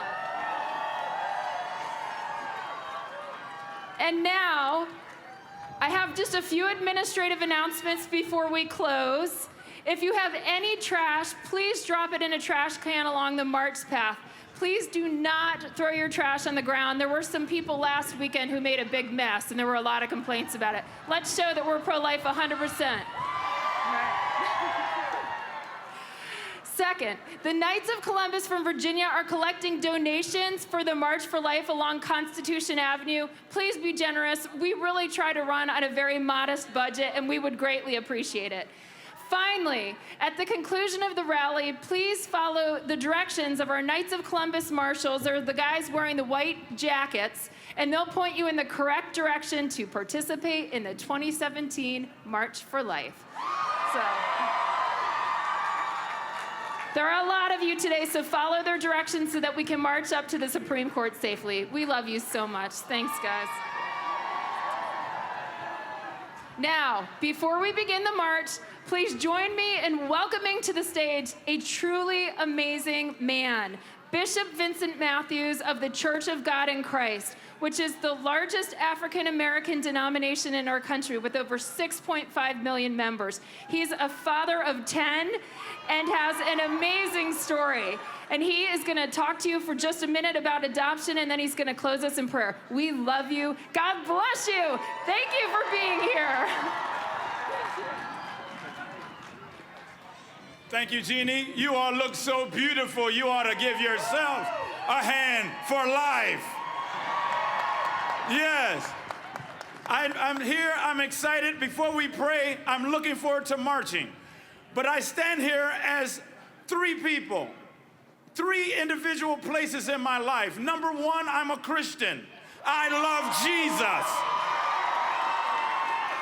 And the only way that we will change the slaughter, the same slaughter that sought to kill Moses, the same type of slaughter that sought to kill Jesus, is through the power of Jesus Christ.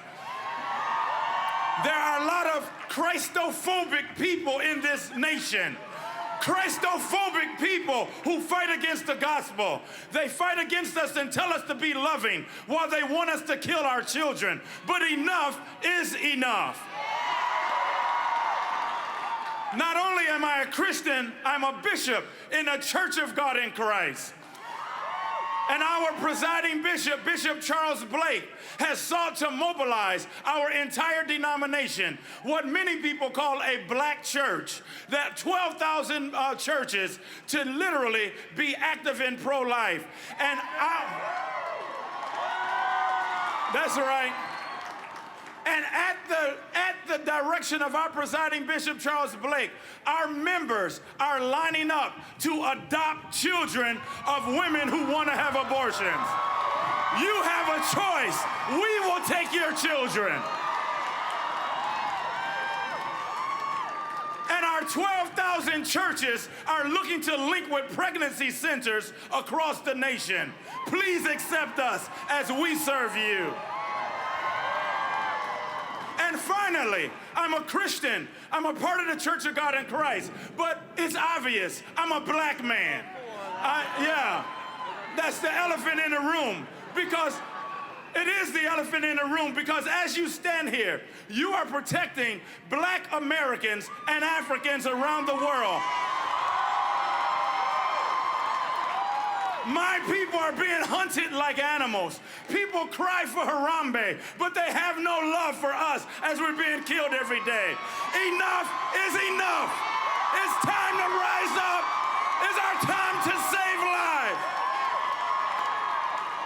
Our lives are being snuffed out, and our lives matter. And I believe that even right now, those lives will be born. They will be saved from the womb until the tomb. They will be saved. They will be saved from the private prison industrial complex and all of the other things that seek to squash us. We shall be free. Enough is enough. In Jesus' name. Now, let's go march. But before we march, let's say a word of prayer. Father, in the name of Jesus, we thank you. You have brought us here, black people, white people, Latinos, and Asians. We are not separate. We are one church. We are one body, one Lord, one faith, one baptism. And I speak even right now, thank you for such an opportunity to fight for the lives of individuals. There was a time that we were seen as less than people. The science said that we were not people but 3/5 of a person. But someone rose up then, and now today we rise up now and say the demonic plot to destroy lives is over, because you died that we might have life and that more abundantly. And so we ask that you mobilize us, unify us, and use us to your glory. Thank you for every speaker. Thank you for all that has been said. And Father, we speak even right now, not only in America, but around the world, the slaughter shall end. That abortion will not happen anymore through our efforts. Bless Jeannie, bless the March for Life, Human Coalition, and all others. And we thank you and we give you glory in Jesus' name. If you agree with that prayer, somebody shout amen.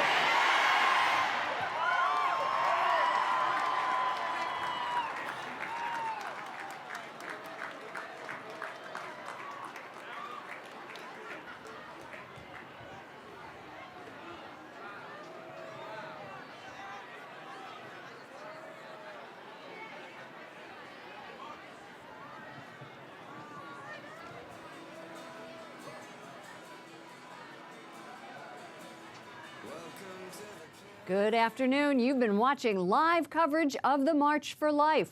I'm Lauren Ashburn, anchor and managing editor of EWTN News Nightly. In the last hour, we've heard from Vice President Mike Pence, who told the crowd that ending taxpayer-funded abortion is an important priority of President Donald Trump. We also heard from his advisor, Kellyanne Conway, who said it was an honor to stand with the president and the women who have faced challenges. Representative Chris Smith also came to the platform, saying that he is behind all of the legislation for life. And Jeannie Mancini, the president of the March for Life, also spoke. Many more pro-life speakers. Let's get straight out to Teresa Tomeo, who's the host of Catholic Connection on EWTN Radio, and she is marching right now. Teresa. Yeah, Lauren, it's so interesting because officially the march has not begun. The march begins with the Knights of Columbus starting everything for us. And what we've been standing in with my producer, Matt, and my husband, Deacon Dominic, and my wonderful photographer, Mike Solari, is actually just overflow. Probably at least, I would say, anywhere from 10 to 20,000 people have already passed us. And the official march, in terms of the actual beginning, with a huge banner with the red rose on it that says March for Life, has not passed us yet on Constitution Avenue. We're at Constitution and about 5th. And I'm telling you, this is absolutely incredible. So I'm just guessing, and again, this is a guesstimate in terms of the crowd size. Has to be well over 500,000. Because when we were actually standing behind the rally stage, we could see up by the monument, and I'm sure you saw it with the shots of the crowd that overflowing from the mall of people that couldn't get in. And it wasn't the security issues. They made it through security pretty quickly. It was an overflow of, this is ever seen in terms of the crowds here. So again, marching, this is the overflow, the official march with all the people from the rally, from the mall. I've been watching on EWTN for the last hour, not even begun. Just to give you a sense of just how large this crowd is. It's very exciting, and I do want to say one thing. Before we came out here to meet up with our crew, I had the opportunity to chat with Kellyanne Conway, who was behind the stage, and I called her over and she chatted for about a minute.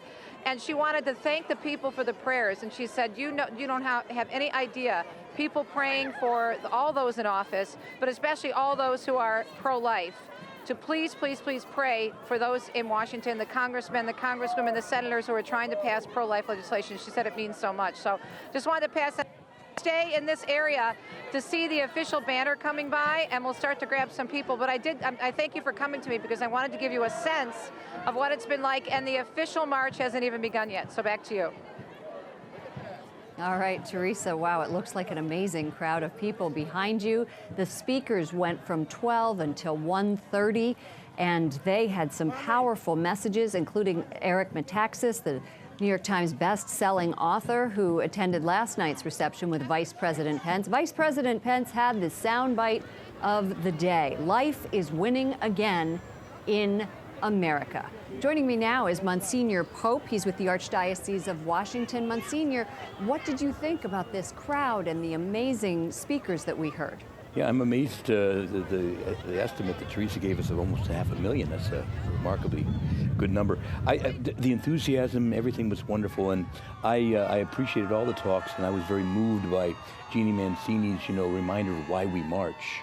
And it reminded me of a beautiful quote by we have Father Paul Marks. If you want, I could read it. Oh, please do read it, Father. Let's hear it. It says, America has serious problems of poverty and discrimination and homelessness, but no Americans are poorer or more discriminated against or more homeless than the aborted babies, nameless, helpless, defenseless, penniless, naked, abandoned by their parents, forced out of their uterine homes, forsaken by society, stripped of all legal rights, labeled as subhumans, denied baptism, denied last rites, denied anesthesia, tortured, murdered, cannibalized for their organs, denied decent burials, cremated, discarded in the trash, and then totally forgotten. And that is what a lot of our speakers have been talking about, including Benjamin Watson, the tight end for the Baltimore Ravens. We had Kellyanne Conway. Cardinal Timothy Dolan was there. Bishop Vincent Matthews, president of the Church of God in Christ World Missions, who we also heard talking about how children, how the unborn are just so poorly treated. What can our viewers who cannot march and rally for life do to help end this abortion epidemic? And again, it's so true. As many couldn't make it and wanted to be here. But I would say that think of all the sacrifices people did make to be here, and try your best to say, well, what sacrifice can I make? Certainly work locally with your representatives and congressmen and in the state laws as well. But also consider a day of fasting. Consider a day of special additional prayers and so on. Make a sacrifice of praise and a sacrifice of fasting. And I think the key word would be sacrifice. So Vice President Pence said life is winning. It has not always felt like that. Those who have been marching and fighting for 44 years certainly do have endurance to keep marching. Now, how can we as Catholics and Christians take advantage of this new momentum, both politically and what we're seeing right now with the lay people? Well, enthusiasm and joy is always infectious. And this is a time to really grow the pro-life movement at a moment like this, when, again, we feel very confident. And this is a moment where, again, I think that's to build on that enthusiasm and manifest the joy of being pro-life. You and I were eating pizza and watching the march and watching the speakers. How would you compare the language of our pro-life movement to that of the women's movement and the women's march, as it was called last week? One of the speakers, Eric Metaxas, who we will have later on the show, said that he thought it was very violent. It was, and vulgar. I mean, the words that came, I can't repeat. Nobody can repeat. The signs. It's just utterly shocking. But I don't think, as far as I know, there was even one profanity up on the dais today, and I pray not among those who are marching. But again, the vulgarity was utterly shocking. And so I think, again, for us to be respectful is another key word. Respecting life, respecting each other, respecting the English language. Yes. Okay. Let's head outside. We're going to go back out to the thick of it where the march is about to begin. And Damon Owens, the executive director of Joy to Be Ministry, is there. Damon. Yeah, absolutely. You know, one of the fascinating things about the March for Life is when does it actually start? That transition from the rally to the march. Well, we're down here a few blocks, several blocks down, where almost a pre-march has started, which you can see is a sea of people and looks like the full march, but we're still waiting for the full one. But we found a beautiful community here, Christian life community from all over the area here. And let's see Tien, is that your name? We're going to meet Tien. Where are you from? North Carolina. North Carolina. Is this your first March for Life? No. How many times have you been here? 3. 3 times. And why do you come? Why do you like it? Because it helps convince other people that this is good and that this should be what we believe. Very good. And you came out with your family, with your community? With my family and my community. Oh, very good. And how old are you? 11. 11 years old. That's fantastic. Now, what's your name, young man? Alphonsus. Alphonsus, and you're part of the Christian Life community? And where are you from? Shrewsbury, Massachusetts. Wow, and how many times have you been? Is this your first march? Yes, this is my first march. And tell everybody on the camera, what do you think about your first march, first time seeing this? This is great.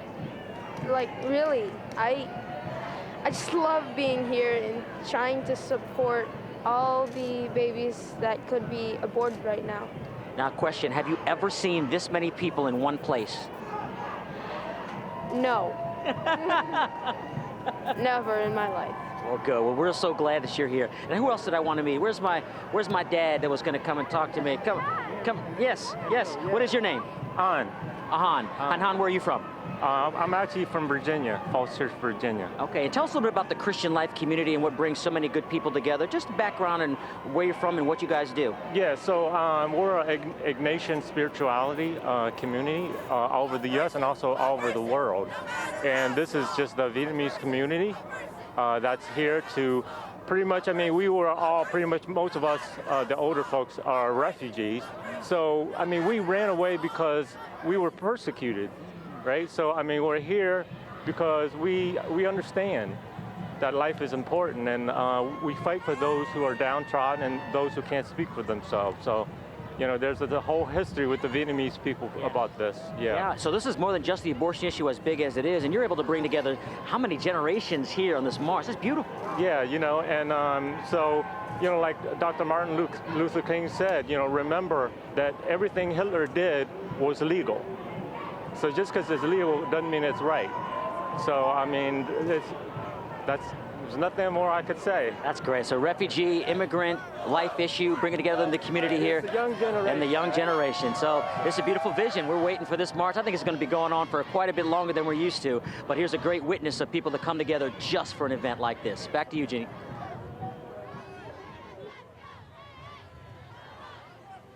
Okay, Damon, thank you so much. I appreciate that. That interview was also very powerful. We've been talking to people up and down this parade route. We've been talking to people who've been waiting for hours and hours for the very powerful speakers, including Vice President Pence, who said very clearly that life is winning again in America. And we had many of our leaders who were speaking from the heart about the tragedies of the unborn child being thrown in the trash, and children who are unborn who are being strangled and mutilated. And the language, many people say, is so important. It's important because people need to hear what is actually happening. Let's go back to EWTN's Teresa Tomeo, host of Catholic Connection on EWTN Radio. She's going to continue our coverage from the march. Lauren, it's so exciting to be here, and I heard you introduce Damon, and he was at the front of the march, and I thought it's kind of confusing because if you look at our crowd, you think we're at the front of the march because the people have been passing by for the last half hour. Love you too. Lots of EWTN fans here. They're all saying we love EWTN. Now, we did speak with the Salter family before over at the rally, but I just wanted to talk to them to give you a size perspective, because this is your first march. This is Shannon Salter, Ellen Salter, husband Mike from Dearborn, Michigan.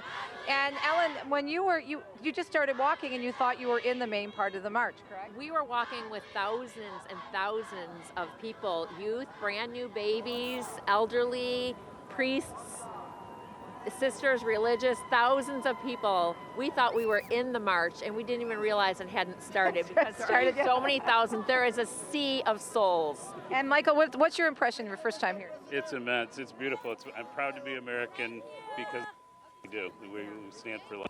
And I can only imagine what Megan, their daughter Megan, was thinking right now, because I know she's hearing this and she's praying for us today, correct? We are spiritually carrying Megan with us. Our special needs daughter, she cannot speak on her own or move, but she is with us in spirit, and we're marching for Megan today. Yeah, this is beautiful. I wanted to get their perspective because this was the first time, and Ellen came right up to me and said, well, I thought the march is going great. I said, honey, it hasn't even started yet. So just to give you an idea of the perspective, many young people, many colleges, a lot of Catholic colleges, a lot of Catholic high schools, and a lot of wonderful young people like these kids here, and we'll get some more people for you. In the meantime, back to you in the studio. I'm going to try to run up a little bit further, get a little bit further up, and give you another estimate of the crowd size. Back to you. Okay, thank you so much, Teresa. We really appreciate it. All day long, you have seen the abortion counter on your screen. We began it at 9 in the morning when we began our live coverage.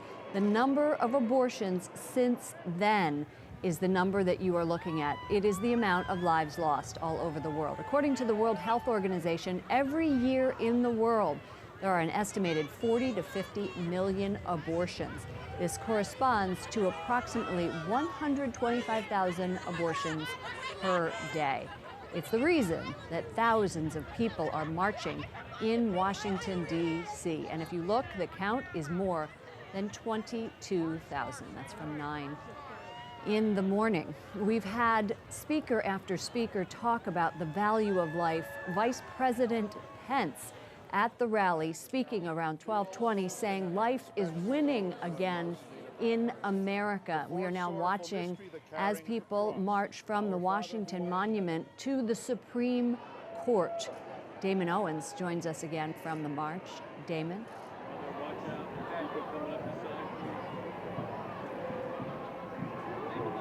Hey, Lauren, I've met a beautiful family with a great story about not only the issue of life, but really what brought this beautiful group together. Tell everybody your name. Hi, my name is Juan Guerra. I'm Mary Kate Guerra. And Juan, you were telling me a great story about how you all met and this beautiful family as a result of that. Well, about 20 years ago, we were praying outside of an abortion clinic in Philadelphia. 25. And I see this beautiful woman, and we started talking, and the police told us we had to disperse, and we were praying. Next thing you know, we were arrested, and unfortunately, what happened, honey? We got taken to different paddy wagons. So, but we never forgot each other. I didn't see Juan again for years, but I never forgot about him. And I never forgot. And so we met at a party, and we started dating, and then next thing you know, years later, we met at a party.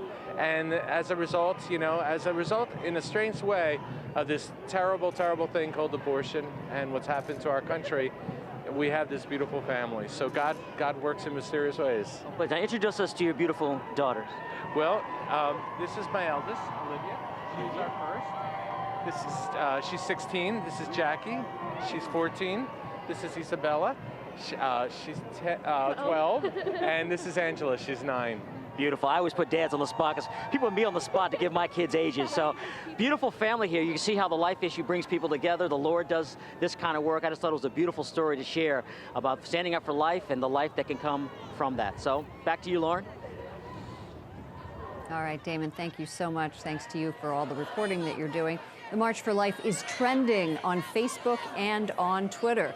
You'll notice at the bottom of your screen, in addition to the abortion counter, we have some of your tweets and social media posts. If you post something today regarding the march, use the hashtags EWTN or Why We March, Power of One, and Why I March. President Donald Trump used his Twitter account to express support for abortion opponents attending the March for Life in Washington. He said, "The hashtag March for Life is so important to all of you marching. You have my full support."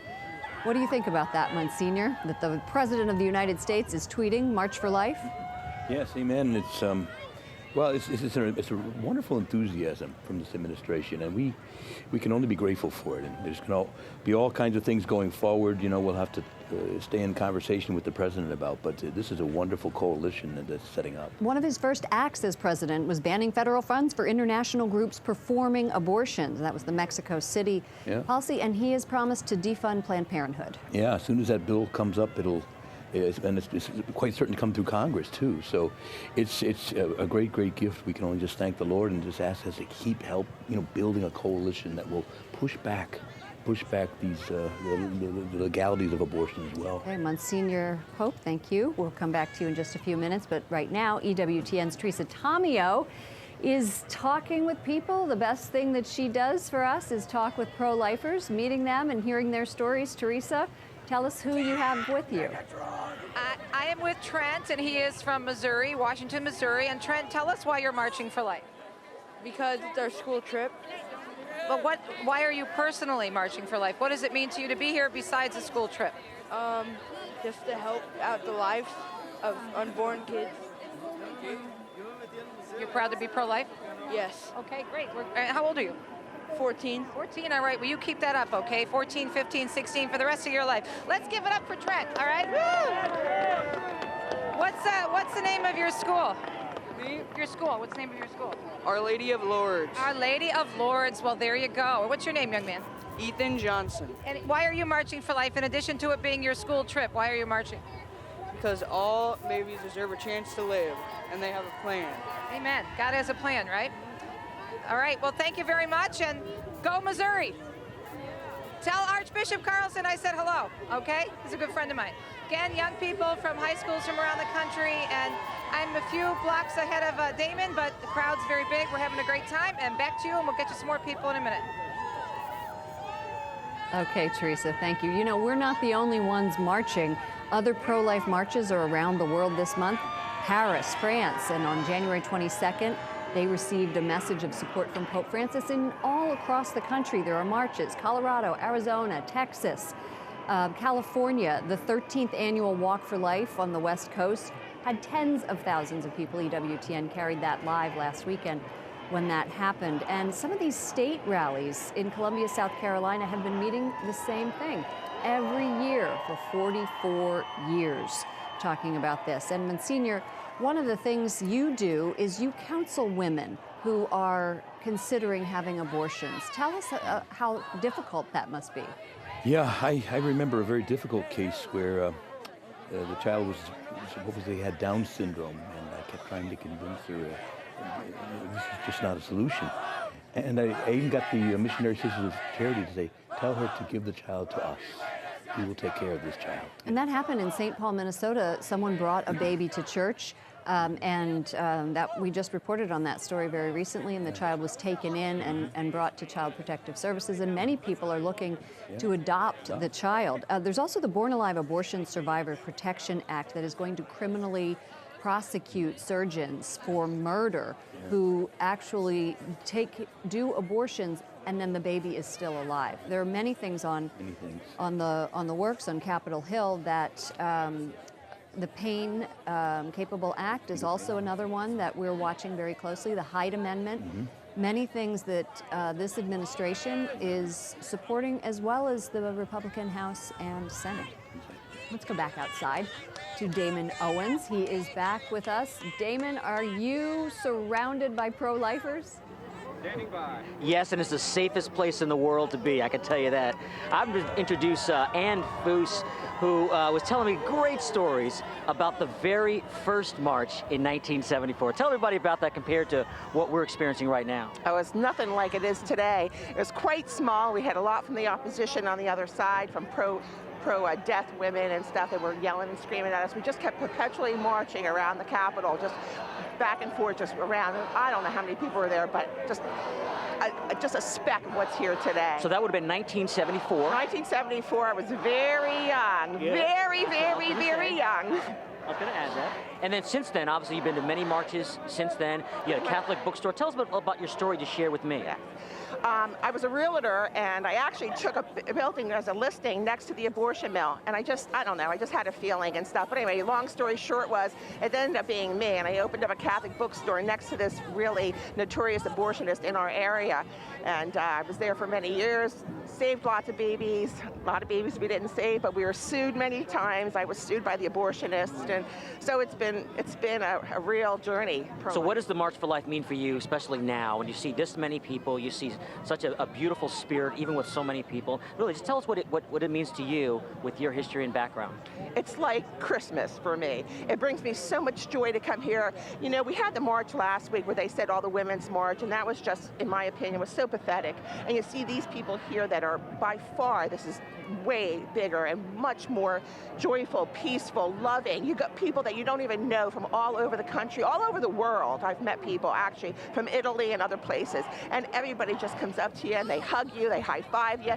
You talk to them like you know, and we're all on the same page. And I'm going to continue to march until, hopefully with this president, maybe we can outlaw abortion forever. Well, such a horrible issue as abortion, I hope the viewers who may be seeing this for the first time understand how we can have that sense of joy and even that sorrow at the same time. Well, through all bad, the scripture tells us through all bad, God brings good. So we know that, look, just as bad as it is that we're killing 4,000 babies approximately every day, yet here are all these people here who are all pro-life, and they're all coming together. So God brings good. You know, he unites people. You look at the youth. Just look at the youth marching with this. You know, that continue to like strengthen their faith through the pro-life march. You know, they're just learning about the Lord and coming on buses and uniting. And I know that I heard this morning at the pro-life mass for the youth, and it was packed. You know, it was packed. And I've been to that before. And just think about that. They packed that. You know, they packed these big centers. You know, and stuff. And these are the youth. Beautiful. And thank you so much. It's just a beautiful spirit, and it's just a joy to be here. So I love to be in this sea and the safest place in the world. Okay, Damon, you know what, that march and that rally this morning, we are going to go to that live, or taped actually, at 3 o'clock. That march and rally of youth had so many people there. Monsignor Pope, you have spoken to that rally with all of those young people. Tell us about that. Yeah, it's amazing. You know, there's so many sports events normally held in there, and it's just they're all up on tiers, way up there, 18 to 20,000 screaming. And so I challenged them. I said, a lot of people scream because a guy makes a shot into a basketball. Let's make the loudest scream that ever happened in this building will be for life. And everybody stood to their feet, and then I handed it off to the cardinal. He had to get them eventually calm down. Yeah, right. But that was a memorable thing. He wasn't happy with you for that. He couldn't give his speech. I'm sure he was thrilled. Yeah. You know, with the youth in this country, public opinion, I don't think, is affecting them. What we are seeing, anyway, with the pro-life movement among the youth is actually growing.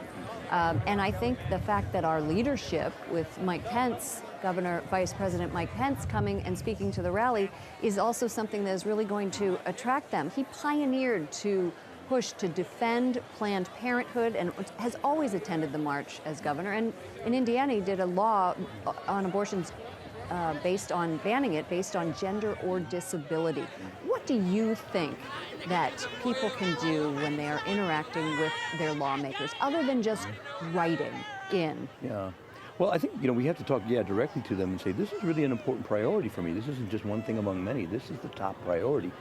And likewise, to join in common sense efforts to minimize abortion. We may not be able to get it completely banned now, but I think if we can work on good common sense legislation and keep crafting those with legislators, that'll be the main way forward.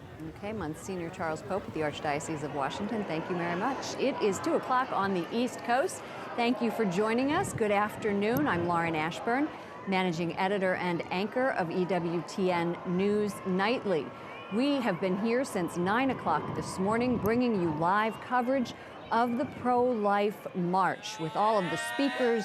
We've been doing interviews from around the country with people who have come far and wide to march from the Washington Monument to the Supreme Court, carrying the message of life, the message that Roe versus Wade is not the law for everyone. And that's what we have heard from the people we are talking to, including some very powerful speakers who said, one said, Justice Roberts, tear down that law, hearkening back to Ronald Reagan saying, tear down the wall when he was talking to Russia. So I think that we are seeing a passion and a fervor here that we haven't seen in a long time at the March for Life. Last year was a blizzard, and before that, the years before that, we had the Obama administration and did not have the support like we do now of the government. EWTN's Teresa Tomeo joins us again. She's meeting with some seminarians who have taken to the streets. Teresa? Yes, I have, from Columbus, Ohio, from Josephinium, the Pontifical College there, and it's wonderful to talk to these young men who listen to EWTN Catholic Radio, our wonderful affiliate, St. Gabriel Catholic Radio in Columbus. And Kyle is a junior, correct? So when will you be ordained, Kyle? I will be ordained in 6 years. I have 5 years of study, and then our diocese, the Toledo Diocese, it has a year of internship where we study with a priest. We learn the tricks of the trade. We basically are taught how to be a pastor. And part of being a pastor, of course, is to offer healing and hope. And what are you hoping for, God willing, after you're ordained, in how to learn more about projecting the pro-life message to your future parishioners? Well, I think the first thing I want to learn is just how to listen to those on the other side. and how to listen to those who are in need of healing, those who desire that, those who long for that kind of healing, and those who wish to project that message of healing throughout the world. I believe that this world has a lot of hope and a lot of good to offer. And just looking at this crowd today, there is a lot of young people who are very faithful, very jovial, and there's a lot to be proud of today and for the future. And Jacob, in terms of what it means for you to be here as a seminarian, what's on your heart and what have you been praying about today? So this is my first time in the march as a seminarian, and it's been an amazing experience. You can feel like you're a symbol. You're standing out, and it's awkward, but it's wonderful because you're with a group of brothers, and then you just feel like the government possibly helping support this, that there's a lot of hope coming from this.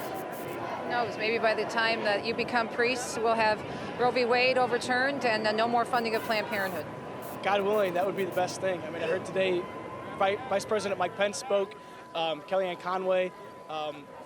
Those things are the things that matter, you know, being able to get the word out throughout the entire world. Yesterday, we were on the train, and there was a couple that was talking to us, and they were like, you know, what are you guys here for? Why do you guys dress like that?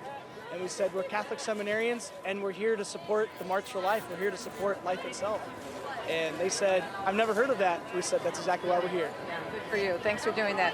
Wonderful young men studying for the priesthood, and they are here marching for life, and that's why they march, to speak the truth in love. Back to you, Lauren.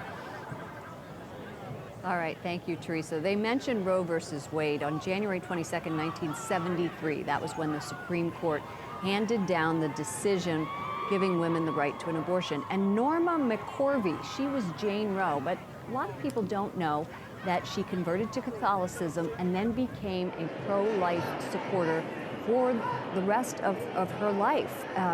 58 million abortions have happened in the U.S. since that 1973 decision. And President Donald Trump is looking to defund Planned Parenthood, which many people blame for the majority of those abortions. He used his Twitter account earlier today to express support for pro-lifers who are attending the march. And he said, the March for Life is so important. All of you marching, you have my full support. Let's go to Damon Owens, who is on the parade route, talking to all of the people who do support a women's right to choose life. Yes, faith, life, and family. Isn't that the theme of the entire march? Well, I'm going to introduce Missy DeConti and her family, who add style to that. We try to take a stand with style. We believe it's important to, of course, take a stand, but why not do it and look attractive? Well, Missy, share the story you had about the logo and about the badge. Well, we noticed that everyone coming to the march always has some sort of scarf on, usually bright colors and things, but I noticed that there wasn't anything really that pretty, you know? I mean, it's just usually plain, and I thought, well, I like crests. Why not have something that's indicative of our beliefs, you know, belief in faith, of course, pro-life, pro-faith, pro-traditional marriage, and pro-family. So you created a new crest for that. Yeah, well, and there's many things, I mean, that the Catholic world will appreciate. I mean, there's pearls, as in Our Lady. She's the precious pearl, you know. The fleur-de-lis is also another nod to her. There's cross, you know, obviously, for our Lord. There's great meaning. As a matter of fact, on our website, it shows all of the different things that are kind of little hidden things, the gold for divinity, that are just special and need to be worn. And we've got crests that have symbols and some that do not. They're just the initials, FLF, for Faith, Life, Family. But the importance is not only are you wearing your faith, but you're also then donating to EWTN. We have at the end at checkout online where you can choose the nonprofit that you want this, you know, your donation to go to. So EWTN has always been on that list. We just need to get the word out of, you know, Faith, Life, Family wear products. So you've got style that you can wear all year long, and I see your daughter Gianna here has got a beautiful gold leaf badge, and you're wearing it well. That's right. Well, we've got, I mean, Oxfords and things that can be worn to work as well as play, and that's what I thought. It's important to, yes, wear something nice, you know, scarves and hats and things like that. You can see my husband's got, and my son have the hat and everything. But I thought, wouldn't it be nice to have something to wear in the workplace that also, touts your faith? And it can either be, with the symbols or without. So the initials, nobody really knows what it is, but you know what it is, and it donates to a good cause. I love it. Faith, family, faith, life, and family, and then add style to that. It is beautiful. I got to give that witness to it. So here we are, and back to you, Lauren. Thank you so much, Damon. It's not just the march. The Renaissance Hotel here in Washington, D.C. is command central for a lot of the pro-life activities, including an exhibit hall, also a Law of Life Summit, and then a March for Life youth rally, which is going to be happening between 2 and 4 p.m. And those events are open to the public. We'd like to bring to you one of my favorite people, EWTN's Pro-Life Weekly host, Catherine Zeltner. We've had her on the show, and her new show began last night. You can see it again this evening. She's joining us from the Supreme Court, and she is also joined by Catholic University of America President Garvey. Yes, Lauren, and you're one of my favorite people too, by the way. Here I am at the Supreme Court. Let me just say the excitement is palpable. This is where it all comes to. We all come to march outside the Supreme Court to send the message that we want to reverse Roe v. Wade. And I'm here with some very special guests, as you mentioned, the president of Catholic University of America, John Garvey, and 2 of his grandchildren, along with some students from CUA. Now, all right, President Garvey, I want to ask you, in addition to leading this incredible Catholic university, you're also a legal professor, a law expert. What does this mean to be out here outside the Supreme Court? Is this just a symbol, or is it more than that? Well, I think the reason they were marching to the Supreme Court is that this is where it began with Roe against Wade. It's the reason that appointments to the Supreme Court have been so controversial, because the court has made decisions like this that are political rather than legal.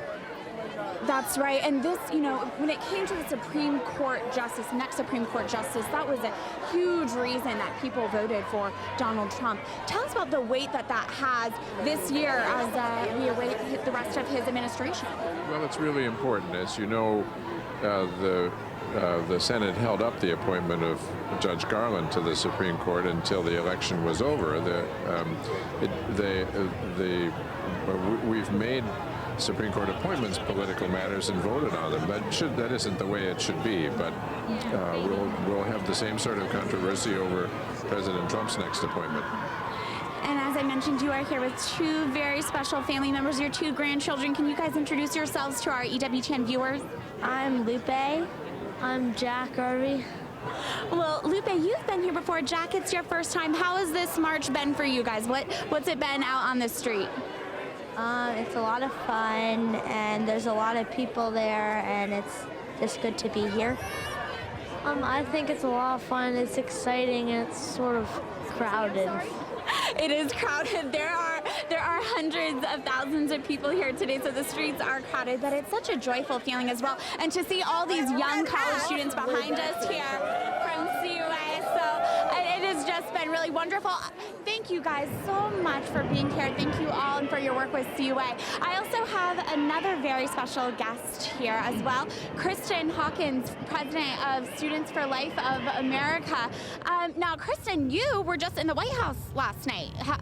Tell us about that. That's right. Vice President Pence invited several pro-life leaders to the White House, and we got to meet with him and Kellyanne Conway and his family. It was a great meeting, and I will tell you what, it was so refreshing to be back in the White House after 8 years, to be welcomed there, and to have a Vice President of the United States tell us that we have a friend in the White House and that they stand firmly behind us.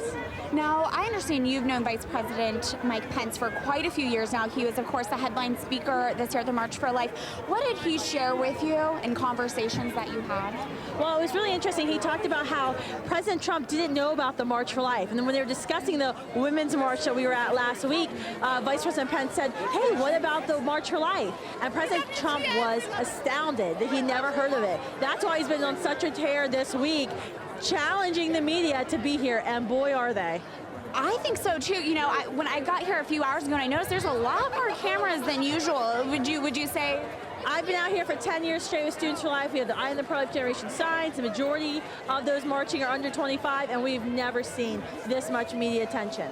That's incredible, and it's beautiful to bring the media attention to, once again, like I said, the hundreds of thousands of people here, young and old, mostly young, just to share this pro-life message that we have, and that, as you say so often, the pro-life generation. We are the pro-life generation. Yeah. Kristen, thank you so much. And thank you, students from Catholic University of America, for being here. Like I said, Lauren, the excitement really is palpable. When I got here a few hours ago, there was music playing, there was singing, there was this sense of joy and positivity, because even though we're speaking about the most grave matter, saving the lives of the unborn, there is this sense of momentum and optimism and hope, and it's really wonderful to see. And I'm going to send it right back to you. All right, Catherine Zeltner, host of EWTN's new show, Pro-Life Weekly. You can catch that tonight at 5:30. You know, she was talking about Vice President Pence. He had the line of the day when he said, "Life is winning again in America." The polls don't necessarily always show that. Gallup shows it neck and neck, 47% to 46% who are pro-abortion versus pro-life. 59% of Americans, however, by a Marist poll, do believe that abortion is morally wrong. So there is room for some hope. Let's bring Monsignor Charles Pope, a priest with the Archdiocese of Washington. He's been with us all morning long. You've served on the Priest Council, the College of Consultors, the Priest Personnel Board, but what really interests me is that you have had Bible studies in the White House and in the U.S. Congress. Tell us about that. Who comes? What do you talk about? Yeah, I began back in the mid-'90s when doing the Capitol Bible study, and right up in the Speaker's office. At that time, it was Newt Gingrich. Some of his staffers had asked me to come, and they knew me from the parish, which is not far from the Capitol. So we began. And I did get to meet members of Congress, but mainly you work with their staffers. And then when George W. Bush went in, some of those same people went over to the White House, and they asked me to come over to the White House. So for 5 years, I did right there in the West Wing, we did Bible study. And you know, the thing that you shouldn't underestimate, if you said, I certainly met the president a number of times, but working with the staffers, you know, it's they're the ones who are really moving things along. Sure, they're shaping policy, they're giving advice. Yeah. You're right. You know, President Trump has also said that on Thursday he is going to make his Supreme Court announcement. There have been 3 people who have been on the short list. One of them is Bill Pryor from Alabama, Neil Gorsuch, he's from Denver, and from Pittsburgh, Thomas Hardiman. That is going to be a very key element in this fight for life. Certainly, and I think if Mrs. Clinton had won, we would have kind of been locked out of the Supreme Court for any number of decades to come. And this is very, very important that we can, first of all, replace Justice Scalia with a very similar justice, and then hopefully build from there and really begin to erode this Roe v. Wade decision, which is just immoral, and it's bad law. Well, you have seen on screen that we have been watching tens of thousands of people marching by. You have been involved in the March for Life for years and years and years. Tell us why it is so important to have a March for Life in Washington. Well, again, numbers matter. They just matter. And when Congress members and others can look out and see that year after year after year, people march and are very committed to this, and we're going to remain the conscience of this nation, and our numbers are growing. They have to listen. That numbers talk. One of the things that you talked about earlier this morning was taking from Scripture life messages, and you quoted Proverbs 24:11 and Psalm 139 and Jeremiah chapter 1 verse 5. Tell us the essence of those. I know Psalm 139 talks about knitting us together. Yeah, God knit us together in the womb of our mother, and with his own hand skillfully wrought us in the secret place of the womb, and that we're wonderfully, fearfully made. Jeremiah reminds us that before we were ever formed in our mother's womb, God knew us. So there's no unplanned pregnancies for God. And every human person is God's yes, God's act of love, a sovereign act of love by God. And that's why every human person has such dignity. And Proverbs 24 reminds us that we are not to stand idly by while someone's being led off to execution, and that we're to intervene and stand up and speak for them. And we speak for the voiceless today. All these voices on the march They're speaking. They're giving voice to the voiceless.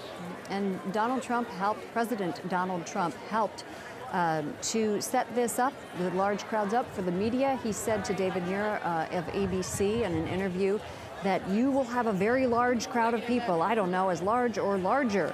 Some people say it's going to be larger, pro-life people, and they say the press doesn't cover them. Well, we've seen a lot of media trucks out there today covering. EWTN's Teresa Tamio is joining us again. She's meeting with some pro-life marchers, and she can tell us about the number of media covering this event.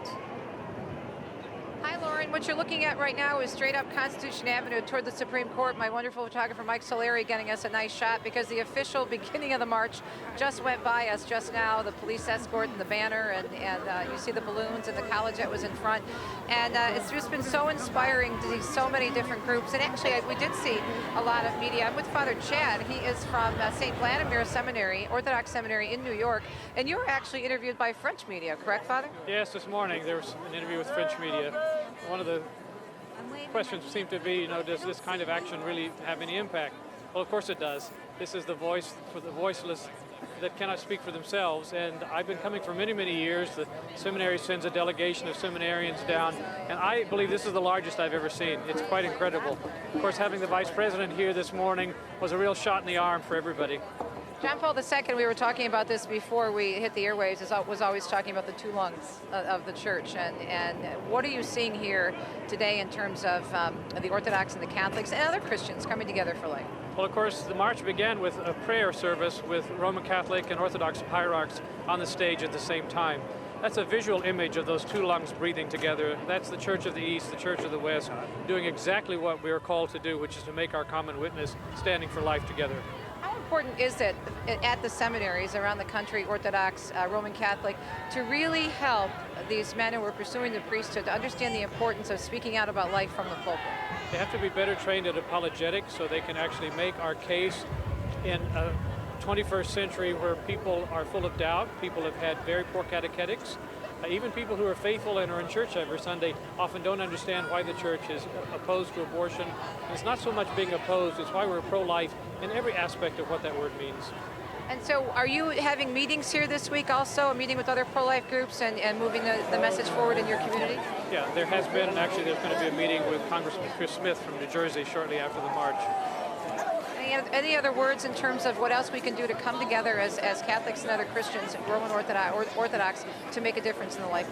Well, I think one of the things we have to do is we have to step it up on the local level. So it's not just big marches like this one, but it's actually the things that we're doing together in communities across the country, whether it's homes for unwed mothers or any of those things. We have to cooperate with them. A good example of that would be the Treehouse in Wichita, Kansas, where you see real great cooperation. It's a pro-life ministry that evolved because they saw that women who elected to not have abortions, to keep their babies, needed support for that first 5 years of the child's life, and they do it all together. Yeah, and it's so beautiful to see ministries like that because we're often falsely accused of not caring about the women, and yet we're the ones who are doing so much work to help the women and the families with extended prenatal classes and parenting classes and all kinds of other help. Well, at least once, our neighboring Roman Catholic Seminary, St. Joseph's in Dunwoody, we've done a common event with Rachel's Vineyard Ministries just to address that post-abortion trauma. Father, thanks. We'll let you get back to marching. God bless you, and thanks for joining us. I look forward to seeing you next year. It's great to see so many different churches represented here, Lauren, and so many different groups. Very exciting, and so many seminarians and also other young people. Back to you. All right, Teresa Tamio, host of Catholic Connection on EWTN Radio. Thank you so much. You know, the March for Life is trending #1 on Facebook and Twitter.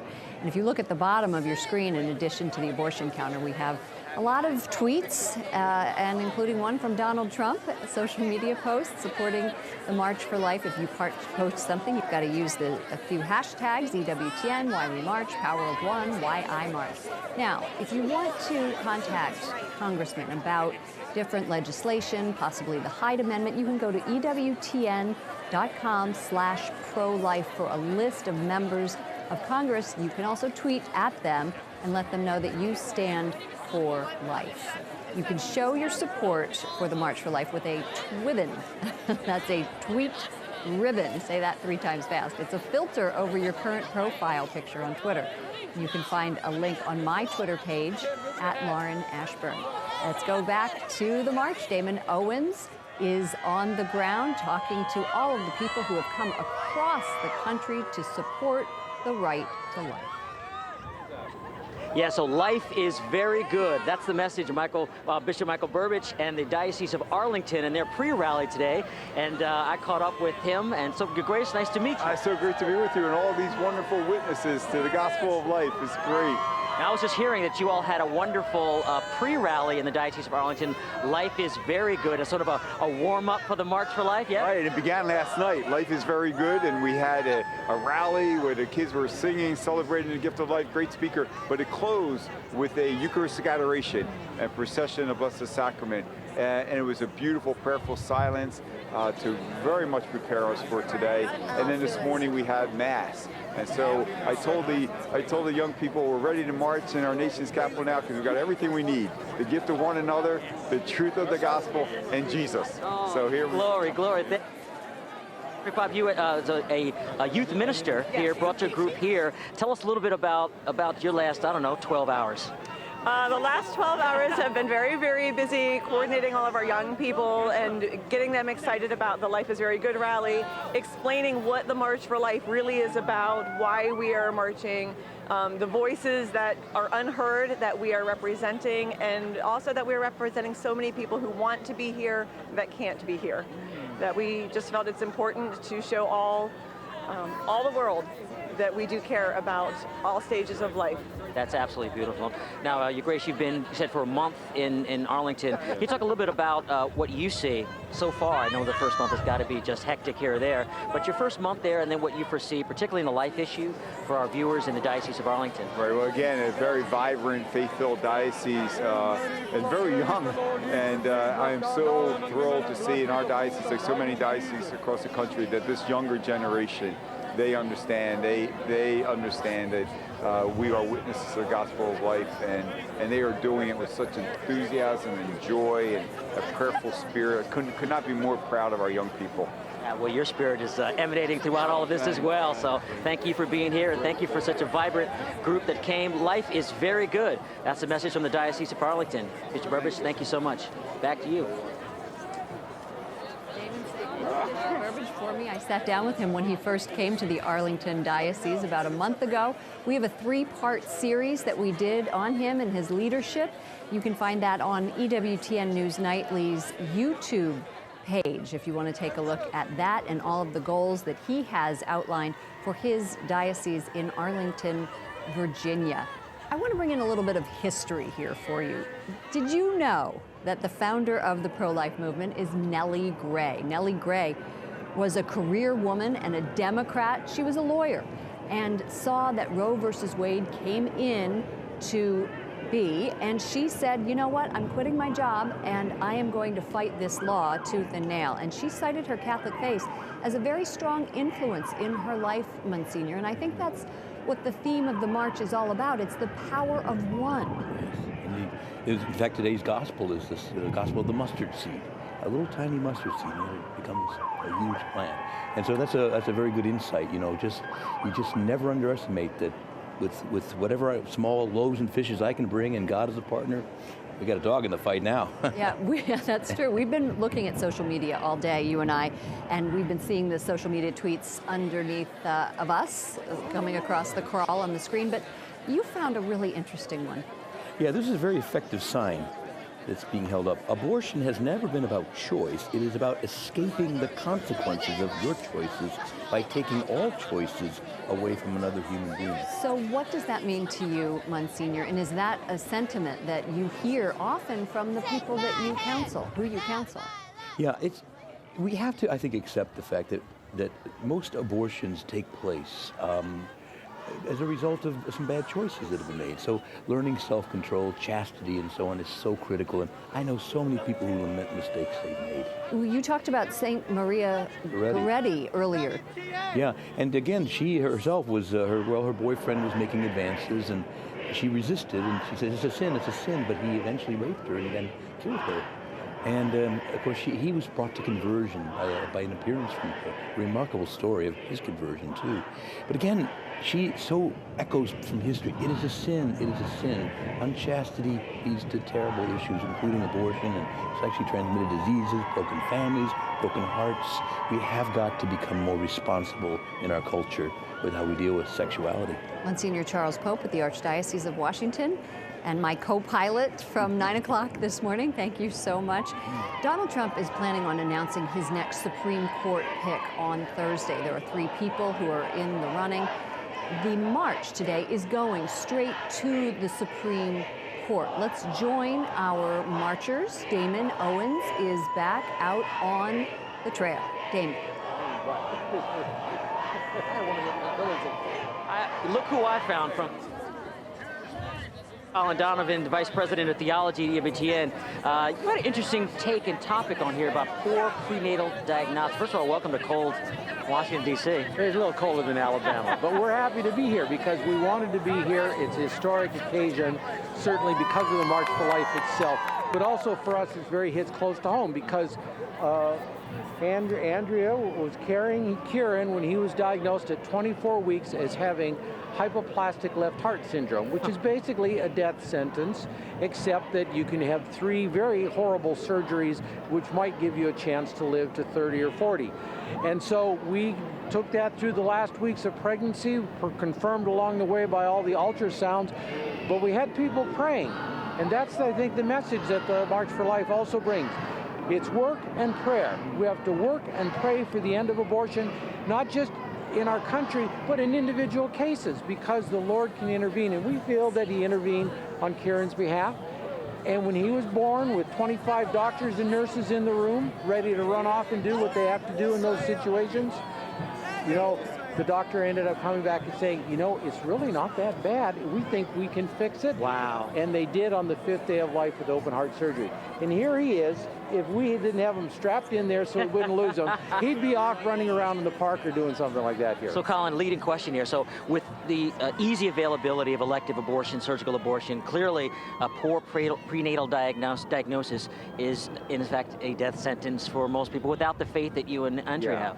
It is, because when they saw the issues they had, they wanted to do the genetics as well. And anytime they get a genetic counselor involved, they feel professionally obligated, the way the medical professions are today, to at least imply the option that some people take the option they can't deal with it. Yes. And I think we've got to have that message of hope that, yes, it's difficult, but there's people here prepared to help you, prepared to pray for you, and sometimes God hears those prayers. And we have no explanation for why it wasn't as bad, and neither do the doctors, I think. But we believe that prayer, specifically to the servant of God, Jerome Lejeune,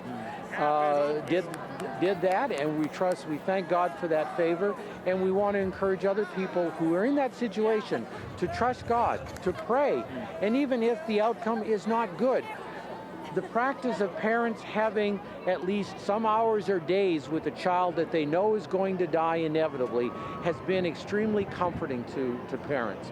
And I think that's something that we have to affirm too, even when the outcome doesn't end up being very good. That's beautiful, Colin. And I would say that as the culture of life itself builds and grows, that should be the norm. The norm is that when we're dealing with fear and doubt and things that we don't know, that we err on the side of hope and of life. That's right. We're supporting the child in the womb, of course, but we're supporting the woman as well at every stage of that and whatever the outcome, because it is that woman and that child, or children in some cases, they're the ones with human dignity.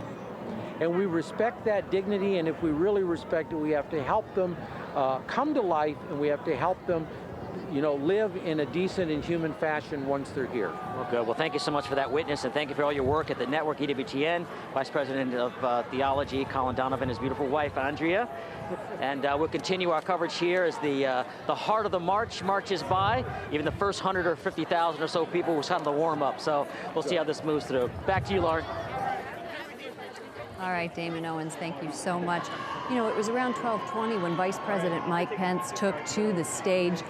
He had the crowd energized. One of the things that he said is life is winning again in America. Some other quotes of his I thought were very interesting. He said that the Trump administration will work with Congress to end taxpayer funding of abortion and abortion providers. We will devote those resources to health care services for women across America.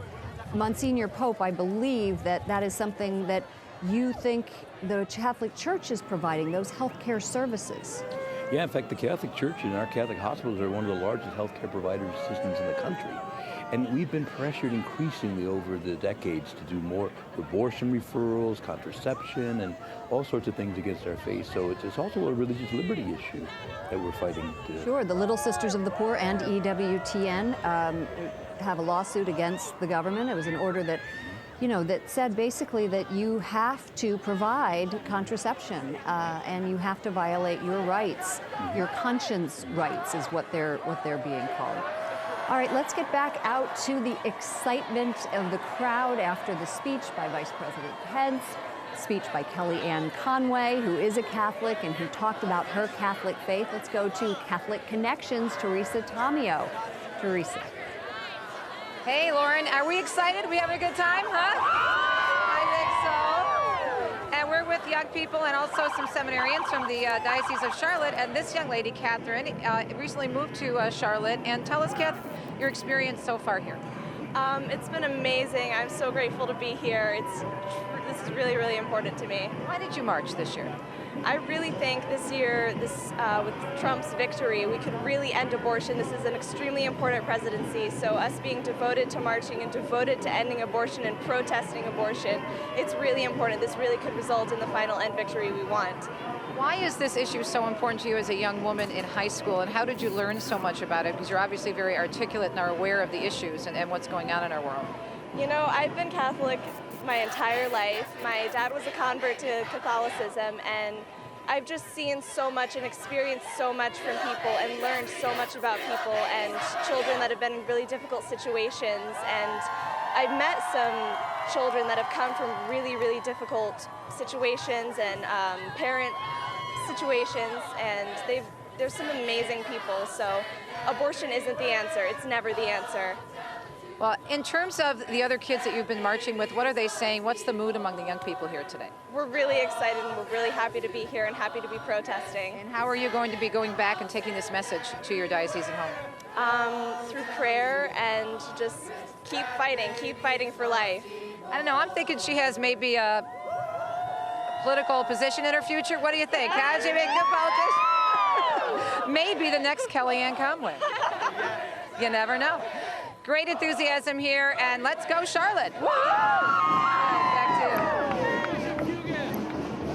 Like you're a cheerleader out there, Teresa, hearing all of those cheers. And Monsignor was talking to me earlier about the screams that he heard from 18,000 of the youth when you were addressing the youth mass. And that happened earlier this morning, but we will be running that mass and the rally on EWTN here at 3 o'clock. A lot of energy in that room. A lot of energy with the youth. Tell us about youth movements across the country in the Catholic Church and what you see as happening with them.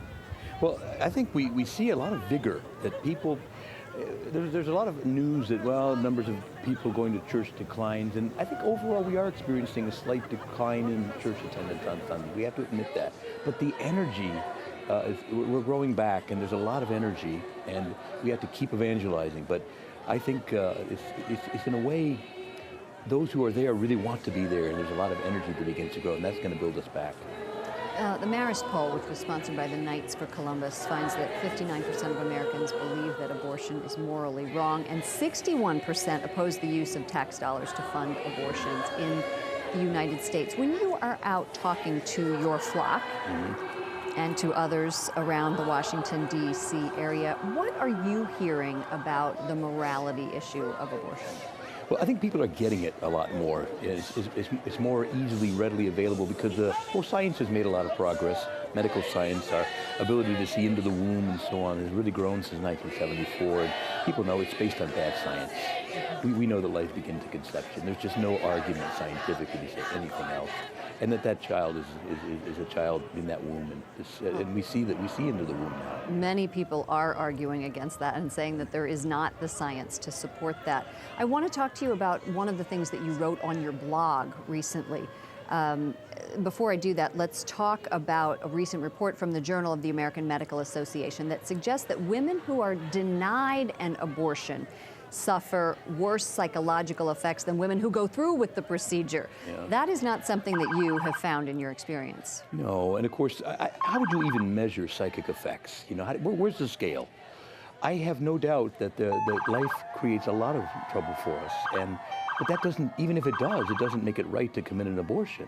There's just times where we have to carry some of our pain, but as I say, no, my experience in working with post-abortive women when who have had abortions, there's great psychic and psychological pain, and very often long after the abortion, a real trauma that they experience. A friend of mine, I was talking to her the other day, she had an abortion 20 years ago, and just now is coming to deal with it, to deal with that grief. And it is a true grief. She's going through the stages of grief. When you counsel women, what do you say to them? Yeah.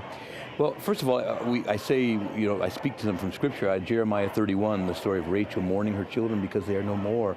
But the Lord answers Rachel mourning her children, "Do not weep, for they are with me, and you will see them again." And that gives hope. But also to encourage them to to reach out to other women, and there's support networks that are available if they want it, so that they can have that support in Project Rachel and other groups. Okay, thank you so much, Monsignor Charles Pope with the Archdiocese of Washington. We will come back to you. He's been my co-pilot since 9 o'clock this morning. We heard from Kellyanne Conway earlier today at the rally. She kicked it off, and she was saying some very powerful things, including that this is a time of incredible promise for the pro-life movement, and that we must reach those women who face unplanned pregnancies and are alone. EWTN's Pro-Life Weekly host, Catherine Zeltner, is live at the Supreme Court. She joins us. She has Josh Mercer from Catholic Vote. Let's talk about the outreach that's being done by that organization, Catherine. Thank you. Yes, I'm back here at the Supreme Court. Once again, it is still very exciting. More and more pro-lifers are here gathering, once again, to culminate here to send a message to the justices to reverse Roe v. Wade, the decision made in 1973. I'm here with the special guest, Josh Mercer, the political director of Catholic Vote. It's good to have you here. Now, you traveled from Michigan. You were not able to come here last year. Well, last year, I know a lot of pro-lifers in the Midwest tried to make it out here, but we couldn't make it. There's so much snow, flights canceled, buses turned around. You heard about the bus in Pennsylvania that got stuck on the way back home. There's a lot of buses that couldn't even make it to the march. Happy to be here this year, and the crowd is enormous, and everyone's just so enthusiastic. It's like a festival celebrating life. It really does have that feeling of a festival of this joy. And it is much warmer than last year. I'm from Florida, so it's still cold to me, but it is much warmer. Now, Catholic Vote really is the intersection of politics and our Catholic faith. So to you, as someone who this is what you work in, what has this first week in the Trump presidency meant to you from a pro-life perspective? Well, last year there's a lot of pro-lifers who were a little concerned about Donald Trump. They weren't sure if he was pro-life or not, but when you look back, in October, during the presidential debate, he gave a really great pro-life answer. Mike Pence is a fantastic pro-life vice president. First time ever, Vice President of the United States came to speak at the March for Life. That says a lot about what this administration is doing. Obviously, the Mexico City policy is fantastic, but we need to get more pro-life legislation through the House, through the Senate, and get it to his desk to sign it into law. And a lot of work to do, and just this coming Thursday, less than a week, President Trump will announce his Supreme Court justice. So we'll see if he follows through on that commitment to name a pro-life Supreme Court justice. Now, Josh, we were also talking about what an opportunity this is for unity. The March for Life really is a chance for all these different groups to come together. Let's talk about that. Well, see, I think there's a lot of Catholics and pro-lifers who wonder, why don't you pro-life groups all work together? And sometimes there's a little bit of frustration, but for the most part, I just want to let people know there's actually a tremendous amount of unity. A lot of pro-life groups work together. I see the leaders from other pro-life groups. We always are talking about what can we do to work together to try to support legislation to get this important bills passed. So there's a lot of unity. People are working together on a lot of different ways, so it's exciting. It is exciting, and I mean, what a contrast to last week as well, the Women's March on Washington, where they basically said you have to agree with us on everything or you can't be here. Whereas here, there's people of different faiths, different ages, different political agendas, but all here for the same purpose. Well, look, I'm excited that there's so many Catholics here at the March for Life. We are always well represented, but I like seeing the Lutherans. I like seeing even the atheists. They all can understand, you know what? We can unite on the simple principle that children should be allowed to live. It's very simple. It's simple, it's a truth that we believe in. It's why we're here today. Thank you so much for traveling here and for speaking with us here on EWTN. Well, thank you very much. All right, well, thank you so much. I actually have another guest, Dr. Chad Pecknold from Catholic University, a familiar face to EWTN viewers. How are you? I'm great. I'm terrific now that I'm with all these incredible young people right here at the Supreme Court. What are the impressions? I mean, as similar to Josh, you work with the intersection of faith and politics. What are your impressions? What does this March for Life mean for the U.S. right now? I mean, we've reached a kind of critical juncture with the vice president showing up, for the first vice president in history, showing up and saying, beginning with the words, we hold these truths to be self-evident, you know, that we, amongst our rights is the right to life, and that we have a just cause, we are standing up for the fundamental right to exist, and all of our other rights flow from that. And so, in a sense, Vice President Pence was right to say that none of us will grow weary. None of us will rest until we build a pro-life culture in this country. I couldn't help but notice when Kellyanne Conway was introducing herself at the rally, she got a big applause line when she said that she was a Catholic. I thought that was... Well, yeah, I think the applause line is this exuberance that Catholics have never wavered. We have led the way the whole way, and we have invited everybody to join us to fight for the dignity of every human life. And I think that wasn't just Catholics cheering. That was evangelicals cheering. That was the secular pro-life cheering.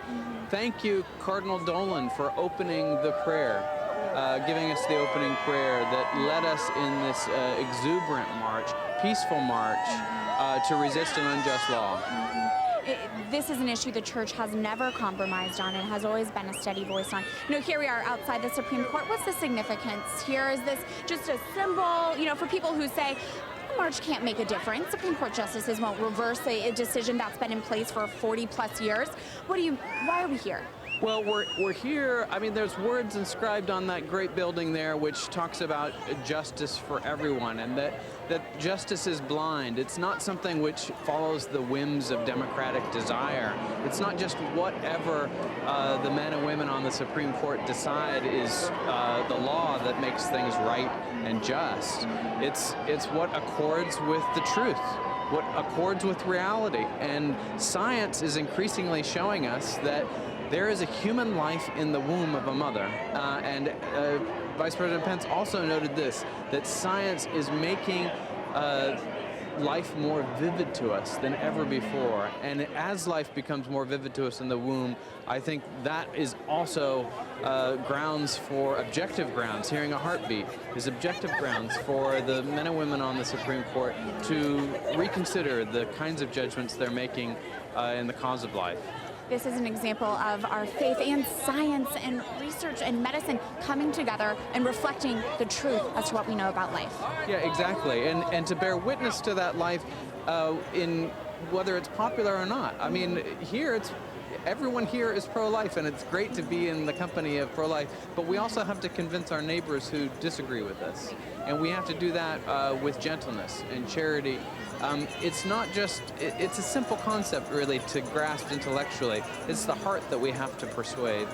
The heart's hardened, and we have to pray for God to soften those hearts. Well, Dr. Pecknold, thank you for speaking truth always. Thank you for being a regular here on EWTN. It's good seeing you. It's good to see you. All right, Lauren, I'm going to toss it back to you, but let me just reiterate, there really is excitement. It's increasing more and more. You can hear the cheers. There are protesters here, that's to be expected, but some people were even sharing with me they're surprised there weren't more. So it's good to see a heavy pro-life presence, young and old faces, mostly young. I'm sending it back to you in studio. All right, Catherine Zeltner, host of EWTN Pro-Life Weekly, which debuted yesterday, and you can watch it tonight on EWTN at 5:30. You were talking about Vice President Pence. One of the things that he said was that the administration, Donald Trump, is going to choose a Supreme Court justice who will uphold God-given liberties enshrined in our Constitution. That's exactly what Catholic University's Chad Pecknold was just talking about. And he also said that he's going to work with the Congress to end taxpayer funding of abortion and abortion providers. We will devote those resources to health care services for women across America. We are marching on with our pro-life coverage. Damon Owens is back with us now. Damon, I'm having a lot of fun here because the future just looks so bright. Our future priests here marching for future people. Hey guys, where are you from? We are from Conception, Missouri. And they're from the college. It says Conception Seminary College. And what brought you out here for the march? We just wanted to come and support the March for Life and support pro-lifeness and support the babies. They're the most important thing that we're here for. And give us a word of encouragement, maybe, as you cast your hopes and your vocation as a priest, and this issue in particular. I mean, what could this possibly mean to you as a priest in years coming? Well, I would say, as a priest, like, this is going to be one big thing. Not only, just life in general. That's one of the big things that we have to promote every day, is trying to promote the dignity of every single human being in any situation. So just promoting that and trying to help others realize their own dignity. For everyone. I can just feel the hope that you're giving people on our viewing audience here. Not only of you all don't exist in most people's minds. It's like, who's going to be the priest of the future? And to have you here and making a stand. Tell everybody your name. Aiden Worth. Aiden Worth. And your name? Colby Peliquin. These guys from Missouri at Conception Seminary, and they are happy, excited, and they're part of this throng that I'm looking as can't even see the end. And we saw about 100,000 or so that came before the even official banner came through. And it's just a sea of people. And it's just a joy to see these young men preparing for the priesthood, and part of that preparation being here at the March for Life, witnessing to life. So God bless you all. Thank you so much for blessing your vocations. How about that? All right, Damon Owen, thank you so much. Monsignor, future priests of America, there are your people. Yeah, I always say to them, hurry up and get ordained. We need help. You need somebody to help you out of saying Sunday Mass, right? But there are so many of these young men who are coming into the priesthood. They're really solid men. They're solid doctrine, and they really love the Lord, and they're anxious to preach the gospel. And there's a great renewal going on in the church, in our seminaries especially. You see it. And so thank the Lord. I remember when the Pope came to the seminary here in Northeast Washington, the seminarians went crazy with one of those loud screams you were talking about. Earlier. There is so much going on the march. We've got the march from the Washington Monument all the way to the Supreme Court. We've seen people of all stripes and colors from all across America. We've been so fortunate to have EWTN's Teresa Tomeo, who hosts Catholic Connection on EWTN Radio, joining us. She has interviewed Kellyanne Conway, and she has spoken to many people who are just thrilled with the day's events. Teresa? And right now, I'll talk about all the different people, Lauren, and thank you very much. We are talking with Pro Bikers for Life. I love coming to this march because we can see that so many diverse and wonderful groups that are pro-life and pro-family, and this is so cool. How many guys are with you? And you're Thomas, correct? And this is Michael? Good to see you guys. We have about 28 to 30. We're not really big, but we're mighty in what we do. What do you do? Obviously, you proclaim your faith on the back of your jackets and in your banners, but how do you get the message out? We go to the abortion clinics where we counsel, where we pray, and we make a presence with our bikes. And we come into New York City, 14, 16 bikes, it shakes. And we come, they notice us. And it's great being able to talk to the men, because being a biker, you got a little edge there, and the men will listen to us. And so many of the men don't have fathers. So we become like the father figure in speaking to them. And Michael here is really incredible as far as the counseling he does at Margaret Sanger in New York City. Wow. Michael, how long have you been involved? The group started when? When did you get started? Approximately 2008, 2007. What motivated you to start the Bikers for Life? I just seeing what happens to the unborn during abortion and what have you, just made me want to get involved. It's not on my watch. I couldn't allow that to happen. And how is it for you when you're out there as a man outside the abortion facilities trying to, witness and help? The women embrace us, really. I think, like I said, they don't have that father. A lot of the women don't have a father figure, and they embrace us, and they're glad to see men standing up for women. What message do you have for men who are watching this and who may be post-abortive and feel that they've been pushed out of the picture? Any encouragement for them? I'd say go out there, get involved in the pro-life movement. And that's a way to really to help the woman that they maybe have abandoned in the past to that effect. Thank you for your witness, really. Thank God you. bless. God bless. Keep It's up the great amazing work. how many men you meet that have had the abortion, and the pain is unbelievable. And it's really important for men to be involved in this, because so many, as you said, men are post-abortive. They may regret that decision. They may not even have a choice in that decision, because the woman may have decided on her own, God forbid, to have an abortion. I had a gentleman call into my show yesterday. After 40 years, he's still struggling with it. His girlfriend, when he was much younger, had an abortion. But so thank you for your witness. And thank you, Bikers for Life. All right. Very good. Thanks very much. Back to you, Lauren. All right, Teresa Tomeo, thank you so much for all of your coverage, host of Catholic Connection. The Bikers, Monsignor, the Bikers for Life. Okay, they're all moving here, everybody. We have all different kinds of groups. You know, the march began on January 22nd in 1974, and that was the first anniversary of Roe versus Wade, founded by Nellie Gray, who's a pioneer. Where were you then? What do you remember about that?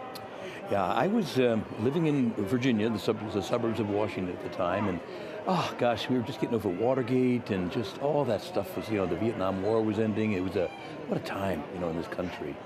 And so I would have been about, I would have been about 14 or 15 at the time. And did it have an impact?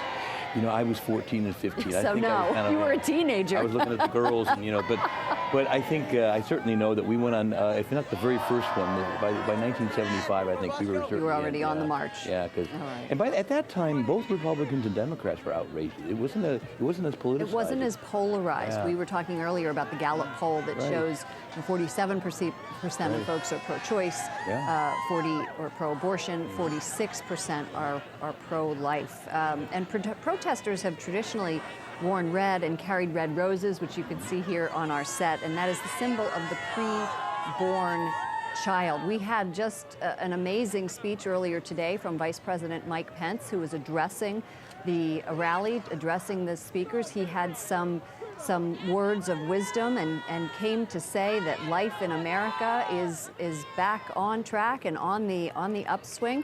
We have been out, he said, life is winning again in America. We have been out on this march. We have been out talking to people live all day since 9 a.m. We are marching with our pro-life coverage. Damon Owens has been with us all day long, out in the cold, but talking to people whose hearts are warm. Damon. So powerful. And it's God's will. It's God. I was hearing a moving testimony here from Pam Iaquinta, her first march, and such a powerful witness. Pam, share with the viewers a little bit about your story here that you're comfortable with and what brought you here for your first march. I had an abortion 30 years ago. I had an abortion, and I regret it every day. 30 years ago, I had an abortion. Women do regret abortion. I love my Lord, and that's the reason why I'm here. Pro-life. Pro-life. Now, Pam, you share with me that the abortion was many, many years ago, and yet the real coming to reconcile yourself with that is only a few years old. So could you share just a little bit about that timetable and what brought your heart to the Lord in this way? 2014, I realized I had a dirty secret to tell the world about. I had an abortion, and it is so wrong. Shame, shame on us for having this. Roe versus Wade must be abolished and taken out of this world. 2014, the Lord came to me and let me know, let people know what you have done. It was a dirty secret. Only 4 people knew about my abortion. And it was, the Lord knew I had an abortion. My husband, my sister, and me. For 30-some years, I have held that in my life. But I'm here today to tell you it must stop. Abortion kills. Is not one of the 10 commandments, thou shalt not kill? Now, when you were dealing with this, what I think is so beautiful and such a beautiful witness is that you held, as you said, this secret for so many years. Yes. That the Lord, just a few years ago, asked you to make this known, you've only told people in the last 6 months or so, and this is your first March for Life. Yes. This is still new. This is still raw for you. Yes, That's what I wanted you to share with our viewers. It's new. I just ended up being in D.C. There's only 4 people that knew about this. Now the whole world I want them to know about it.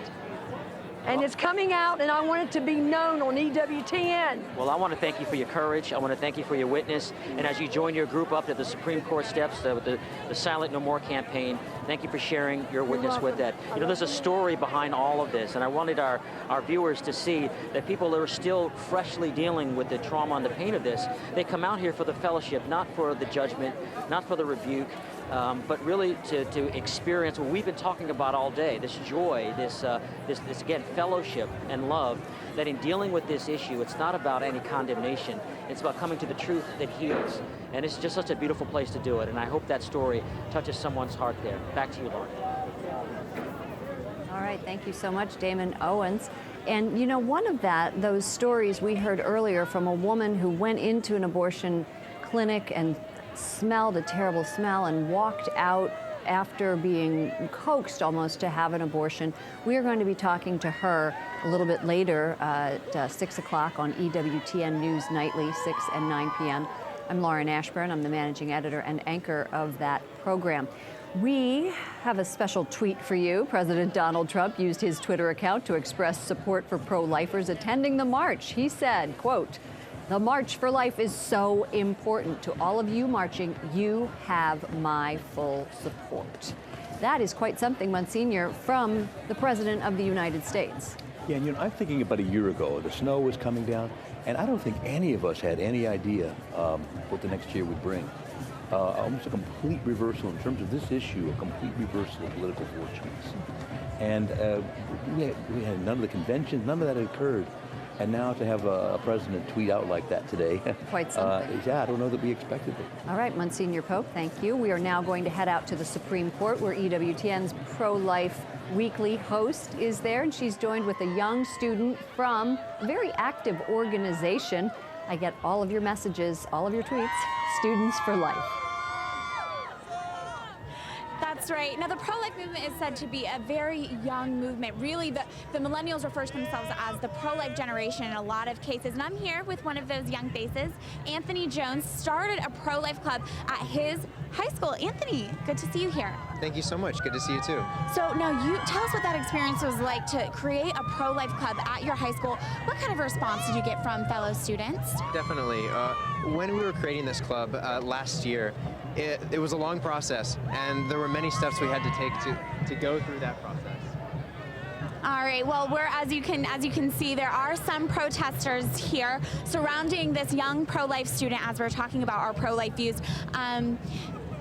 All right, so as protesters are to be expected at some of these rallies, but there aren't as many as others were expecting. Anthony, it's obvious that sometimes pro-life views aren't meant with a ton of just love and welcome reception at that same time.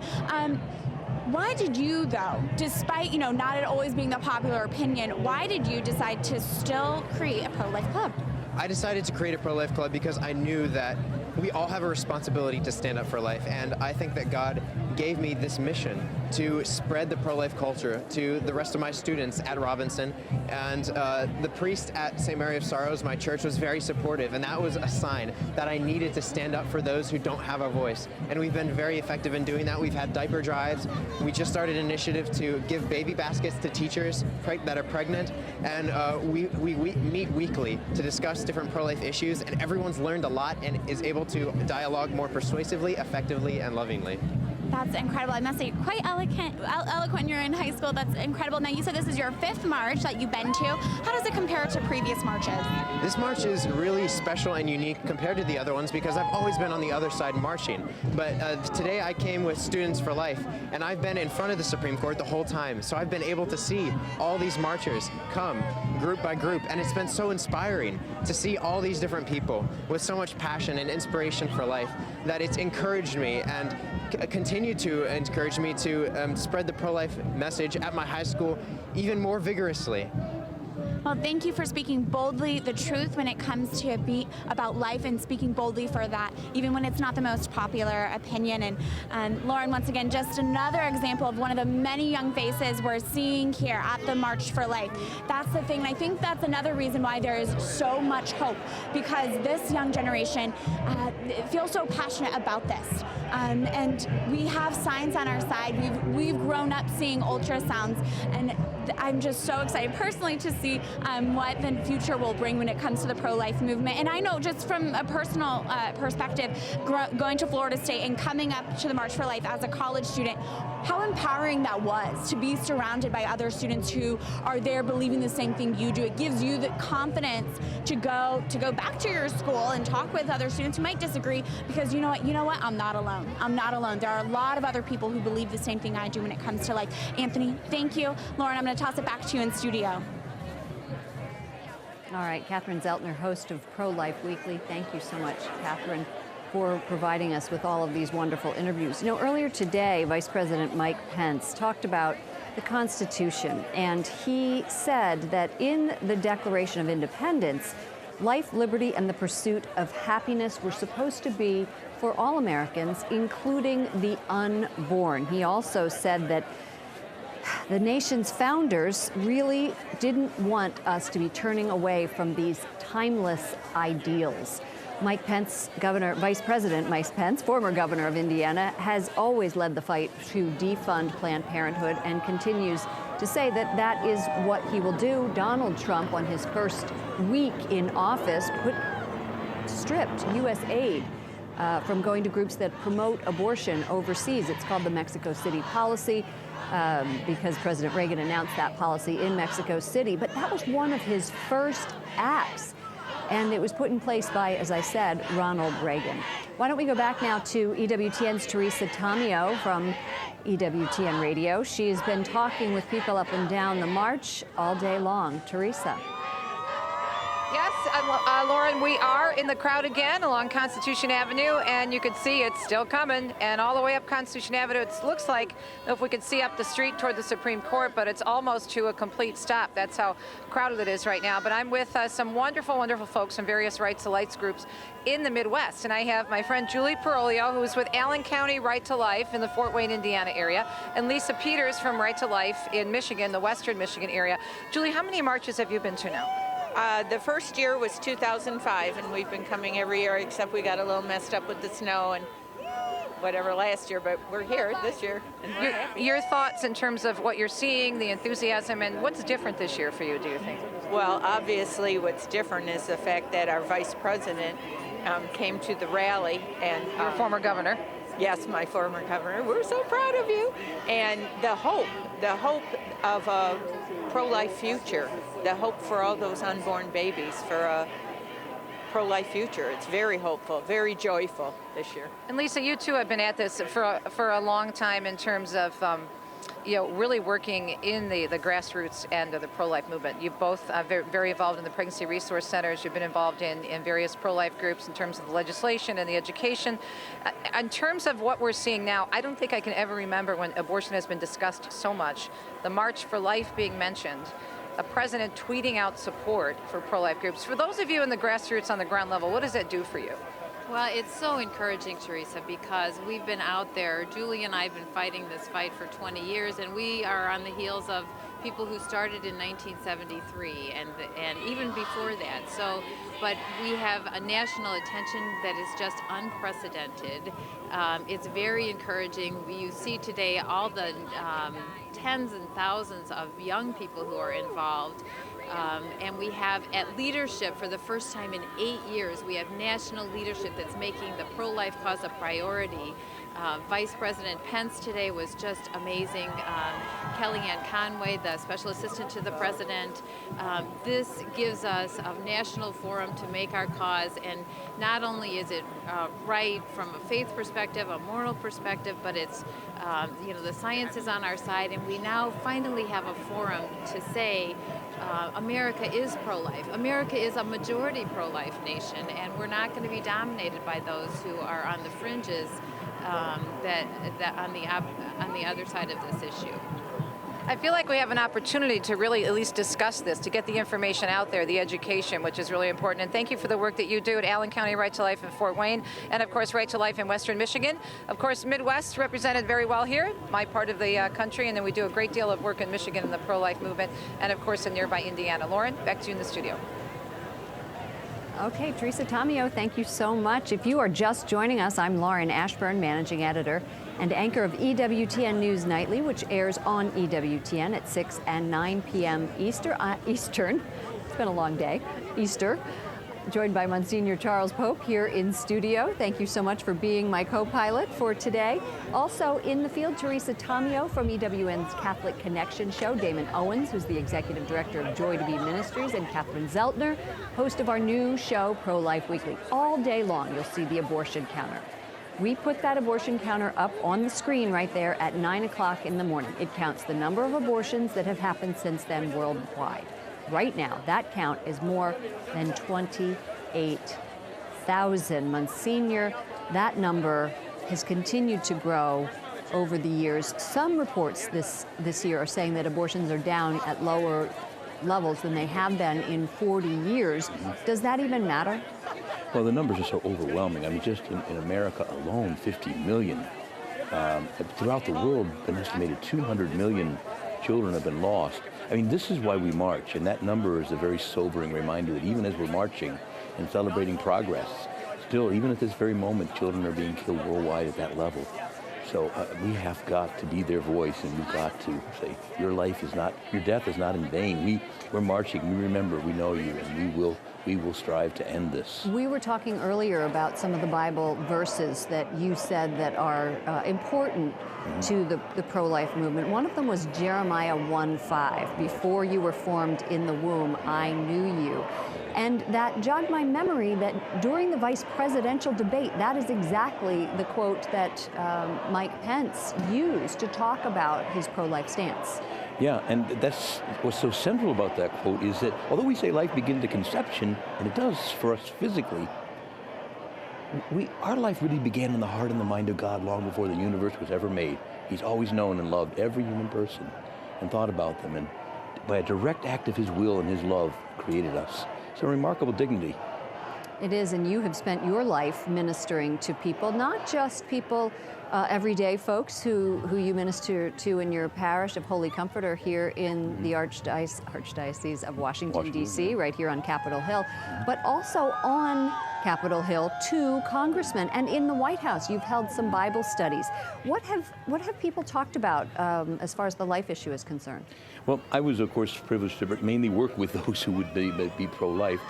And again, I think the main thing we talked about is how can we more effectively convince and craft legislation so that we can really reach people's hearts, and not just simply pass laws. And so it would be those very types of biblical quotes that we used. One of the very first things that Donald Trump did when he came into office was he banned the use of federal funds for abortions outside of the United States. The Hyde Amendment has passed through the House that bans U.S. funds for most abortions. That's passed every year through the spending bill, and now that goes to the Senate. The Born Alive Abortion Survivors Protection Act is sponsored by James Langford of Oklahoma, Representative Trent Franks of Arizona, and with a pro-life president, a pro-life Congress, all Republican in Congress in both the Senate and the House, it seems as if the tide may be turning politically. And I'm thinking, I would love to know your response to the mood now in Washington and whether or not you think that's even true. Yeah, it really is hard to say true. I'm not a political prognosticator. Well, neither am I, but I play one on TV. We have to keep working. That's all I know. We've just got to keep working. And I think perhaps the tide is turning, but I will say Planned Parenthood is very organized and very bold, and they're not going away quietly. And it's going to be a constant battle. One of our producers, Susan Bruce, our White House producer, went to Nancy Pelosi, Representative Nancy Pelosi's press conference, and asked her about the Hyde Amendment, asked about her Catholic faith, and asked her what she would say to her constituents who do not support abortion. And she said, she was very dismissive of abortion funding. Let's go back out to the field. We are marching on, as I keep saying, with our pro-life coverage. Damon Owens, who has been in the field all day since 9 o'clock this morning with us. He's on the Mall in Washington. He started out at the Triangle, as we call it. The march has been going on from the Washington Monument all the way to the Supreme Court. Damon. Yes, and after these hours, it seems that we're finally seeing at least the end of the march, which has just been a remarkable number. So we've got our last two groups I want to share with our viewers. The first is the only pregnancy home in the Shenandoah Valley area. This is Cabell Angle. Cabell, tell us about your group, your maternity home, New Eve. Thanks. We're a maternity home in Winchester, Virginia, Shenandoah Valley, about an hour and a half west of here, the only maternity home in the Shenandoah Valley. We provide shelter for homeless mothers and babies. So they're women who are pregnant but are homeless, and so we provide shelter. There are a lot of maternity homes around the country, and we're proud to be one of them. Can you give us a quick story about how you started in this work and what got you motivated? Well, it started with a group of people who were just concerned that homeless women needed a place to live, to have their babies. And we decided, our founders, that if we wanted the babies born, that a lot of them needed shelter. So that's how we came to be. Oh, God bless you. We've been meeting a number of these maternity homes, and far more than people know exist, and we're always moved by the heart and the way that the Lord moves you to do this. So Cabell Angle, thank you so much, and God bless New Eve. And here we have the Bonds of Marion Love, Colombian group here, and this group is from all over the country here. And Veronica? Yeah, Veronica. And Veronica, tell us about Bonds of Marion Love and what brings you guys together and what brings you together here at the March for Life. Yeah, well, like Damon was saying, we're Bonds of Marion Love, and we're a group of lay missionaries, started in Colombia about 18 years ago, but now we're all around the world. In the U.S., we're mostly on the East Coast. And our spirituality is the total consecration to Jesus through Mary. So we live our lives and everything we do and our mission in, through, with, and for Mary.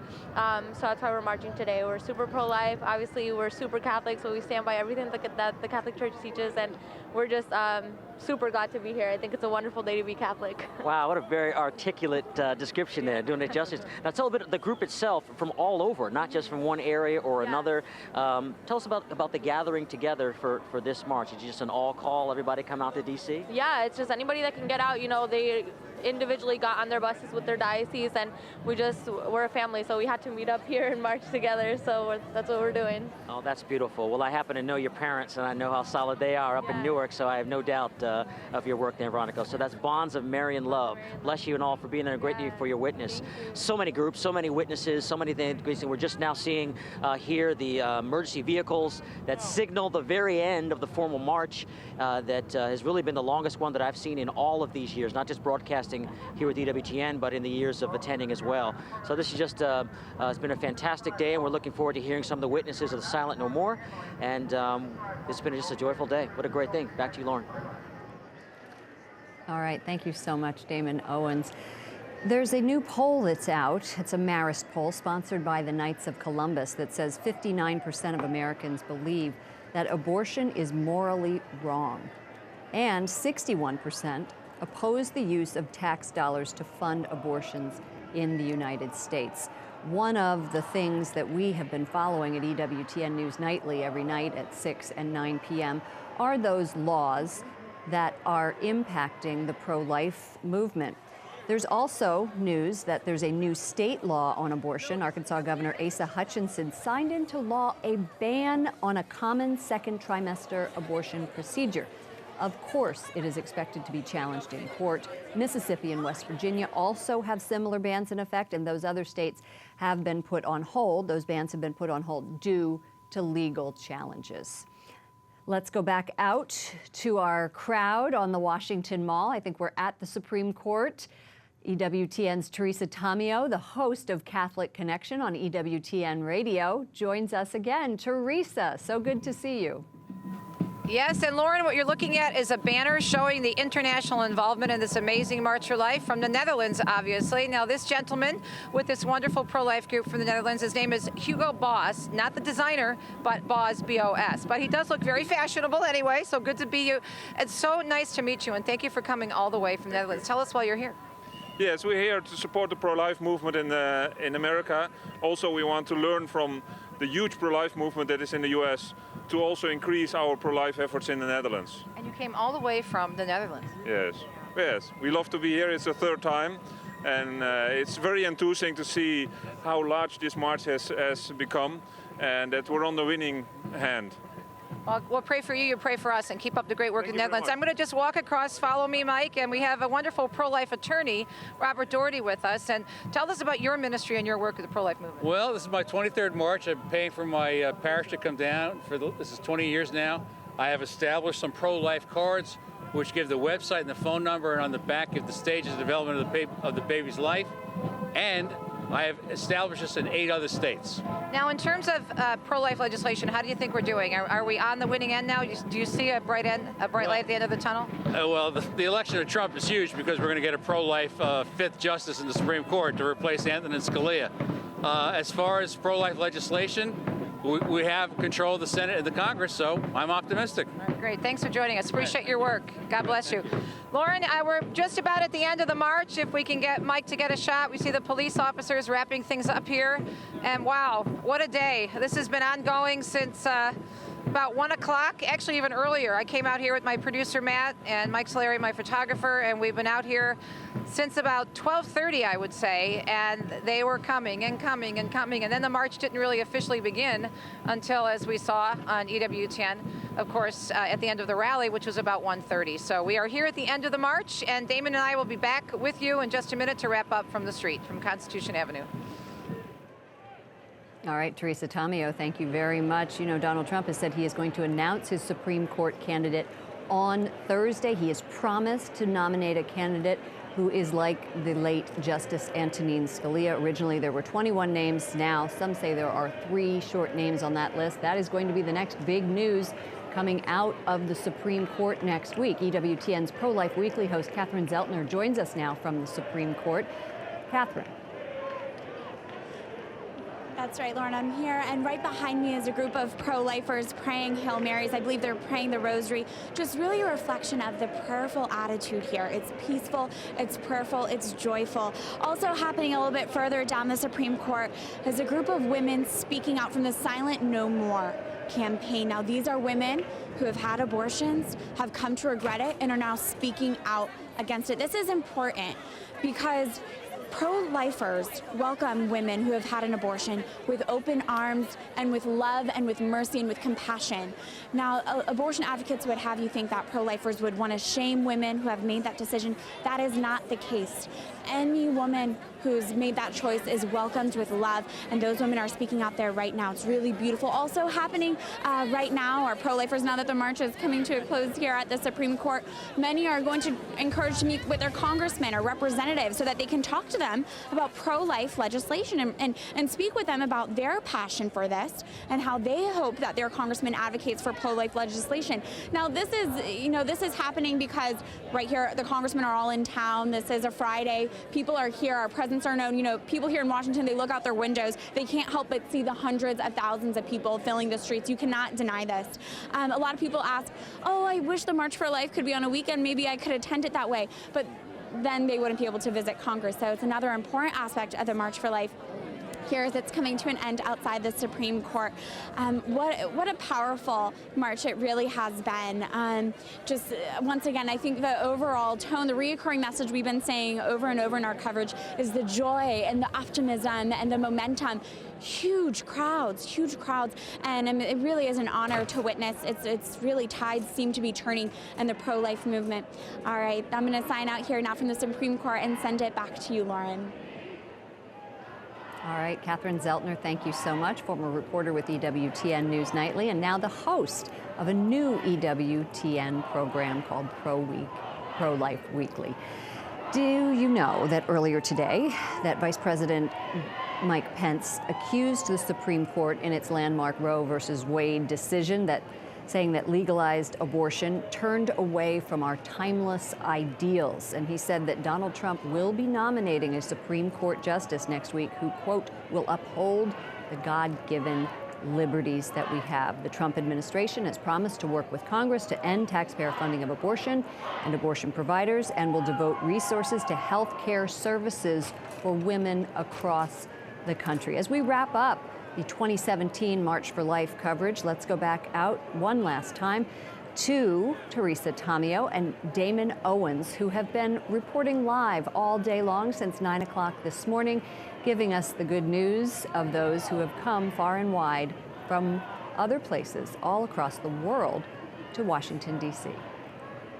Yeah, pretty amazing, Lauren. And I just interviewed Bikers for Life. That was really fun. I heard. But without the bikers, the diversity we see all year was incredible. Yeah. And you and I were just talking about the size, and it's always kind of a distraction about the size, but most certainly significantly larger than last year. In the words of our president, it was huge. It was huge. It was very big. So I want to make sure that I shout out to my beautiful wife Melanie and the 8 kids who couldn't be here. 3 of them were here. This was a march that really was full of such joy.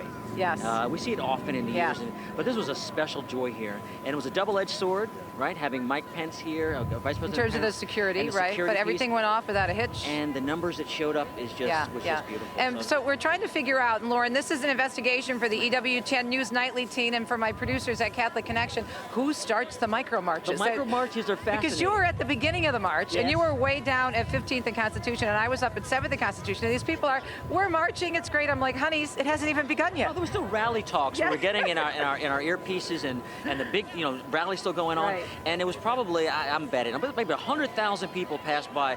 Before then, you see the actual banner that begins the march here. It was at least an hour and a half before we saw the actual banner. But it happens every year, but this year was particularly large in that pre-rally. So I think it's a testament to people who came out, people who are still here, and the witness for this particular week. And so much diversity, so many young seminarians and high school students, as we always see, a lot of families. And you know what I noticed too this year, Lauren, and I don't know if you saw it, but you should, because you have a lot of daughters, a lot of feminists with signs. Feminists are pro-life, real feminists are pro-life. So I think this really has caught on, this idea that we as women who believe in true feminism, as in who we are in terms of our dignity, that we have to get the word out that we are pro-life. And I feel it's really hopeful, very, very hopeful. And there was a little bit of fear, I think, about counter-protests or opposition, and they may have been here, but like every other year that we've done this, and remind, this is number 44. Yeah. This is not our first pro-life rodeo. This is not the first rodeo. You have to look for them, which is, for whatever reason. And even if you do, it doesn't damper. Right. It doesn't. People aren't looking for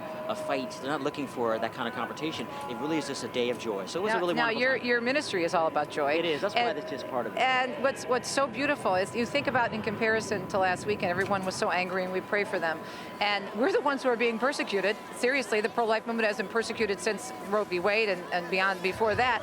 And everybody's so joyful. Why? Because our joy comes from the Lord, and we know we have the truth, and we carry it in our hearts. And we had such beautiful talks from the rally stage today. I mean, just beautiful testimonies and talk. And it gets to that particular point, that there is not just a higher political ground, that's kind of shallow, but there really is a principle at work here, that when you appeal and you stand on that principle, you can't help but be joyful, even in the midst of the opposition. So this is such a great testament and a privilege to be part of it with EWTN, and it's gavel-to-gavel coverage, as we spoke about earlier. And I think this is going to do what the march always does. It's going to re-energize those who are involved in that kind of work, and it's going to draw new people to wonder, who are these crazy 500,000 people that come together to talk about and to witness to this issue. Yeah, and I want to give a shout out to our EWTN crew who did work so hard to pull this together, of course, in Washington, Birmingham, and on the streets right here with us, our wonderful crew, our producers, our cameramen. It's a lot of work to do this, but I can't tell you, and you probably heard some of it, Lauren, we love you, EWTN. Thank you, EWTN. Thank you for all day long. So they have our backs in prayer, but great working with you. We really enjoyed it, and God willing, hopefully we'll be back next year. I have to say hi, Mom. Hi, Rosie. Hi, Ma. Coming home soon, Kate. Yes. Thank you. Back to you. Teresa and Damon, it has been just wonderful, a privilege working with both of you on this 2017 March for Life coverage. The coverage is going to re-air tonight at 10 p.m. Eastern, and again on Sunday at 10:30 a.m. Eastern. My co-pilot, Monsignor Charles Pope of the Archdiocese of Washington, has been here with me since 9 o'clock in the morning, and we have been talking about this wonderful and beautiful event that we have been witness to. And your comparison to years past, do you have any thoughts on that? Well, I think, yes, it was a lot of joyful energy today. Again, related certainly to the way the political lines are falling right now. And there's a sense that we can make real progress. And I think that we also have to march even when we don't think. We just keep marching, and the Lord this is in the Lord's hands, and He's gonna spring this for us. Earlier today, you were talking about how we have to bear our cross for Christ, and you were talking about that as it relates to women who want to have an abortion. You wrote about this in your blog post at the Archdiocese of Washington website. Tell us a little bit about that. Well, I do think that we have to be honest with people, and we can't just say, well, it'll all be fine. There are real hardships that women carry in terms of some of their pregnancies, and one of the reasons they find abortion, in some way attractive is the suffering. We have to reach out and help them carry the cross, but we can't deny the cross. We have to say, well, carrying the cross is part of what it means to be a Christian, and we certainly have to be able to honestly answer questions. Are you saying, for example, that a woman who has been raped needs to carry this child to term? We have to just honestly say, yes, we are. We want to help you, but this child did nothing wrong. And what do you say to people who say that rape and incest should be an exception? Yeah, again, the child did nothing wrong. And the death of a human being will not undo the horrible injustice and sin that was committed against this woman. But we have to help her to do what's right, even in spite of great emotional difficulties. January 22nd, 1973 was the Supreme Court decision, Roe versus Wade, that gave the women the right to an abortion. And many are marching today because they want that to be overturned. Norma McCorvey was Jane Roe, and she, as a woman, eventually came to the Catholic faith and is a pro-life activist. So what does that say about the church's ability to change hearts and minds? That's our goal, isn't it, really, to change hearts. And if we change hearts, we change behaviors. And Norma's been a great pro-life warrior, and we heard there were a good number of former abortion clinic workers that were up on the dais for a while today. Remarkable conversions are possible. One of the reasons we pray outside those clinics is certainly to save the children, but also to bring conversion to the clinic workers who may well lose their souls. We need to pray for their conversion. So there is great fruit that does come from our prayer and our work, and we got to keep it up. 58 million abortions in the U.S. since the 1973 Roe versus Wade decision. And while there are some reports that number is down, there is a number for 2014, the latest that we have the statistics for, that is down the lowest in 40 years. That does not mean, or does it, that we should continue not to fight? Even more, just keep going, because we're seeing some progress. All the more, because the last thing we want to have happen is just to fall off our guard and stop because we're seeing some progress. All the more reason now. This is the moment. Let's keep moving. And that is going to do it for our coverage here. Monsignor Charles Pope, it has been a pleasure. Pleasure, thank you. Doing television with you today. Okay. Archdiocese of Washington, thank you so much for all of your generous time today. Thank you. All right. That's one and all.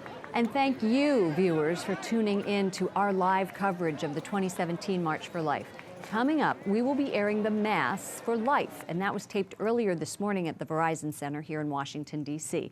We want to show you the final abortion counter. We have been counting since 9 o'clock this morning. It is now more than 29,000 lives. After the Mass, you can see an encore presentation of Pro-Life Weekly. That's at 5:30. And coming up at 6, I will rejoin you for EWTN News Nightly. I'm the anchor and managing editor of the program. We will talk to Eric Metaxas, New York Times bestselling author, Jason Jones, Star Parker. She joins us, and we will hear a moving testimony of a woman who went into an abortion clinic and made the decision not to have an abortion. That's tonight at 6 Eastern. Thank you from all of us at EWTN.